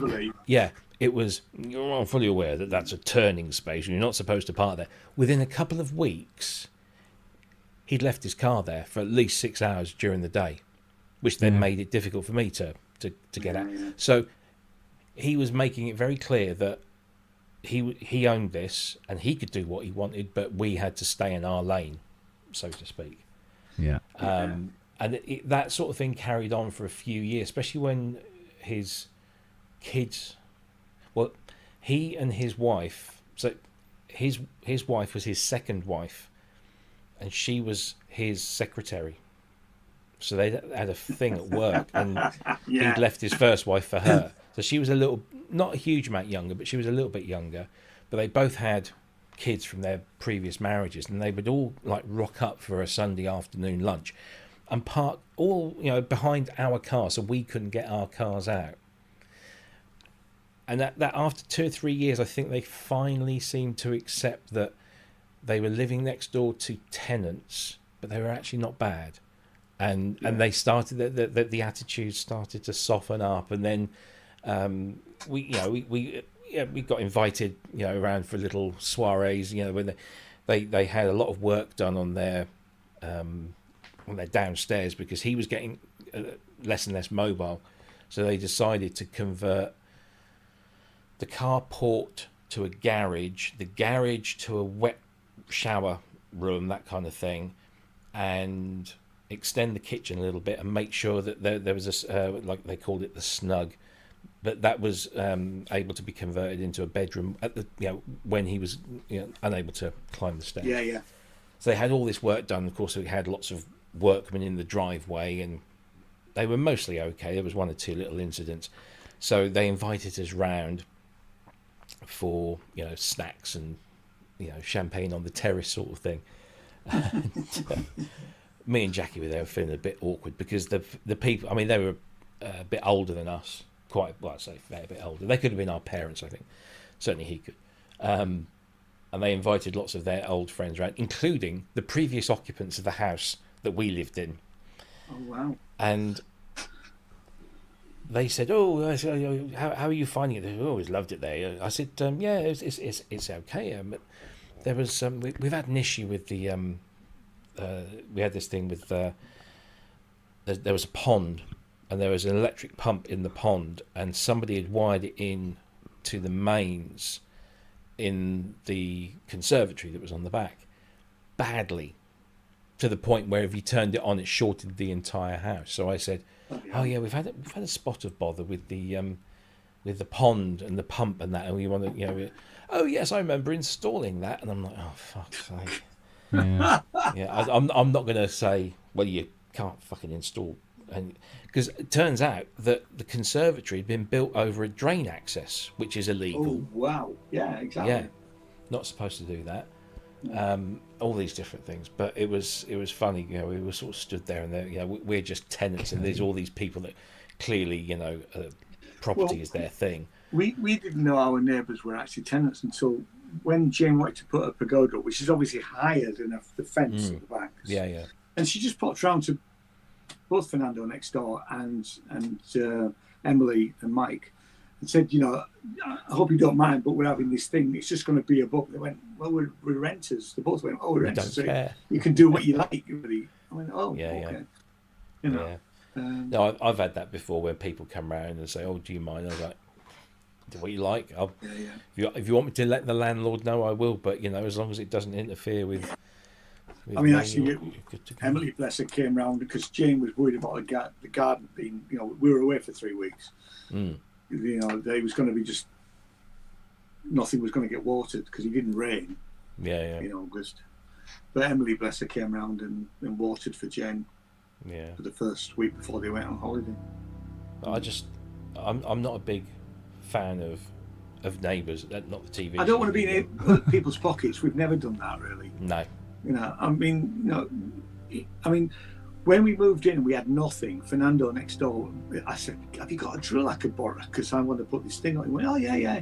So I borrowed some tools off him, and we say hi, and so we're not in each other's pockets at all, really. Yeah. Jane will stand and talk to Emily, Yeah. If she's out and about, you know. I mean, our neighbours, because obviously we're on one of these kind of modern-ish housing estates, so everything's very densely packed. There's no room between houses. It's not that one, No. is it? Like It's not next door's yes. driveway is literally right up against the side of my house. There's no space. There's nothing in between. Similarly, next door here, I mean, the house is 2 car widths away from there, but we're connected by this kind of carport that goes over, and our drives are there's like a dual driveway with a dual garage at the end, sort of thing. But that place was never occupied for the first 8 months that we were here, and then every now and again, this guy would turn up, unload some stuff, and go away, and then he'd come back a week later and do the same. And I don't know.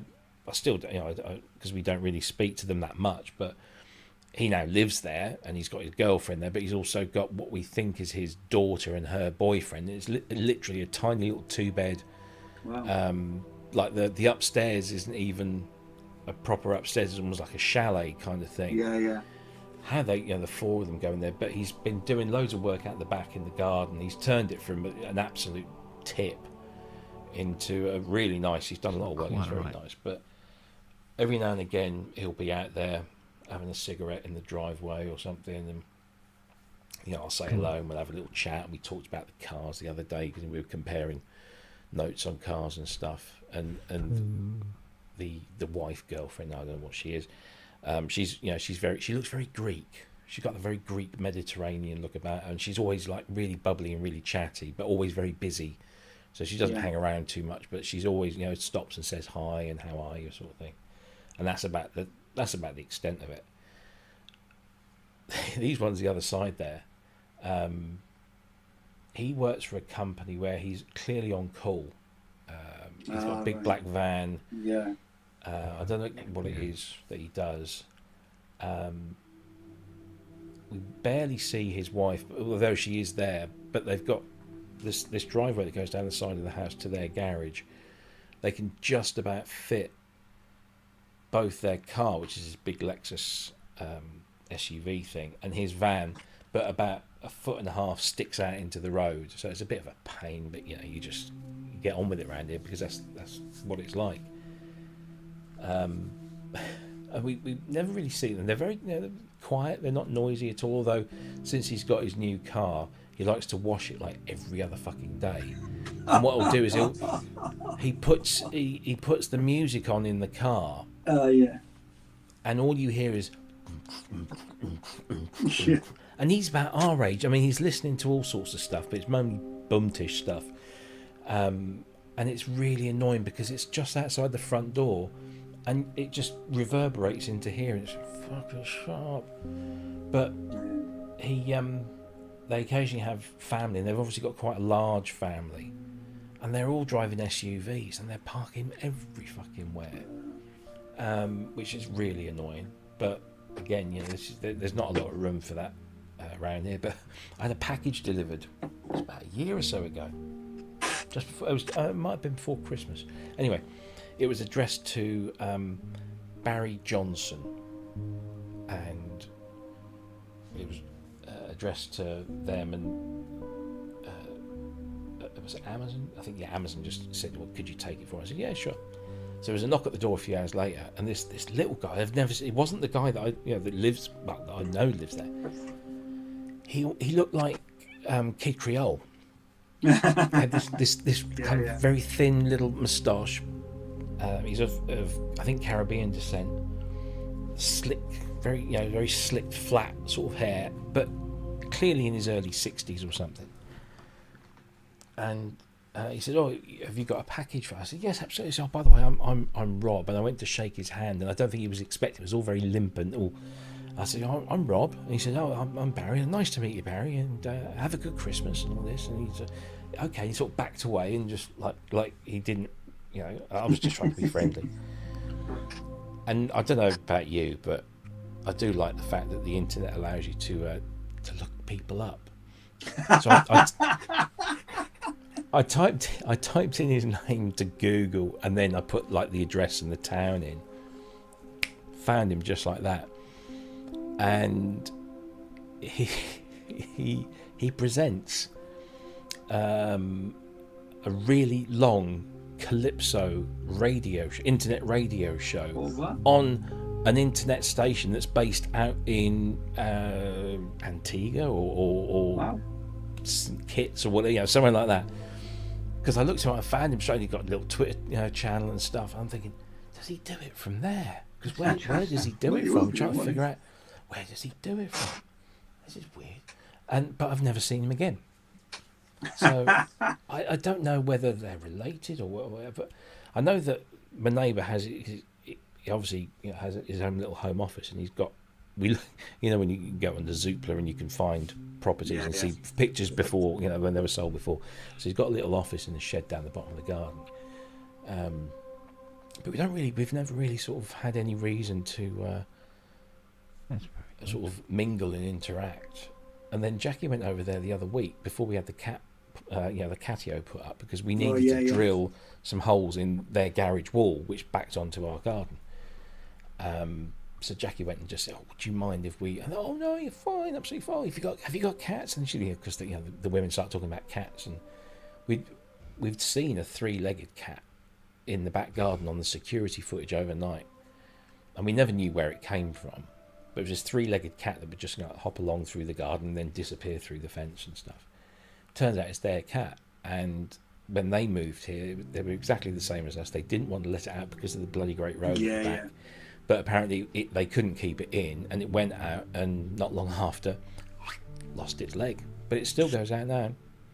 They had it all sorted, but they still let it out, and it still goes out, and it survives. But so funny. But because everyone lives kind of literally next to each other, there's very little space, to sort of breathe. We're looking at the fact that we've got enough space, Yeah, but we get all these there's cars. There's a front garden which is wild at the moment, because Jane's doing a wild garden which looks a bloody mess. Yeah. But she's been planting little wildflowers, so hopefully next year it'll look a lot better than it does this year. Yeah. And then she got a proper back garden with the pagoda and stuff. So there's a house just across the road here, and his garage and carport are like opposite my window. And what will happen is sometimes just random people who are visiting and stuff will park their car literally right. So if you were here, my window is there.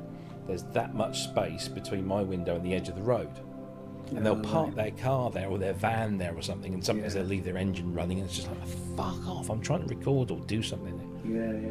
I don't mind if it's like somebody picked Luca up or that, but if Luca gets his car this month, which he's hoping to do, he'll probably have to park his car there because it'll be the only place he can put it. It's just ridiculous. Especially when you get, delivery drivers and stuff.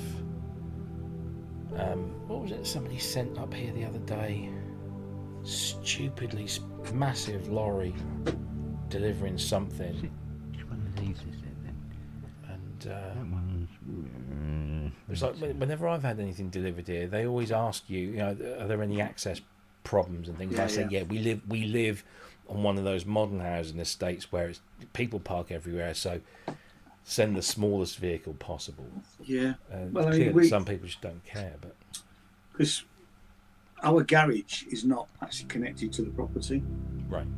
There's a road garages behind when the access is round the next street.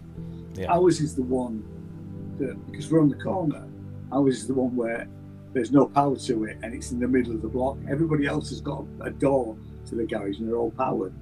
But we got the short end of the straw. But as somebody said to me, at least you've got a garage.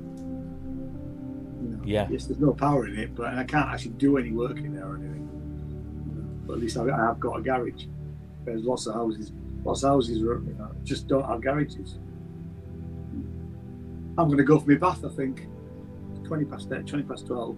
I know, right? Yeah. Bit late, isn't it? What, for a bath? Yeah. Yeah, but I don't normally go to bed till 1, so, Right. I shall say good night, gentlemen. All right, dear. Good night, sir. And chatties. And yes, Wagyu. Yes, I do know where your mum lived in Clifford's Tower and Skelligate Bridge, and it did flood. It still does flood down there. Right. I'll see you soon. I'll see you tomorrow night. Yes, dear. you will. Bye. See ya. Bye.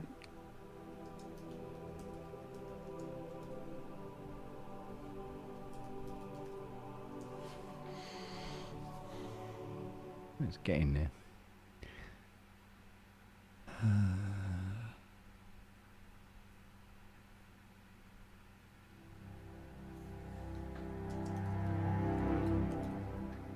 Yeah, it's working. Fucking on my shoulders. Bastards.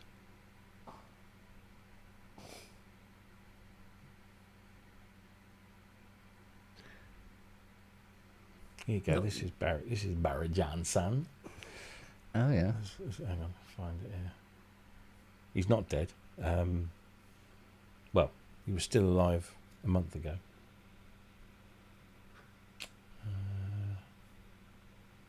Share. Here you go. I can't find where the bloody thing is. Calypso Fusion. Alright. He does his own little.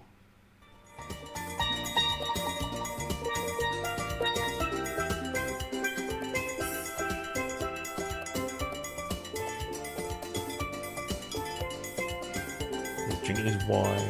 He's got a heck of a setup as well. Let me find his. He does sometimes. He does close-ups of his rig. He's not doing it. Oh, there you go. Yeah, look at that. How many screens? Yeah, I know.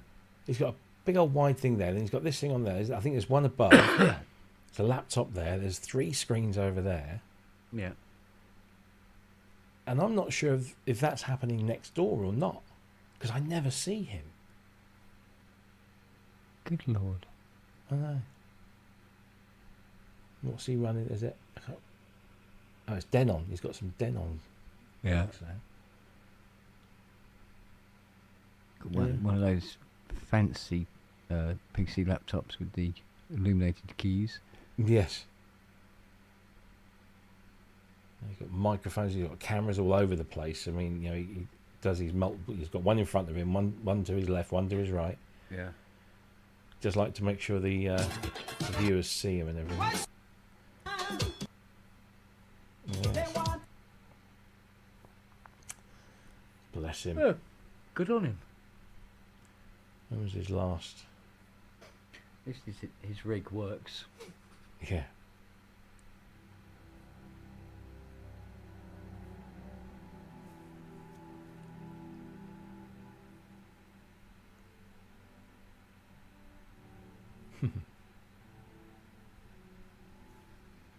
Takes all sorts. Don't it just? Yeah, he moved because he couldn't stand the neighbours, yeah. Yeah.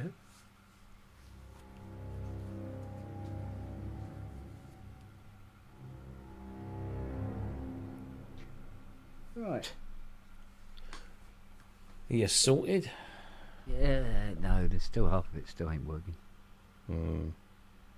Or it's not in the right order, or can't. Or you can find one of the instruments, but there's no library associated to Right. it, and all that sort of, all that cobblers. Well, the library stuff is not too difficult to sort out. No, it's not. But there's a few instruments that it's just not finding, even when I point it. You go, there it is, like that, and they go, no, I don't see it. Back again. Indeed. So my phone started overheating to the point where I couldn't hold it. It was really, really stupid hot.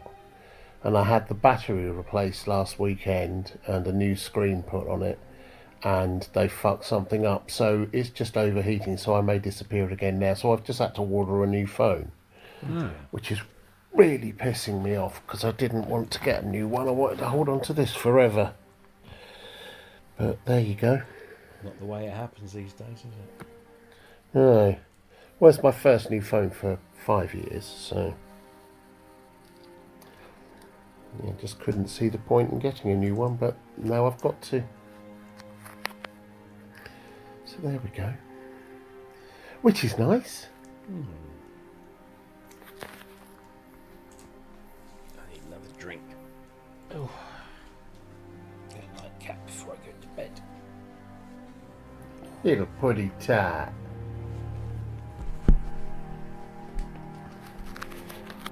So have you got it working now, Kent? Some of it. Okay. Some of it. Not all of it. Oh, this is getting hot again really quick. So as soon as I use the camera, it's Well, just iPad does that now and again. Is it charging as well at chewing the up. moment? Oh, this is getting stupid hot. So I may have to actually turn it off again fairly quickly. But I should have a new phone tomorrow or sometime soon. Cool. So, yeah. Yeah, what a fucking game. Yeah, tell me about it. I was in the studio today, in the studios, just going through listing, photographing gear, doing that stuff. So I'm going to be putting a load of stuff up for sale because I just don't have room for it. And yeah, it's one of those things. One of them things. So I'll be listing a load of stuff. I may turn up at your gaff with a load of electronics that need fixing. It seems to be the watchword anyway. Yeah. Oh. So you've got it partially working.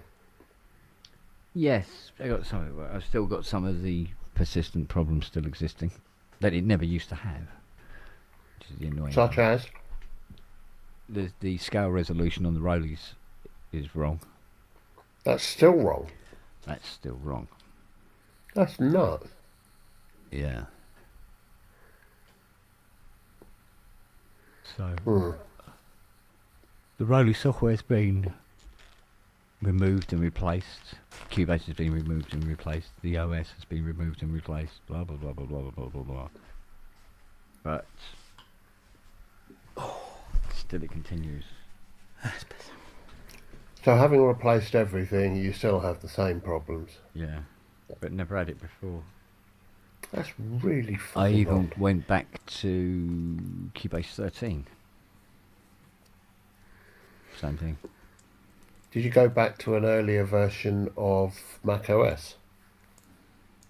No, I decided against it once I read up on how you do it. That was the biggest fucking Jemima party I've ever fucking seen in my life. So is anyone else having? I mean, what do you? So you're plugging things in via USB, right? Yeah. Just wondering if it's a USB driver thing. Because I tried it with Bluetooth and it's the same. Don't have USB drivers on Macs. No. Just have Not hubs. USB. Yeah, Thunderbolt, whatever. Wow. You've got the same library, Robbie, What, the Bohemian stuff? Yeah, and it works fine for you. no problem at all. Well, I now On have Cubase. violin and viola working. Oh. And now cello won't work. For love nor money, will it register? It won't register. Have you Yeah, been able try to it. download the samples? You've got the samples already. Yeah, I've got everything on. It's all installed, but it won't register. Did you uninstall it using an uninstaller? Yeah.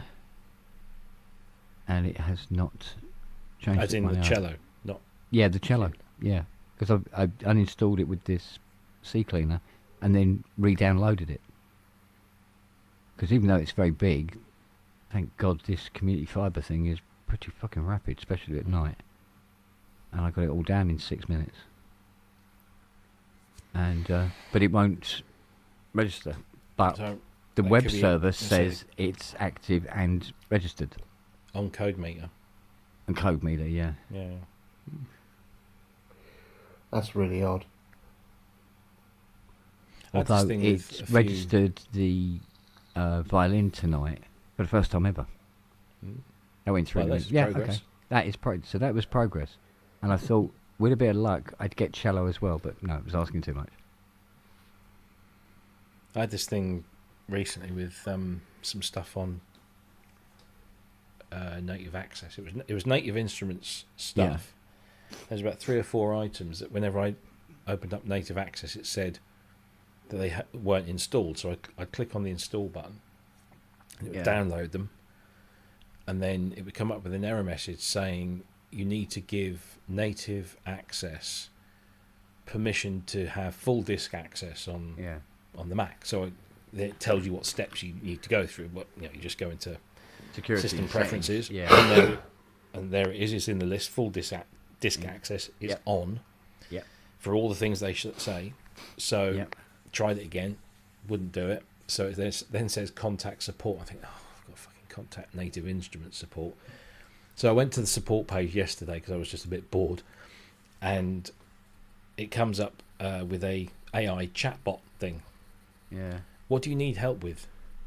Can't install libraries on native access. So it comes back and it says, we're aware of an issue, and they describe the issue that I'm having. Okay. So it says, what you need to do is, and what I needed to do was change the location of the installed library to its default setting and not the external drive that I've got everything pointed to. Yeah. Oh, And yeah, then yeah. you reinstall it, and it installs it to the shared folder on your main drive. Yeah. And then it says, once that's done, move that library, locate the library in the folder, move it to your external thing, go back into native access, and point it back at the correct location.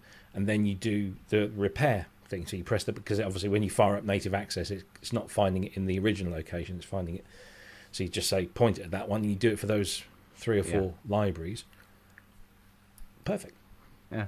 And all I did was chat with an AI bot, and it told me exactly what I needed to do, and it worked first time. I was like, fuck. Yeah. I was expecting to send a snotty email, but no. No. So yeah, fix that. I wonder if that's what's going on with you, Ken. I wonder if it's going. Are you storing it to an external library, drive, or is it going onto the main hard drive? The way I got the VIA harmonic stuff to work is to install it to the internal drive. Then it started registering them. But cello's on there as well, but it won't register that one. So can you transfer the 2 that are working to an external drive and do what Robbie's just said, which is repair it, and then try reauthorizing? Because I'm just wondering if you've got enough either space and or RAM.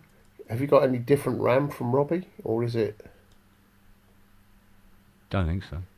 How much RAM have you got on your machine? She's a... I think we ended up getting the gig one. No, RAM.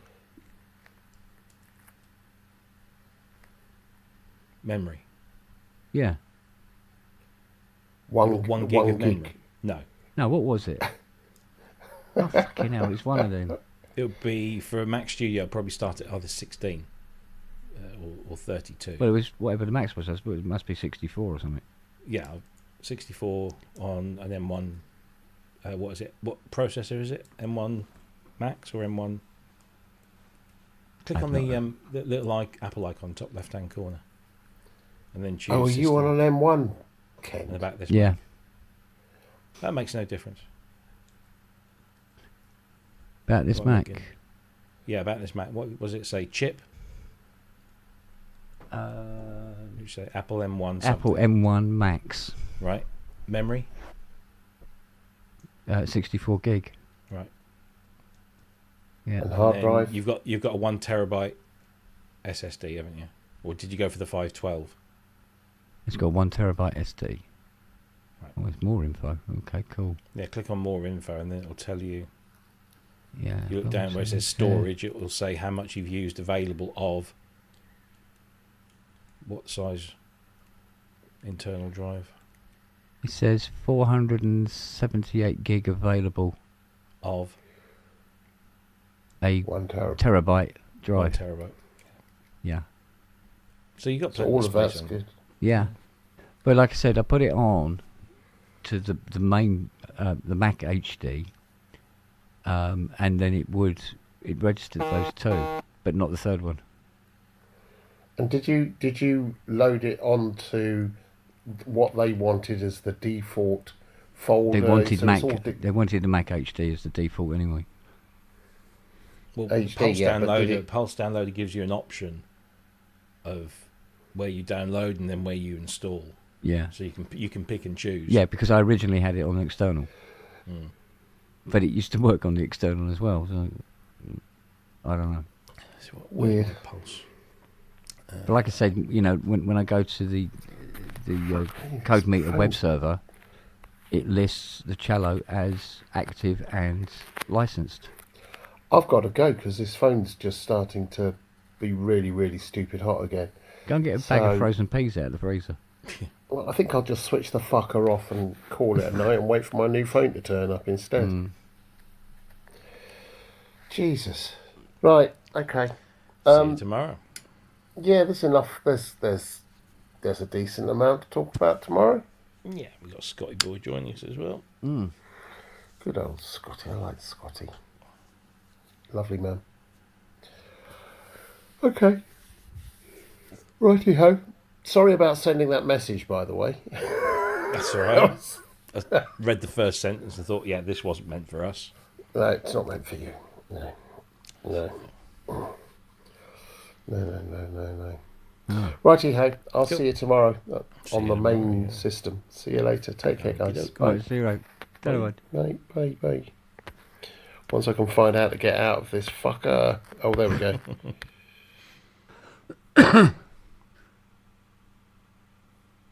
What do you do? A missend? Yeah, because he does his little Adobe Premiere Oh. Pro editors thing, does it on a Thursday, and he sent a whole bunch of notes and topics for him and his, I guess it was his co-host. And he just sent it on the ProSynth Network one rather than the other one. When it came through, I was like, "What the fuck?" He said, "Maybe we should talk about this." I'm like, "What the hell's that?" And then, yeah, that'll be it. I see. Yeah, but I mean, it's like getting that bloody message this morning from that ex-girlfriend. I must admit, I spent 2 hours thinking, how am I going to answer this? I'll be very surprised if I ever got a message from an ex-girlfriend. Like I said, we parted on very good. Literally, I remember she came around one day, and she said she'd met this guy. I went, all right, and she goes, he's really, really nice, blah blah blah blah blah, and all the rest of it. And I can see me being better off if I'm with him. I went, okay. And we, yeah, all right. And we sort of like came to that conclusion, Mm. and yeah, sort of like, oh dear, and all the rest of it. But When you know it's the right thing, it's the right thing. she and it's wanted sad, more but- than I was capable Yeah. of providing, so it's fair dues. Fair dues. Mm. It's funny because I was when I went to Norwich at the weekend last weekend. Stupid this was. So on Bank Holiday Monday we went into Norwich, just me and Jackie. We went to the castle and we did a whole bunch of stuff. I said, I need to buy myself a home shirt because I haven't got this season's home shirt. So they've got two stores. They've got the store at the club shop, and Yeah, we and did. and they got one in the city centre. Yeah. So we were in the city centre, so I went to the one in the city centre. Yeah. Now I'm a big lad, as you know, and when it comes to football shirts, because they're generally a slimmer fit anyway, I generally have to go like 1 or 2 sizes above what I would normally get from a t-shirt. So this is a 5XL, Yeah. and it fits lovely. It's not too tight, otherwise it shows me your moves and all that kind of stuff. So I Right. go into the shop and I find the 5XL, And we look at it, yeah, that's definitely the one. Go to the counter. I hand the shirt over at the counter, and what they generally do is they'll take the shirt that's on the hanger, they'll put it to one side, and then underneath the counter, they've got all the shirts, all in little plastic bags with a sticker on with the size. Yeah. We didn't realise until we got all the way home that Matey Boy got a 5 and a 2 mixed up. So I got a 2XL shirt. All right. Okay. So I had to take it back. So we go back to, and it's easier to go to the club shop at the ground, particularly on a Sunday, because there's not a lot of traffic and you can just.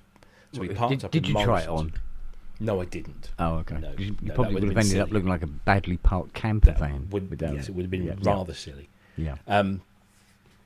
So we went to take the shirt and we said, I'll take it back to the shop at the ground because you can park easier, because there's a Morrison's across the road. So we parked into Morrison's, and Jackie said, we can get some, need some milk and blah, blah, blah. So we went into Morrison's.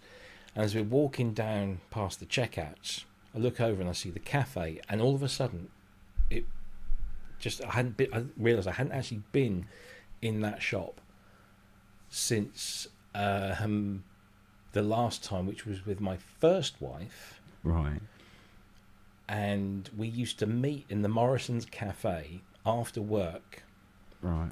On a Wednesday, I think it was a Wednesday evening, and we would have our dinner in the Morrison's cafe, and then we would have an appointment with a therapist, a marriage therapist thing, across the road.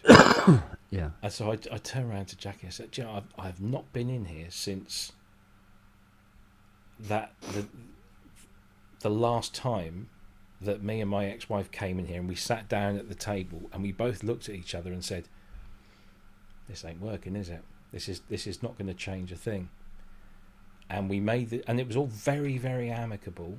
Yeah. We both knew, we'd both been, the marriage had been like on the rocks for the last 2 or 3 years. We'd both tried or not tried to equal measure to get it all back on track, and we'd gone to this therapist in the hope that they might find something that we couldn't see. And I remember when we first went in there, the therapist said to us, there are only 2 outcomes from these sessions. Right. This will either make you or it will break you.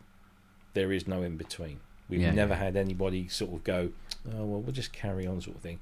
You either find it or you don't. It's as simple as that. Yeah. And we'd done about 3 or 4 of these, and we both, because we were both working in different parts of the city, we came in and we parked up and we went into this Morrison's cafe, and we went to the thing and we ordered our dinner and we sat down at the table, and I knew what I had to say, but I wasn't sure quite how to say it, because I didn't know how she would react. And then it was that kind of thing where almost together, I think maybe one of us said, I need to tell you something, and then the other one said, yeah, this isn't working, is it? And we were like, yeah, no, it's not working, and we're wasting time. We're wasting our own time. And we both sort of went, yeah, it's true. Yeah. So we there were no tears or anything like that. We finished our dinner, and are you sure? Yep, absolutely sure. We walked across the road to this therapist, and we go in, we sit in the waiting room, we get called in, and I can't remember whether it was her or me. She said, we need to tell you something before we start anything. We've decided that this isn't working, and we're going to get divorced, and that's that, and thank you, but and she said, okay, yeah, we won't charge you for this session. Fucking why? Because it wasn't cheap. Yeah. And that was that. And we go home, and it was a little bit quiet, but we were both sort of relieved, I think, that we'd not only made that decision, and we'd come to that decision of our own accord, but it was what we both wanted and what we knew was both for the best. Yeah. And Well, in a way, you'd both made the decision, but weren't comfortable with the fact that the other person didn't know the result of your decision. Yeah. Yet. Yeah. And we I think. And you got we the just knew. reaction thing out of the way. Yeah. And Yeah. we were both feeling exactly the same, and Yeah. we had the decency, I guess, because I don't know, it could have gone either way, I suppose. Yeah, But we you just see, yeah, because there was always a possibility that one party doesn't want to give it up, Mm. and that was always sees me. it as failure. yeah. You know, I And was then the one It that can get very yeah. sticky. Yeah, I was the one that initially was fighting for everything because I didn't want to end up like my mum and dad, Yeah. and like my mum's mum and dad.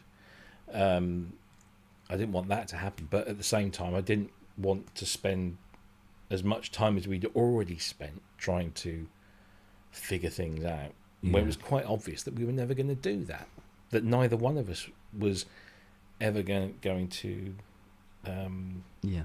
find the thing that was missing. It was, the therapist would, give us homework to do where we'd have to, try and make time to, be with each other and do things together and certain things. And, say, oh, you might want to try doing this or try doing that. And we were doing all these things, and it was just like, no, this just isn't working. And I remember thinking to myself, is it me? I'm just not trying hard enough. Maybe deep down, this is why, I don't want Yeah. this. And Yeah.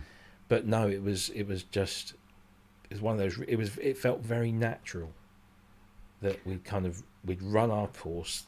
Something Yeah. had gone wrong. We knew what it was that had gone wrong, and there was no coming back from it. And so it just got to a point. We just both realised that we could spend so much time and money trying to do Yeah. something that wasn't going to happen.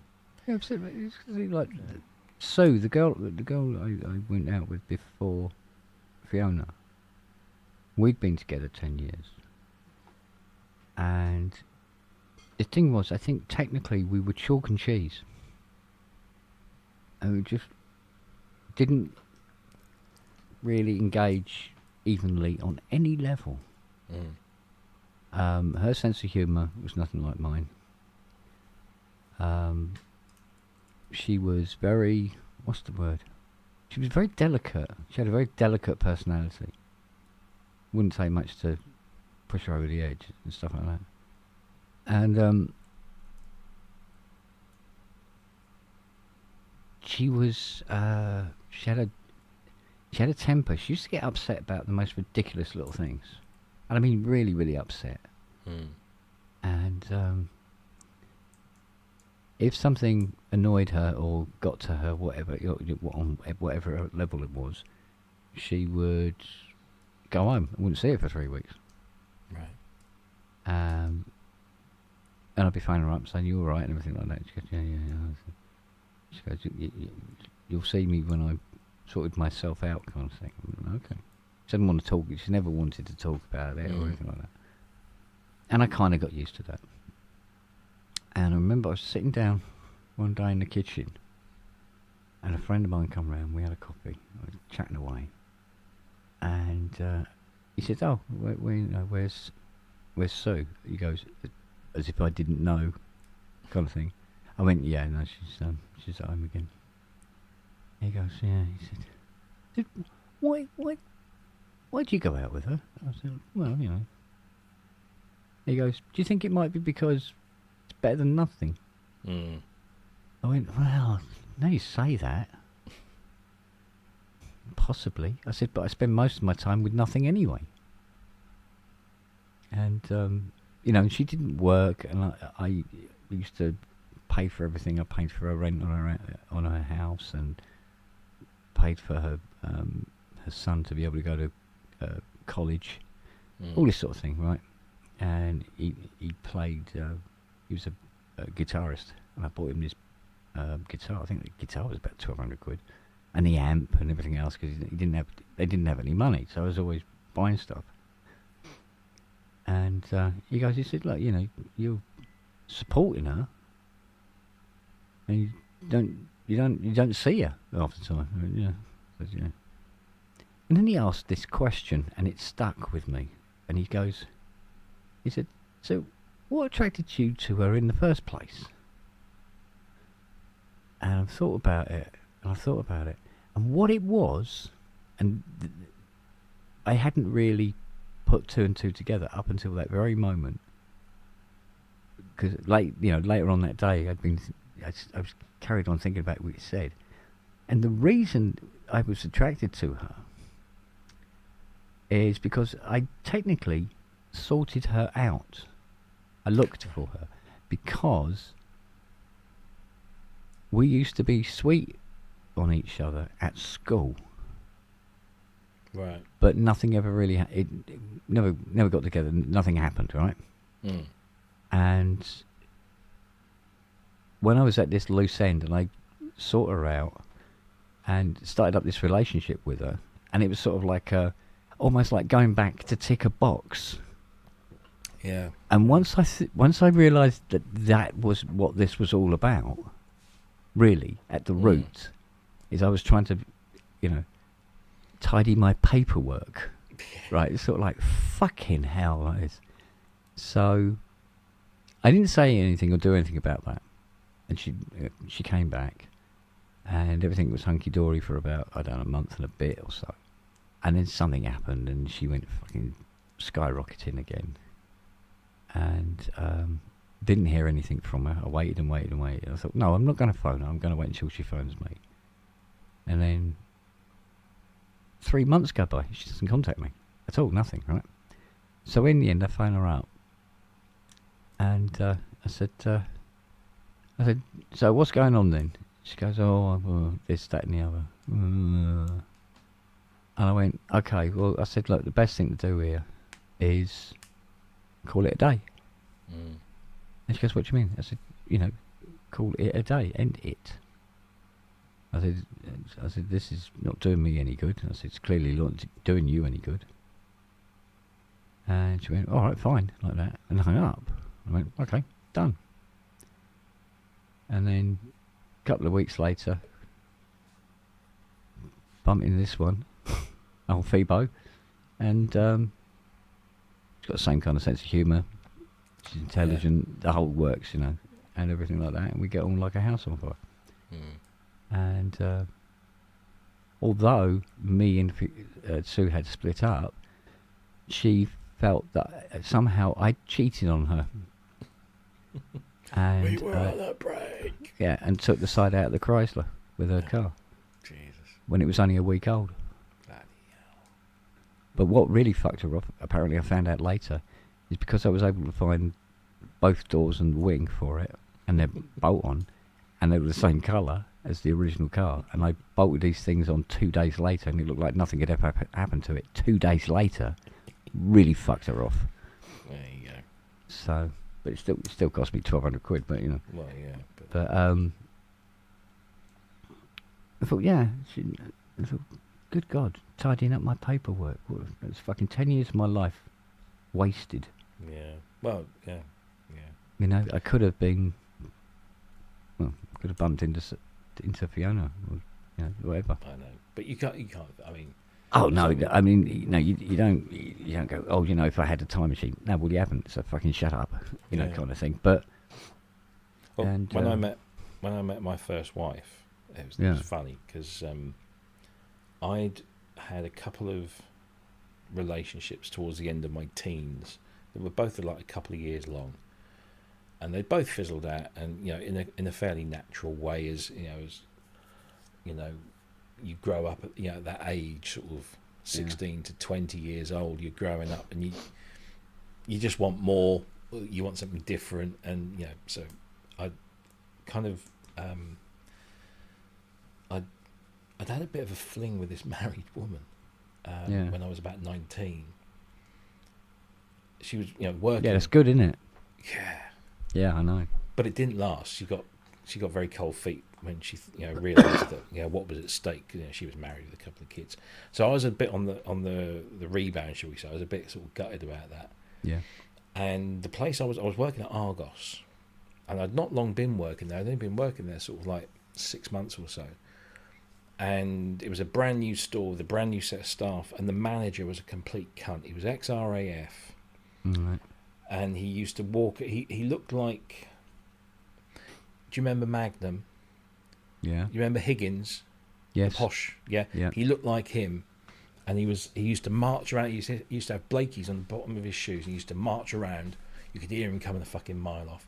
And he just didn't like me. He just took an instant dislike to me. And I think what really riled him was that because I'd been in place before he had, the rest of the team, like all the girls in the shop, we all got on really, really well. And he comes in and he's like the outsider. And so he just took an instant dislike to me and tried repeatedly to get me fired. And one of his attempts was to bring in somebody into the store, into the team, who would basically derail me. And what Argos used to do was they used to have this scheme called the Retail Management Trainee Scheme. So basically they would take people on out of college or wherever, and instead of them sort of working their way up the ladder, they'd get thrown in at management level straight away, a bit like an NCO. Right. In the forces, they just get thrown in. And so there was obviously there's a bunch of these people on the trainee scheme in the area. So he requested to have one sent to the store, and they sent this girl. Well, I'd say girl. She was must have been 19. Yeah, must have been 19 at the time, and. I was introduced to her, and she said, "This is Sarah, and she's going to spend 6 weeks with us, shadowing you and learning to do your job," sort of thing. I found out later that he had brought her in so that she would show me up as doing a shitty job, and he would then have a decent excuse to get rid of me.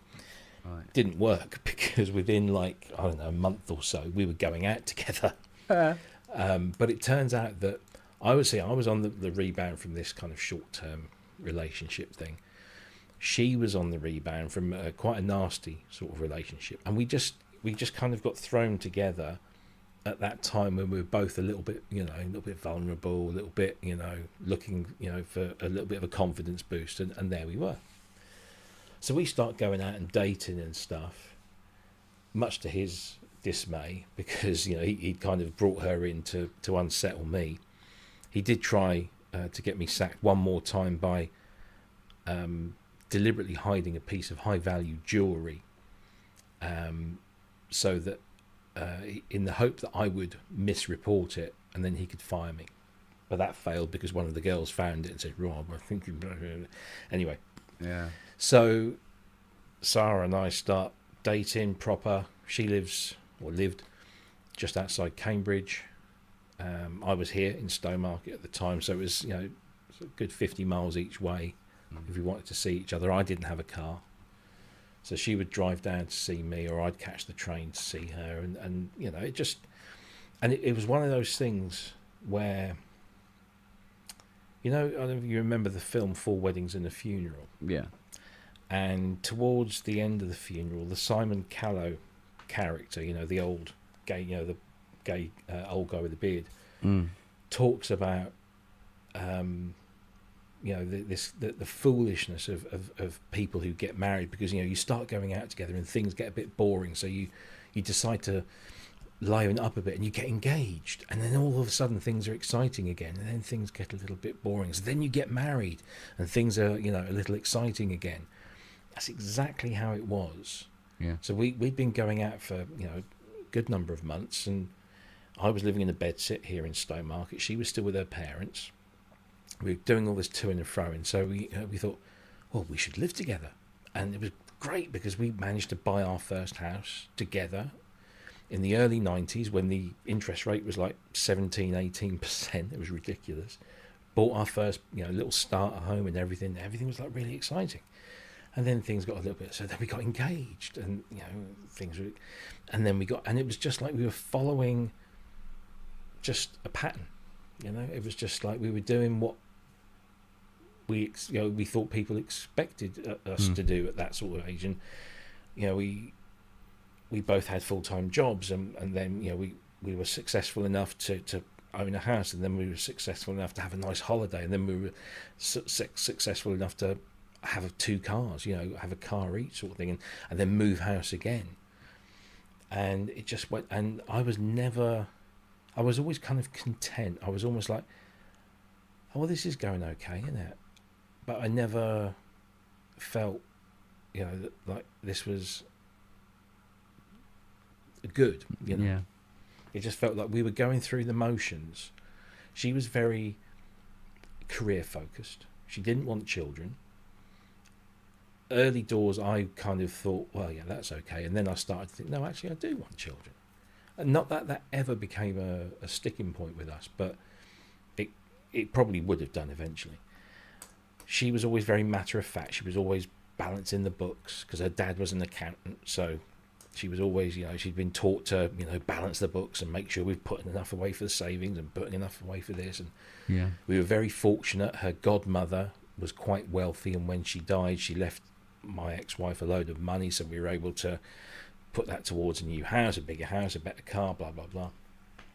And it was always just very comfortable, and just this kind of doing this aspirational thing of live in a house for a few years, buy a bigger house, live in that for a few years, buy another house that's a bit bigger still. And Yeah. we ended up in this lovely 3-bed semi and nice big garden and a cat, and everything was tidy. I was getting a few keyboards together in my room. I was playing in a band, and then one Christmas morning, she confesses to having an affair.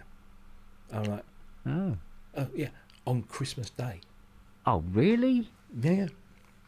I'd known something had been going on, Yeah. or something wasn't right. Yeah. I wasn't sure what it changed. was, but something Yeah. wasn't right. She was being a little bit quiet and a little bit off, and I knew, and I'd been asking her, like, what's wrong? You don't seem yourself. And she would say, she would like always brush it aside. Yeah. And then on Christmas morning, she literally came downstairs without any prompting, and it was almost like she decided to do it on Christmas Day. And she said, look, you've been asking me what's wrong. Well, I want to tell you. And I was like, okay, fine, tell me. And then she said she'd been having an affair, and I was just like, I went through the roof. I stormed out the house, jumped in my car, drove at stupid speeds. Thankfully, being Christmas Day, it was very quiet, so it wasn't as if I was going to crash into anything. And I was just driving around for about an hour, just like raging and crying and like, what the fuck's going on? I get home, and she's on the phone. And all I hear is, she's upstairs, and all I hear is, oh, he's home, I've got to go. He puts the phone down, and I said, who was that? She goes, oh, it was just my friend ringing to wish me a happy Christmas. And I'm like, I've been with you for a number of years. Mm-hmm. Your friend never called you up on Christmas Day to wish you a happy Christmas. Who was it? And it turned out it was him. And so that was she it. phoned him up to tell him that she'd told you. Yeah, exactly. So Yeah. I said, look, what are we going to do? Because the tradition was that we would always go over to her parents on Christmas Day for Christmas dinner. Yeah. I said, are we still going to go? And she said, well, if we don't go, it's going to raise lots of questions. I said, well, I don't care. If you, what do you want to do? So she said, look, I regret everything. I wish I hadn't done it. And, I'm sorry. And, the whole kind of thing. And I'm like, I don't believe you, because half an hour ago you were on the phone to him. If you regretted it that much, you wouldn't have done that. Yeah. So we go over to her parents, and we put on the biggest show.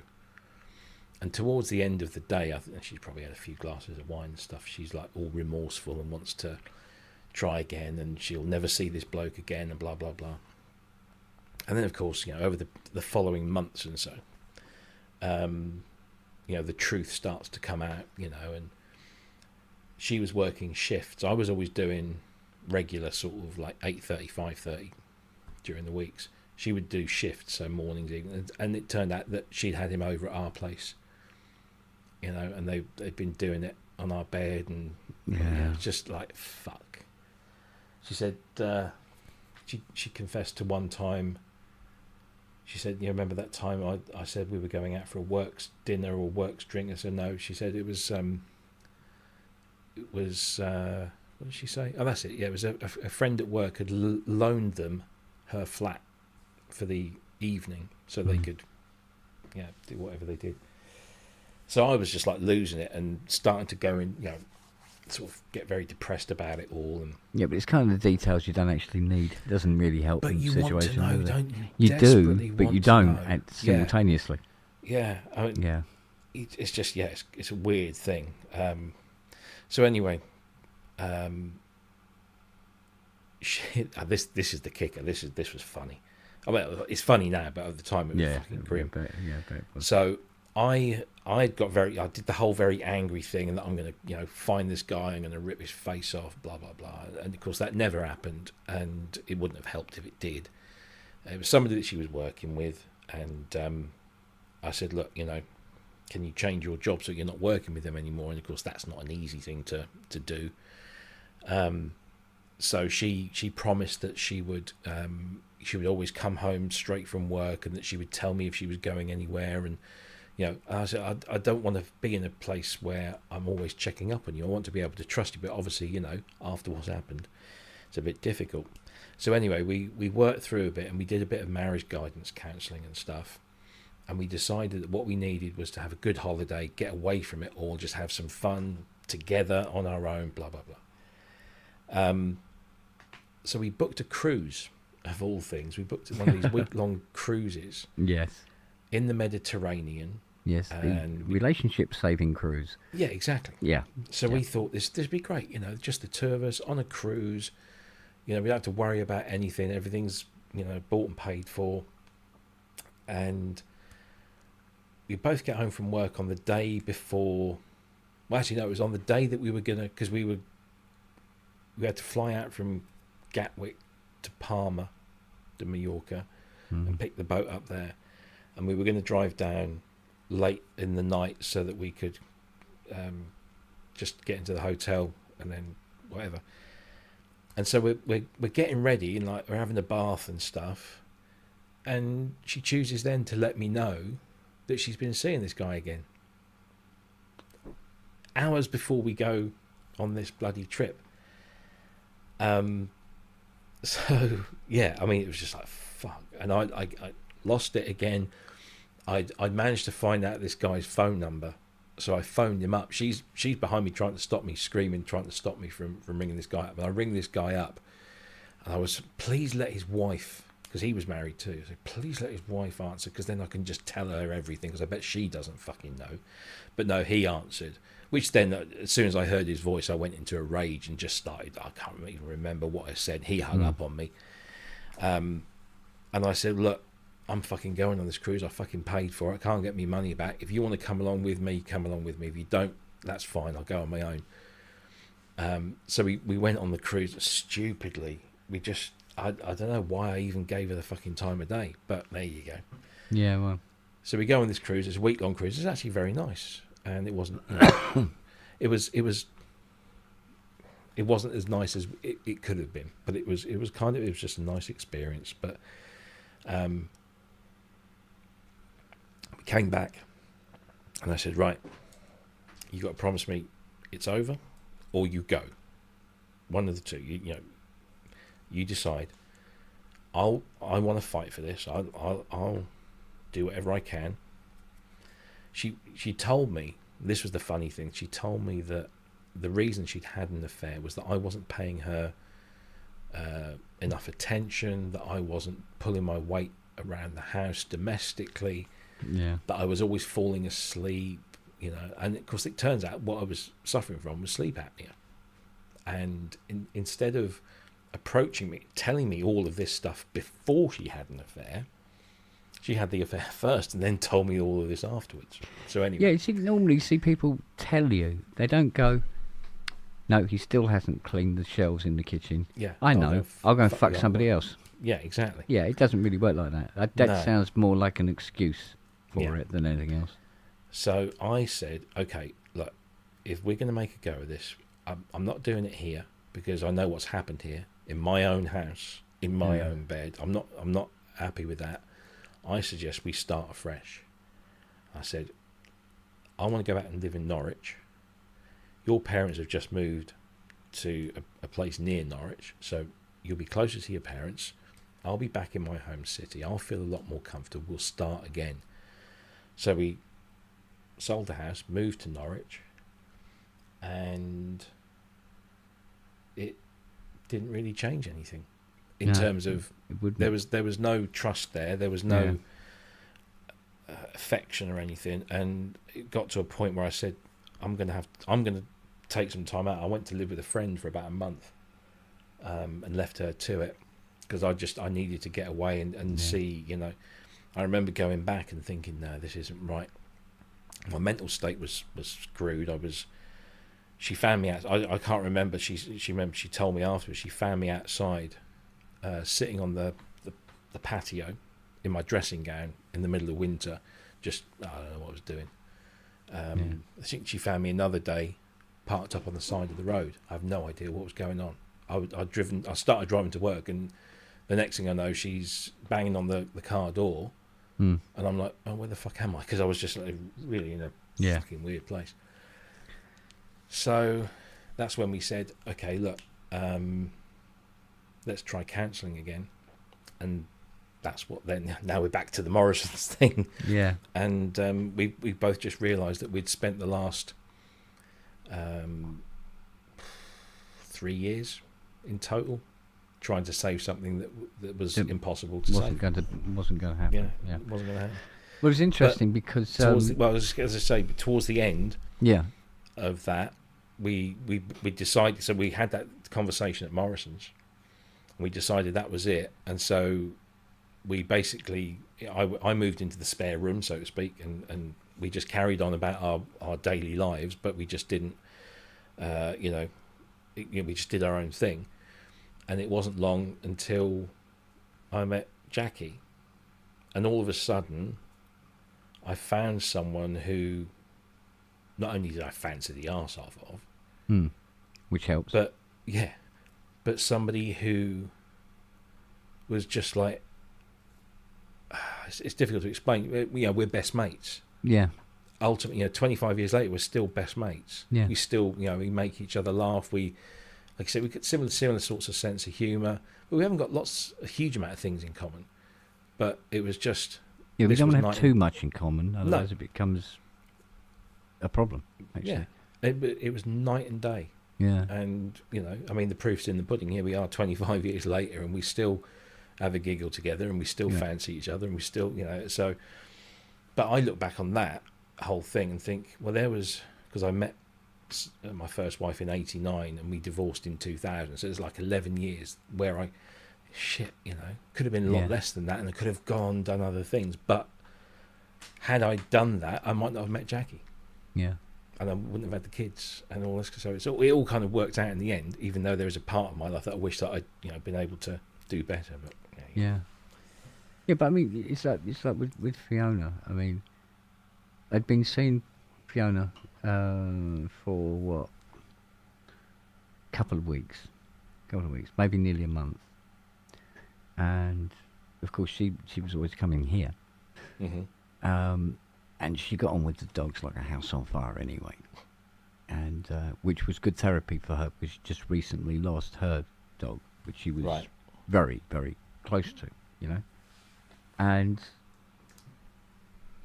I found myself thinking, it was one evening, I found myself thinking, I seem to really, really like this woman, but I'm not sure.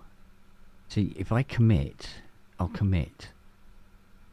And I don't know if I want to do that and risk it, because, I haven't gone out with her long enough to really, really know her. Mm.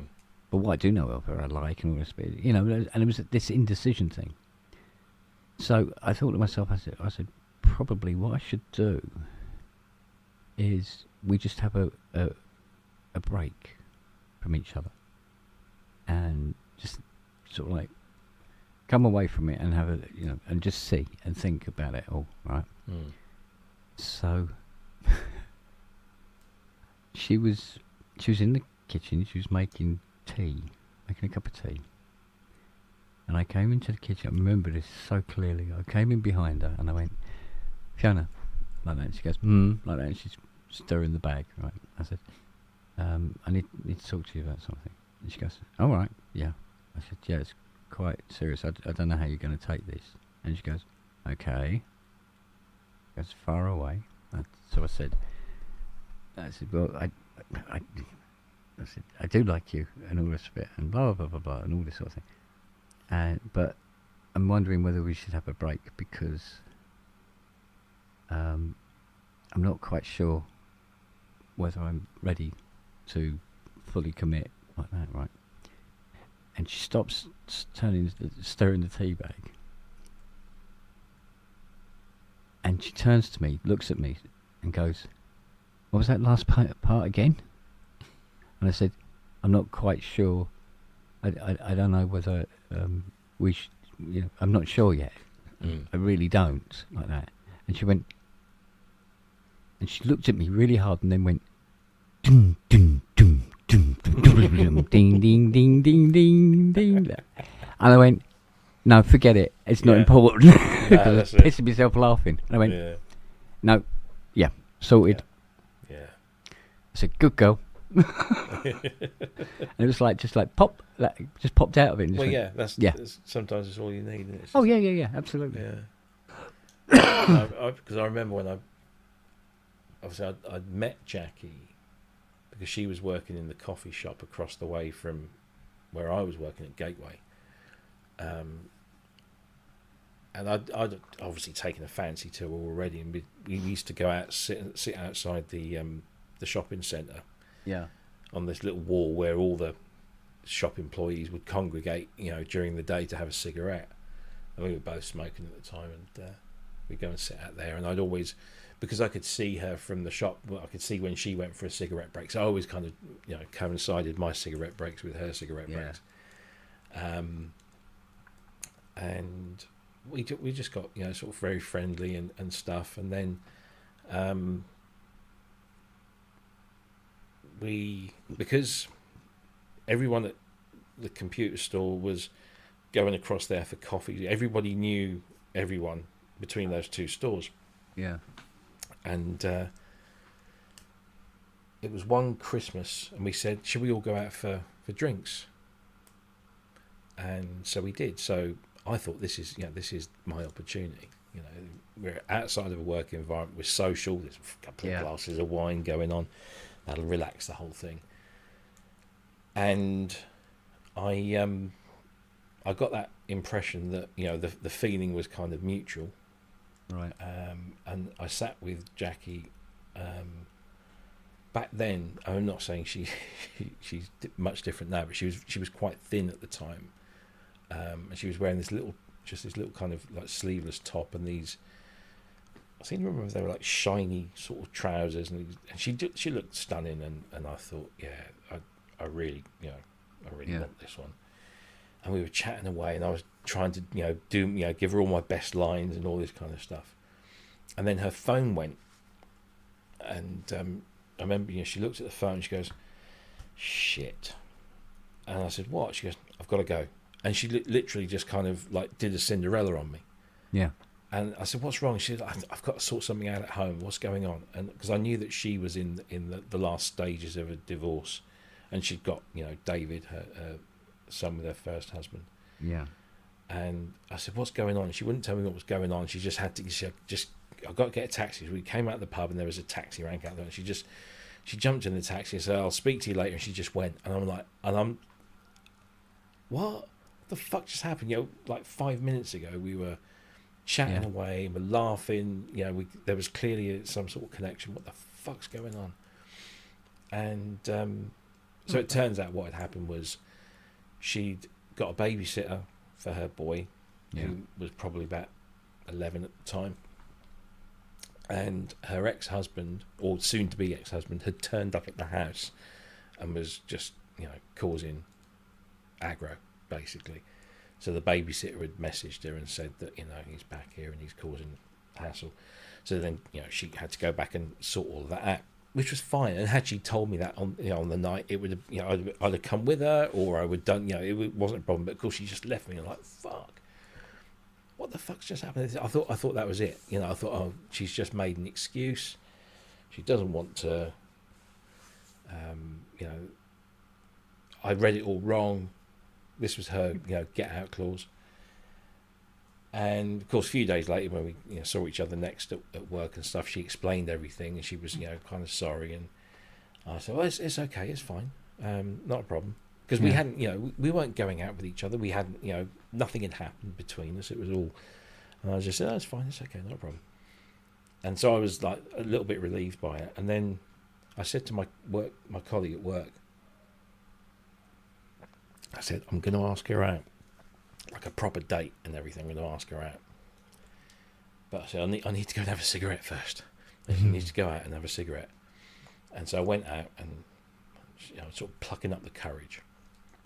And I go back into the shopping centre, and as we're walking down, the whatever you call it, the pathway, her shop's on the left, my shop's on the right, and there was this gobby little cow that used to work with her, and she shouts across the shopping mall, "Rob, Jackie wants to ask you something."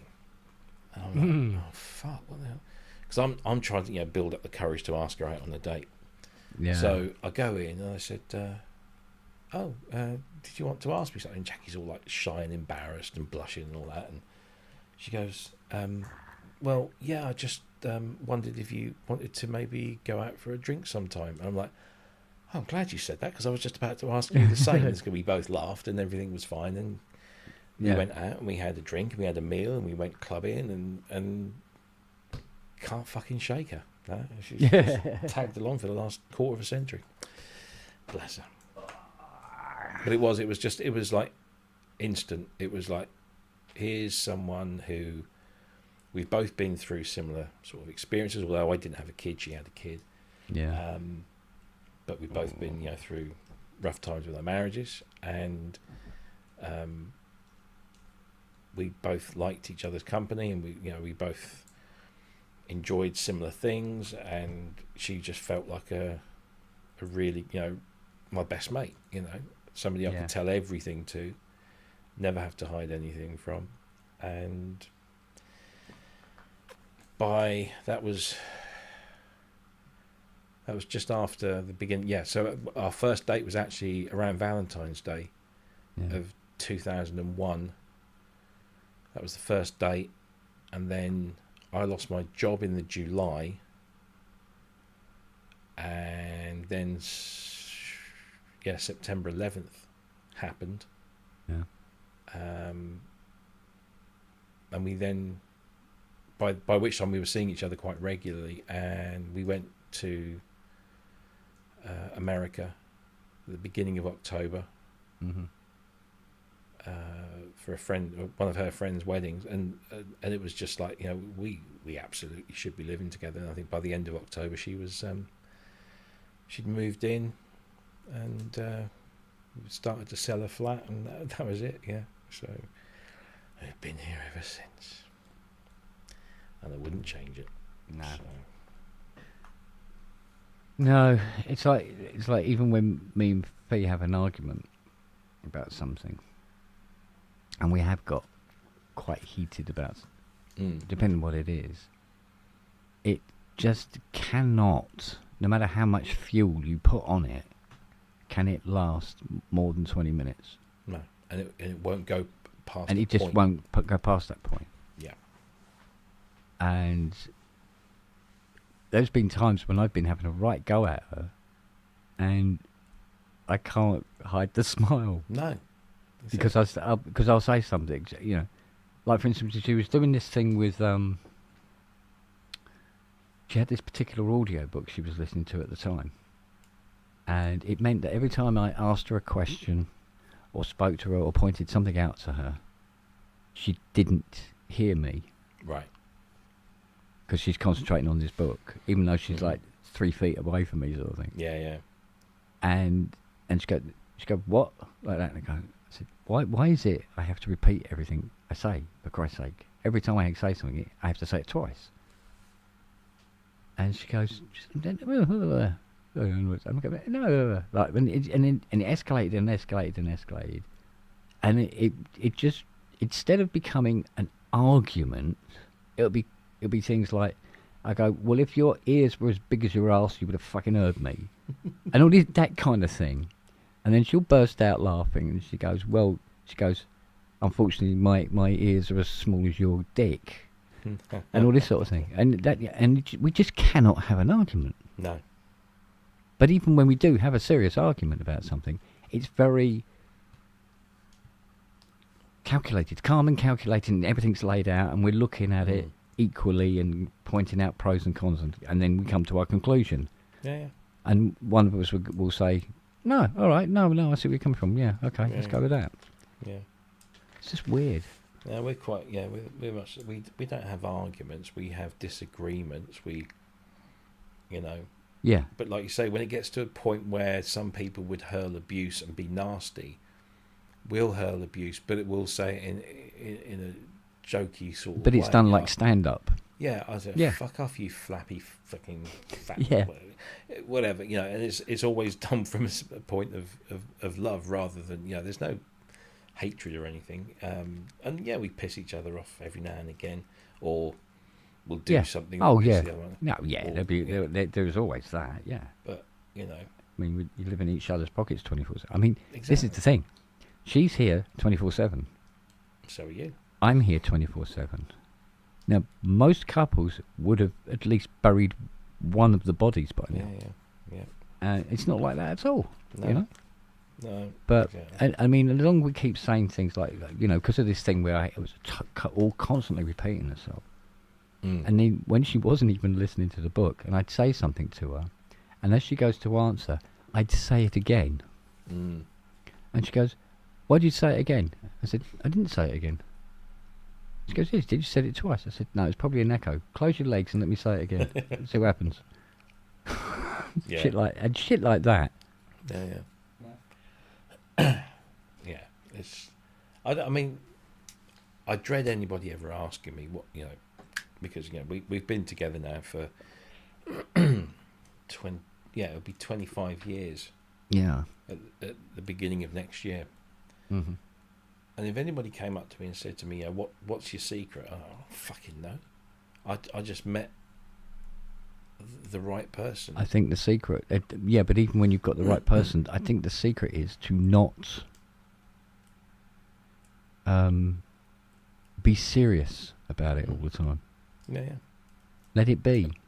But if we have serious things to discuss, and we've had over the years, we've had lots of serious things to sort of talk about, whether it's to do with the kids or whether it's to do with work or whatever. But it's at the end of the day, I mean, what I can say is that Jackie is my best friend. Yeah. Who knows me inside out, and vice versa. We can tell when the other one is not feeling right or whatever. Yeah. We support each other in everything we do. Every time. I mean, Jackie kind of trusts me to make a lot of the important sort of financial decisions. She's quite happy to not worry, and I'm quite happy to take that on because I've had so many financial difficulties in the past. Well, we've had financial difficulties as a couple in the past, but then we made all of our decisions together. Every decision was, one might come up to us and say, I think we should do this, or I think we should do something like that. Yeah. And we'd have a discussion about it, and we would agree on how we would proceed. And it's always stood us in good stead. I said to her when we were, deciding to have our own children, I said, I don't really want to have our children brought up by a childminder or whatever. Yeah.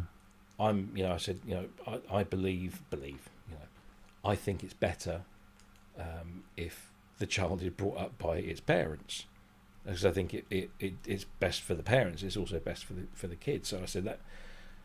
How do you feel about not going back to work when you've had Sophia? And of course, Jackie's like, yeah, that's fine. She's all right with that. Yeah. And we struggled. Boy, did we struggle, because she's it was just me and my meager, back then it was quite a meager income. And and we didn't go on holidays for years. You know, once Sophia was born, you know, it was, you know, we spend the money on the kids, you know, on making sure they're okay. We drove shitty cars. We never had holidays. Then Luca comes along, and so that makes it, you know, doubly so. You know, we lived in some you know, rough places. Didn't have holidays, but the kids never went without, and the kids benefited from having their mum around all the time. And I have to say, you know, both you know, our kids. You know, obviously David turned out well, all right, but he was on his way anyway. I mean, I started looking after him, and you know, when they moved in, he was about 12, and he's turned out, you know, as a diamond. But these two, I mean, I'm so proud. I mean, they've come through. It's funny because Jackie's best friend has got a couple of kids, and they're both adopted, and they've been absolute fucking nightmares. To the point where the boy is now apparently under suspicion of shoplifting or aiding and abetting, and they're telling us all the troubles they have with their kids and stuff, because they, you know, at the time they were both working full-time jobs, and the kids were, you know, here and there and sorts of things. Yeah, home alone. So yeah, and there was whole, you know, it's a very complex situation. But Yeah. You know, we Jackie and I were saying the other day, you know, their kids, their boy is about the same age as ours. Their daughter is a little bit younger, and so our daughter is older than a lot of them. But I said, we never had any of that. And why is that? And why have they got it? I mean, they're better off than us financially. They've never wanted for anything. They live in a lovely house. They've gone on amazing holidays, you know. And whereas our kids have, you know, just had to, you know, they didn't go abroad until they were in their sort of mid-teens, because that was like the first time we could actually afford to do it. And yet they're so different, and I'm just, you know, I'm so proud of my two, because, you know, they got good moral compasses. Yeah, and they both work hard. Yeah. They save their money. Sophia, I mean, you know, in the last couple of years, you know, she's, Well, that's credit to you and Jackie.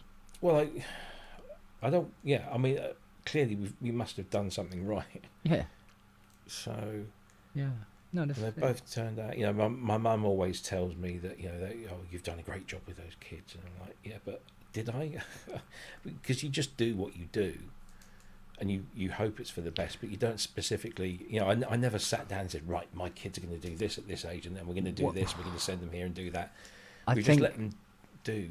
After seeing some of the clusterfucks that I have seen in the past, yeah, you've done a good job. Well, look, they've never been in trouble. They're both fit and healthy. Yeah. They've both got jobs. So hopefully, you know, and you know, Lucas said to me this afternoon, his plan is he's going to have a car by the end of this month, and then he can start looking for a better job. I'm thinking that's exactly what I wanted. You know, because you get some kids that mum and dad, with probably the best intentions in the world, look after them way beyond where they should be. You know, they should be being, you know, my mum, as soon as I got a job, my mum said, right, you're paying housekeeping, you know, effectively rent, you know, you're paying some, you know, even though nothing else has changed, you're paying, you know, I never got away with, you know, sponging off my parents or having my parents pay for this or do this for me. No, I never had that situation arise. And I grew to realise that was kind of not necessarily the making of me, but it was a big life lesson, because when I left home at 18, it was because I had to leave home, because of the relationship that me and my stepfather had. I had no choice. I had to leave, otherwise it would have just, you know, somebody would have ended up dying. Yeah. And so I had to, you know, I chose to leave home, and I ended up living in the bedsit. I just turned 18. Yeah. I was on £45 a week at the co-op, and my rent was 35. Mm. So I had £10 a week to live off of, and I was a smoker, Yeah. running a motorbike to get to work and back, Yeah. and I had to buy food, and I did buy a lot of food, shall we say. It was mostly cigarettes and alcohol and petrol for the bike, and that was kind of it. Fortunately, fags were only about £1 a packet back then, Well, yeah, quite. which helped. So, you know, my dad helped me out a little bit. He would send me a little bit of money each month, but it just kind of topped me up really.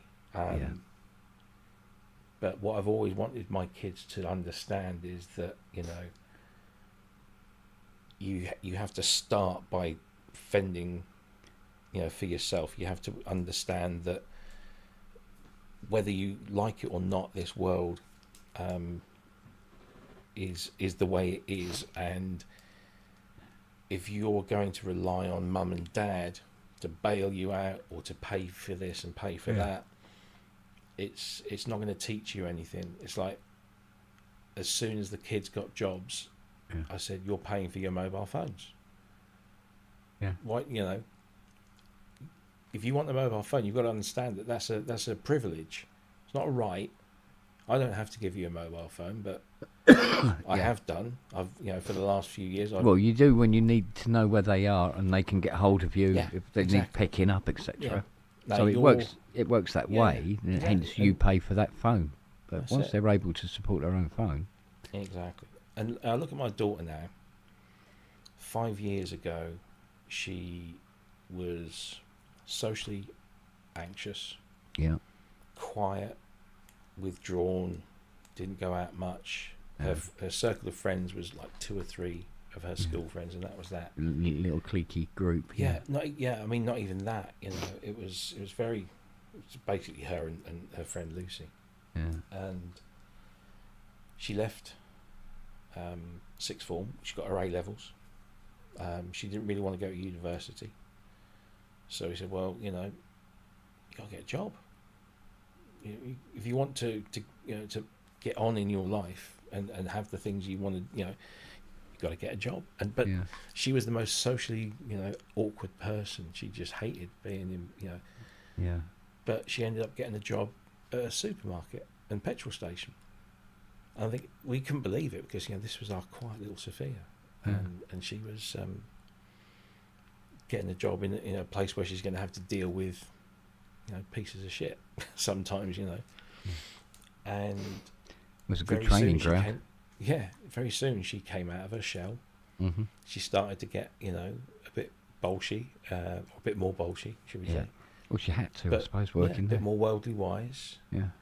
And she said, you know, and she has told me once that her aim is to find, you know, a wealthy boyfriend and, you know, settle down. Like, okay.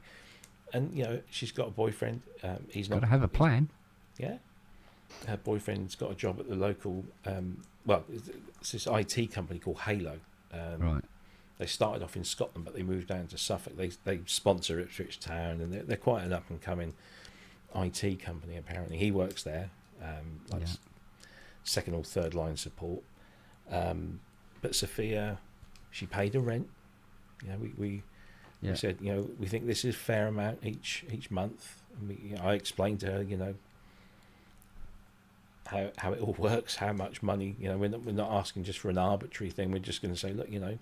You use this much, we'll give, you know, we'll buy your food for you, but you've got to help pay for it and all that kind of stuff. She's paid her rent, she saved her money, she bought her own car,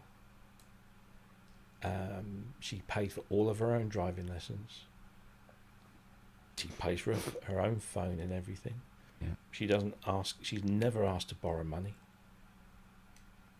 And the one thing I said to Jackie before the kids were sort of at the age where we would need to worry about it, I said, I want to make sure that these kids understand the whole concept of money and finance and what you should and shouldn't do, because I didn't have that and I fucked up big time. So I need to make sure that these two know exactly what, you know, what money is, how you spend it, where and when you borrow money, if you ever have to borrow money at all, where to, what to do if you've got surplus, savings, ISAs, all that kind of stuff. And we've made sure that they understand that from the outset, because I didn't get that and I fucked up so badly, and I don't want to see them go through that. Yeah. So she's done amazing. Yeah. And Luke is doing exactly the same. Luke has got a job. He's working in a supermarket. It's not what he wants to do, and he has to. Both of them are up. Will be up at 4 o'clock.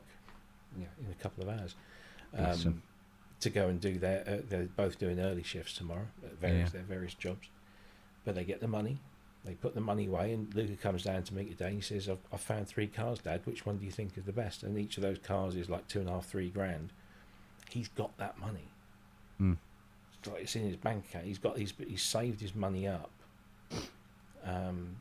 He goes out. He gets pissed with his mates. He has fun times and stuff. Never gets into trouble. Doesn't do anything stupid. He's passed his driving test. He's got his money to buy his car. And he says, as soon as I get that car sorted by the end of the month, I'm looking for jobs outside of the town, so he can spread his wings and do what he wants. He's going to him and his mates are taking themselves off for a week in the autumn somewhere. I don't know where they're going. And I sit here thinking, I don't know how I did it, or how we did it, should I say. It's not just me, it's Jackie as well. I don't know how we did it, but we haven't done too bad. No, you've done all right. So, yeah. And ultimately, if I don't do anything else in this world, if I've left a couple of people that can look after themselves and then pass that on, that's the other thing. Like, politically, morally, religiously, we have never told them what they should or shouldn't do. We've just told them everything. We've said, there's, when it comes to politics, you've got blah, blah, blah, blah, blah. This is what I think. This doesn't necessarily have to be what you think. Same with religion. Same with everything. We've kind of said, given them the guidance, but they've made their own minds up. And I'm so proud, when I hear, what they think about certain things, political stuff. I mean, Luke is he's a member of the Green Party. He's very politically aware and active. Sophia has very strong views on lots of things, and they're all very progressive and liberal. But all of that has been, I think, because we've said, there it is, it's all there. Look into it all. Pick and choose what you think is right, and they've both. I mean, sure, they've probably heard me and Jackie, talk about things and our opinions and stuff, and that's probably rubbed off on them. But we've never forced it on them, which is the worst thing you can do. And my parents never forced their religion, well, they didn't have it, and I just made my own mind up. I went to Sunday school, and all that kind of stuff, and was I think the nearest I ever got was Mum had me christened, baptised. I don't know which fucking one. Which Catholic. Yeah. So I mean, they all do it, don't they? But yeah, but whatever the Catholic version of it is, because she was Catholic, but round about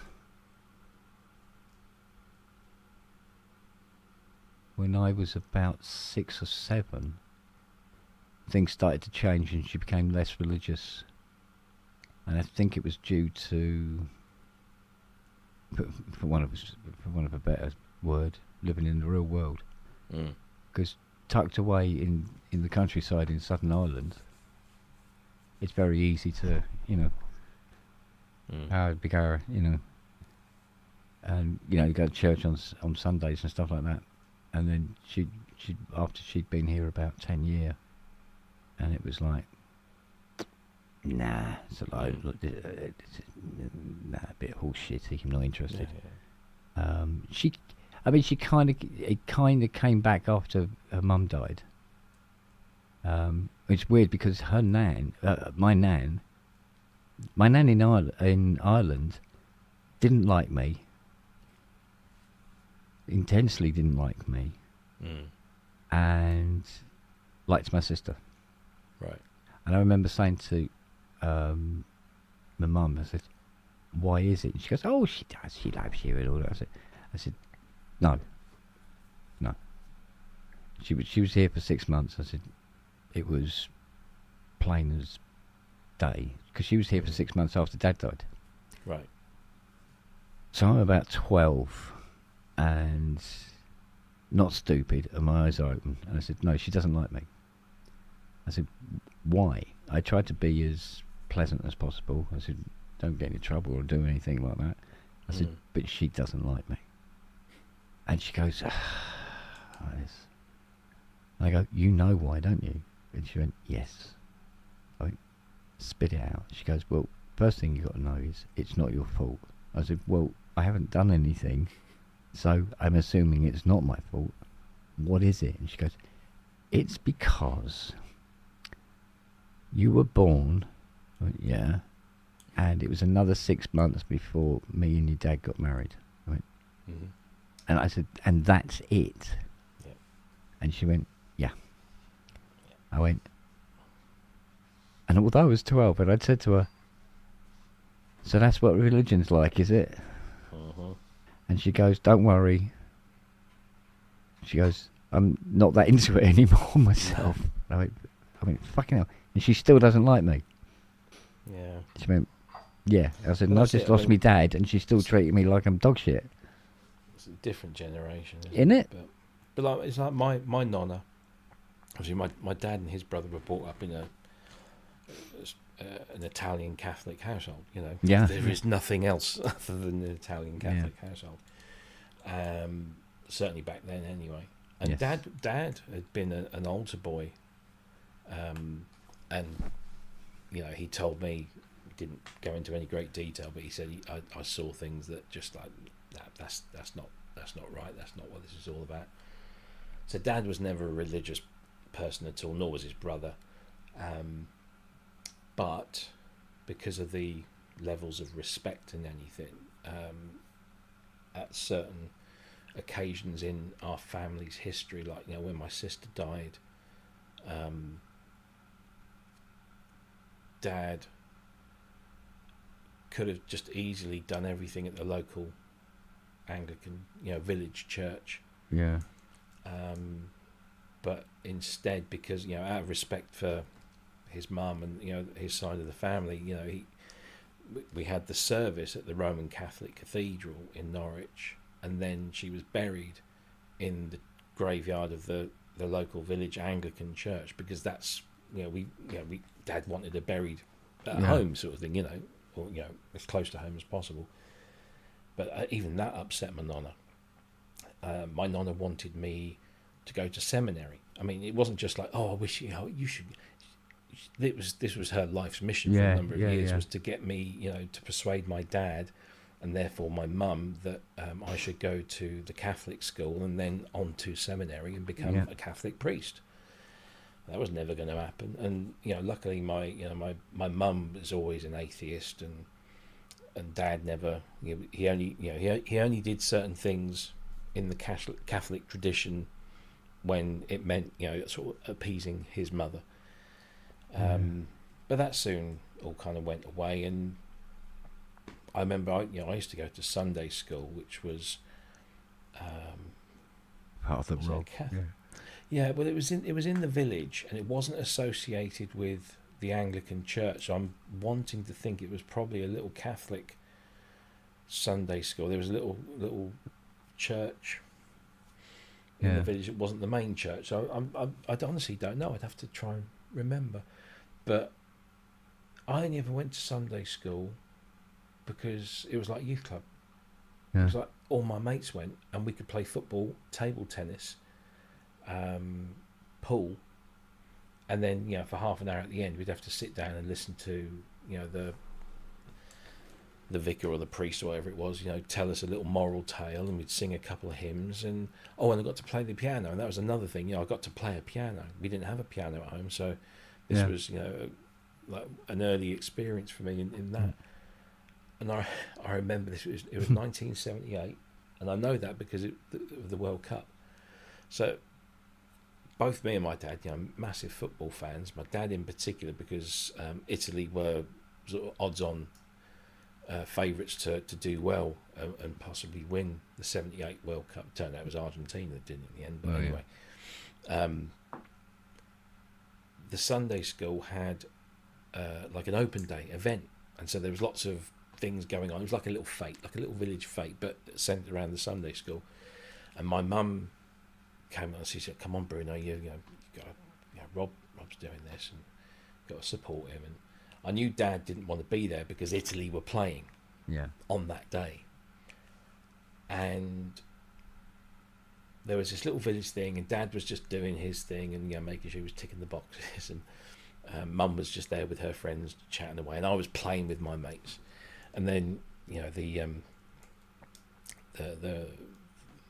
priest calls everyone in, and we go in for a little service in the chapel.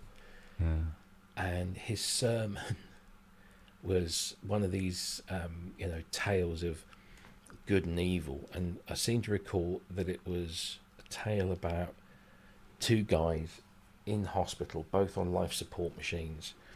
One was a believer, the other one wasn't. And when the guy that wasn't a believer passed away, the little machine, the dot on the screen went down, and when the guy that passed away was when the religious guy, his little dot on the screen went up. And I remember distinctly my dad saying something very vulgar in Italian in the middle of this thing, gets up and storms out because he's like, "I'm listening to this bullshit, and I just want to go and see fucking Italy playing the World Cup." And I'm like mortified because the whole village is there, like, "Oh, what's Bruno doing?" Because he was quite well known in the village because that's where the restaurant was. It was it was a big deal. It employed probably a dozen people from the village in there, and he just caused it. And my mum was mortified, and I was, "Oh God, what's my dad doing?" And I got home after because the kids stayed behind to clear up and put everything back together. And we all walked back to our homes, and I walked in there, and both my parents stood there for once in absolute agreement that I would never be going back to that Sunday school again. Because, and I didn't realise it at the time, but it was horse shit. And that was the only time they ever put any kind of not restriction, but any kind of influence on me with regards to religion. I was always sort of brought up to, I think also because my sister had died a few months before, there was lots of tension and lots of kind of questioning of that sort of thing, because I guess back then I probably did believe in God because I'd been brought up in a well, you're surrounded by it at all times. And the headmaster at our primary school was a strict Christian authoritarian guy, and he gave the cane to a couple of kids who at lunchtime around one of the dinner tables started doing taking the mickey out of Indian people and doing the whole like this sort of thing. They were just and this was the mid 70s. It was and he didn't reprimand them because it was offensive. He reprimanded them because it wasn't Christian, and they got the fucking cane for it. This was the kind of guy he was. In hindsight, a very generous man. I mean, I've got to learn a lot more about him. Obviously over the years. Yeah. But that was just him. He was old school. Literally old school, and that was the way he did things. But no, my parents never forced any of that shit on me, and I made my own mind up. So I always said that's what I would do with my kids. Is that, here's the world of all this kind of stuff. Yeah. Look into it, read about it. If it relates and if it resonates with you, then fine. But don't shut everything out for the sake of one thing, even if that one thing is atheism. Don't shut out religion and just say, "Oh, I'm an atheist," without properly looking into the other religions, because you might think, "Oh, hang on a minute." But there you go. That's. Yeah, I must admit. I mean, when my nan died, Irish nan died. My mum went to Ireland for the funeral and stuff like that. And for want of a better word, just didn't come back. And she was gone, what, 8 months? And so me and my sister were here, and we just ran the place. It wasn't exactly difficult. We'd been practically running the place when she was here anyway. And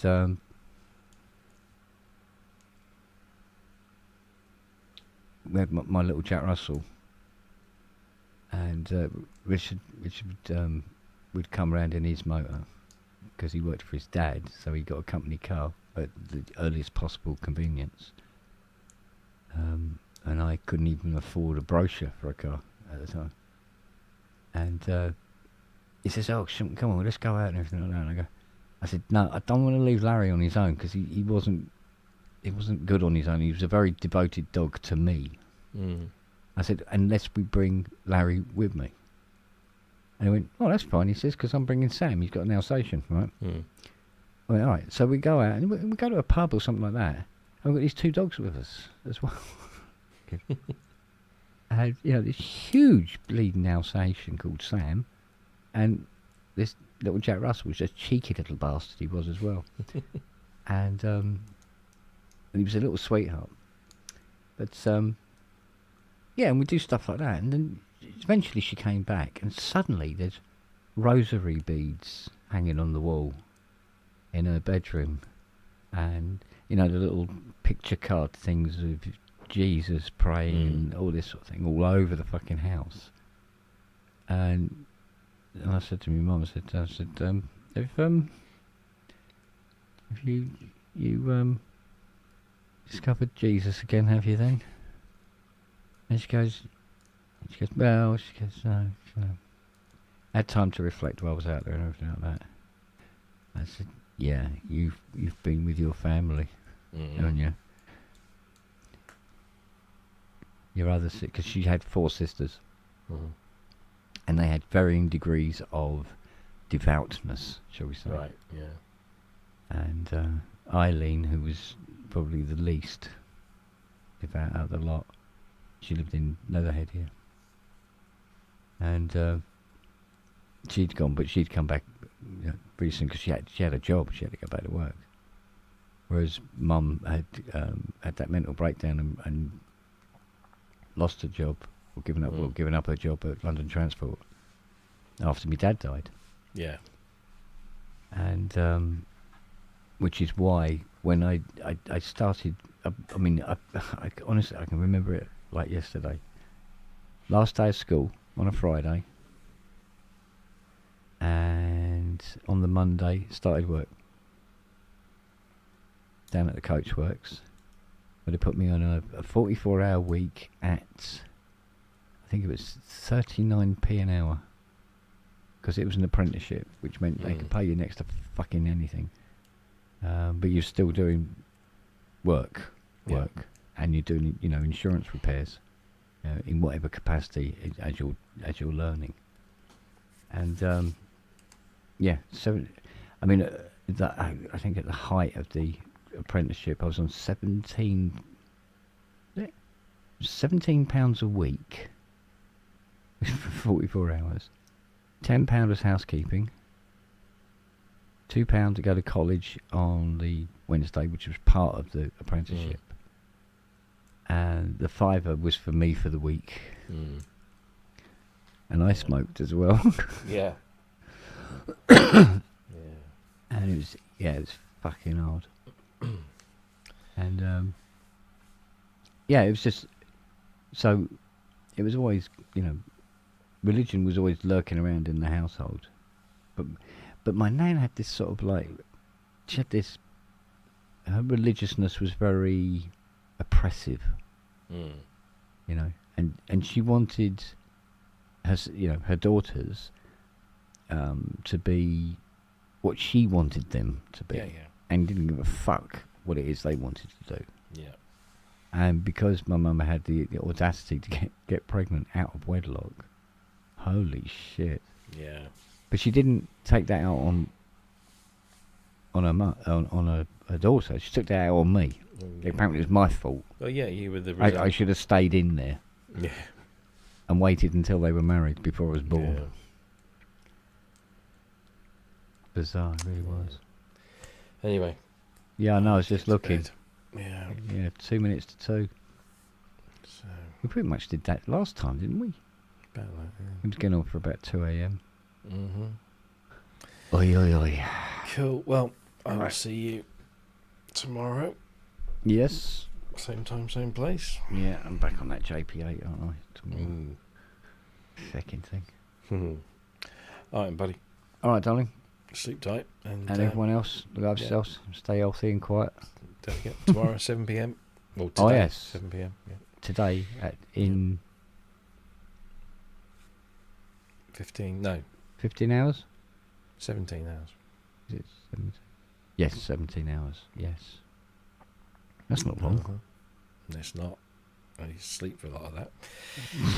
Indeed. Yeah, if I'm not Anyway. asleep now. Yeah. All right, boy. All right, darling. See you later. Bye bye. Take it easy. Take care, Bye. everyone. Bye, See bye, ya. byes. Bye.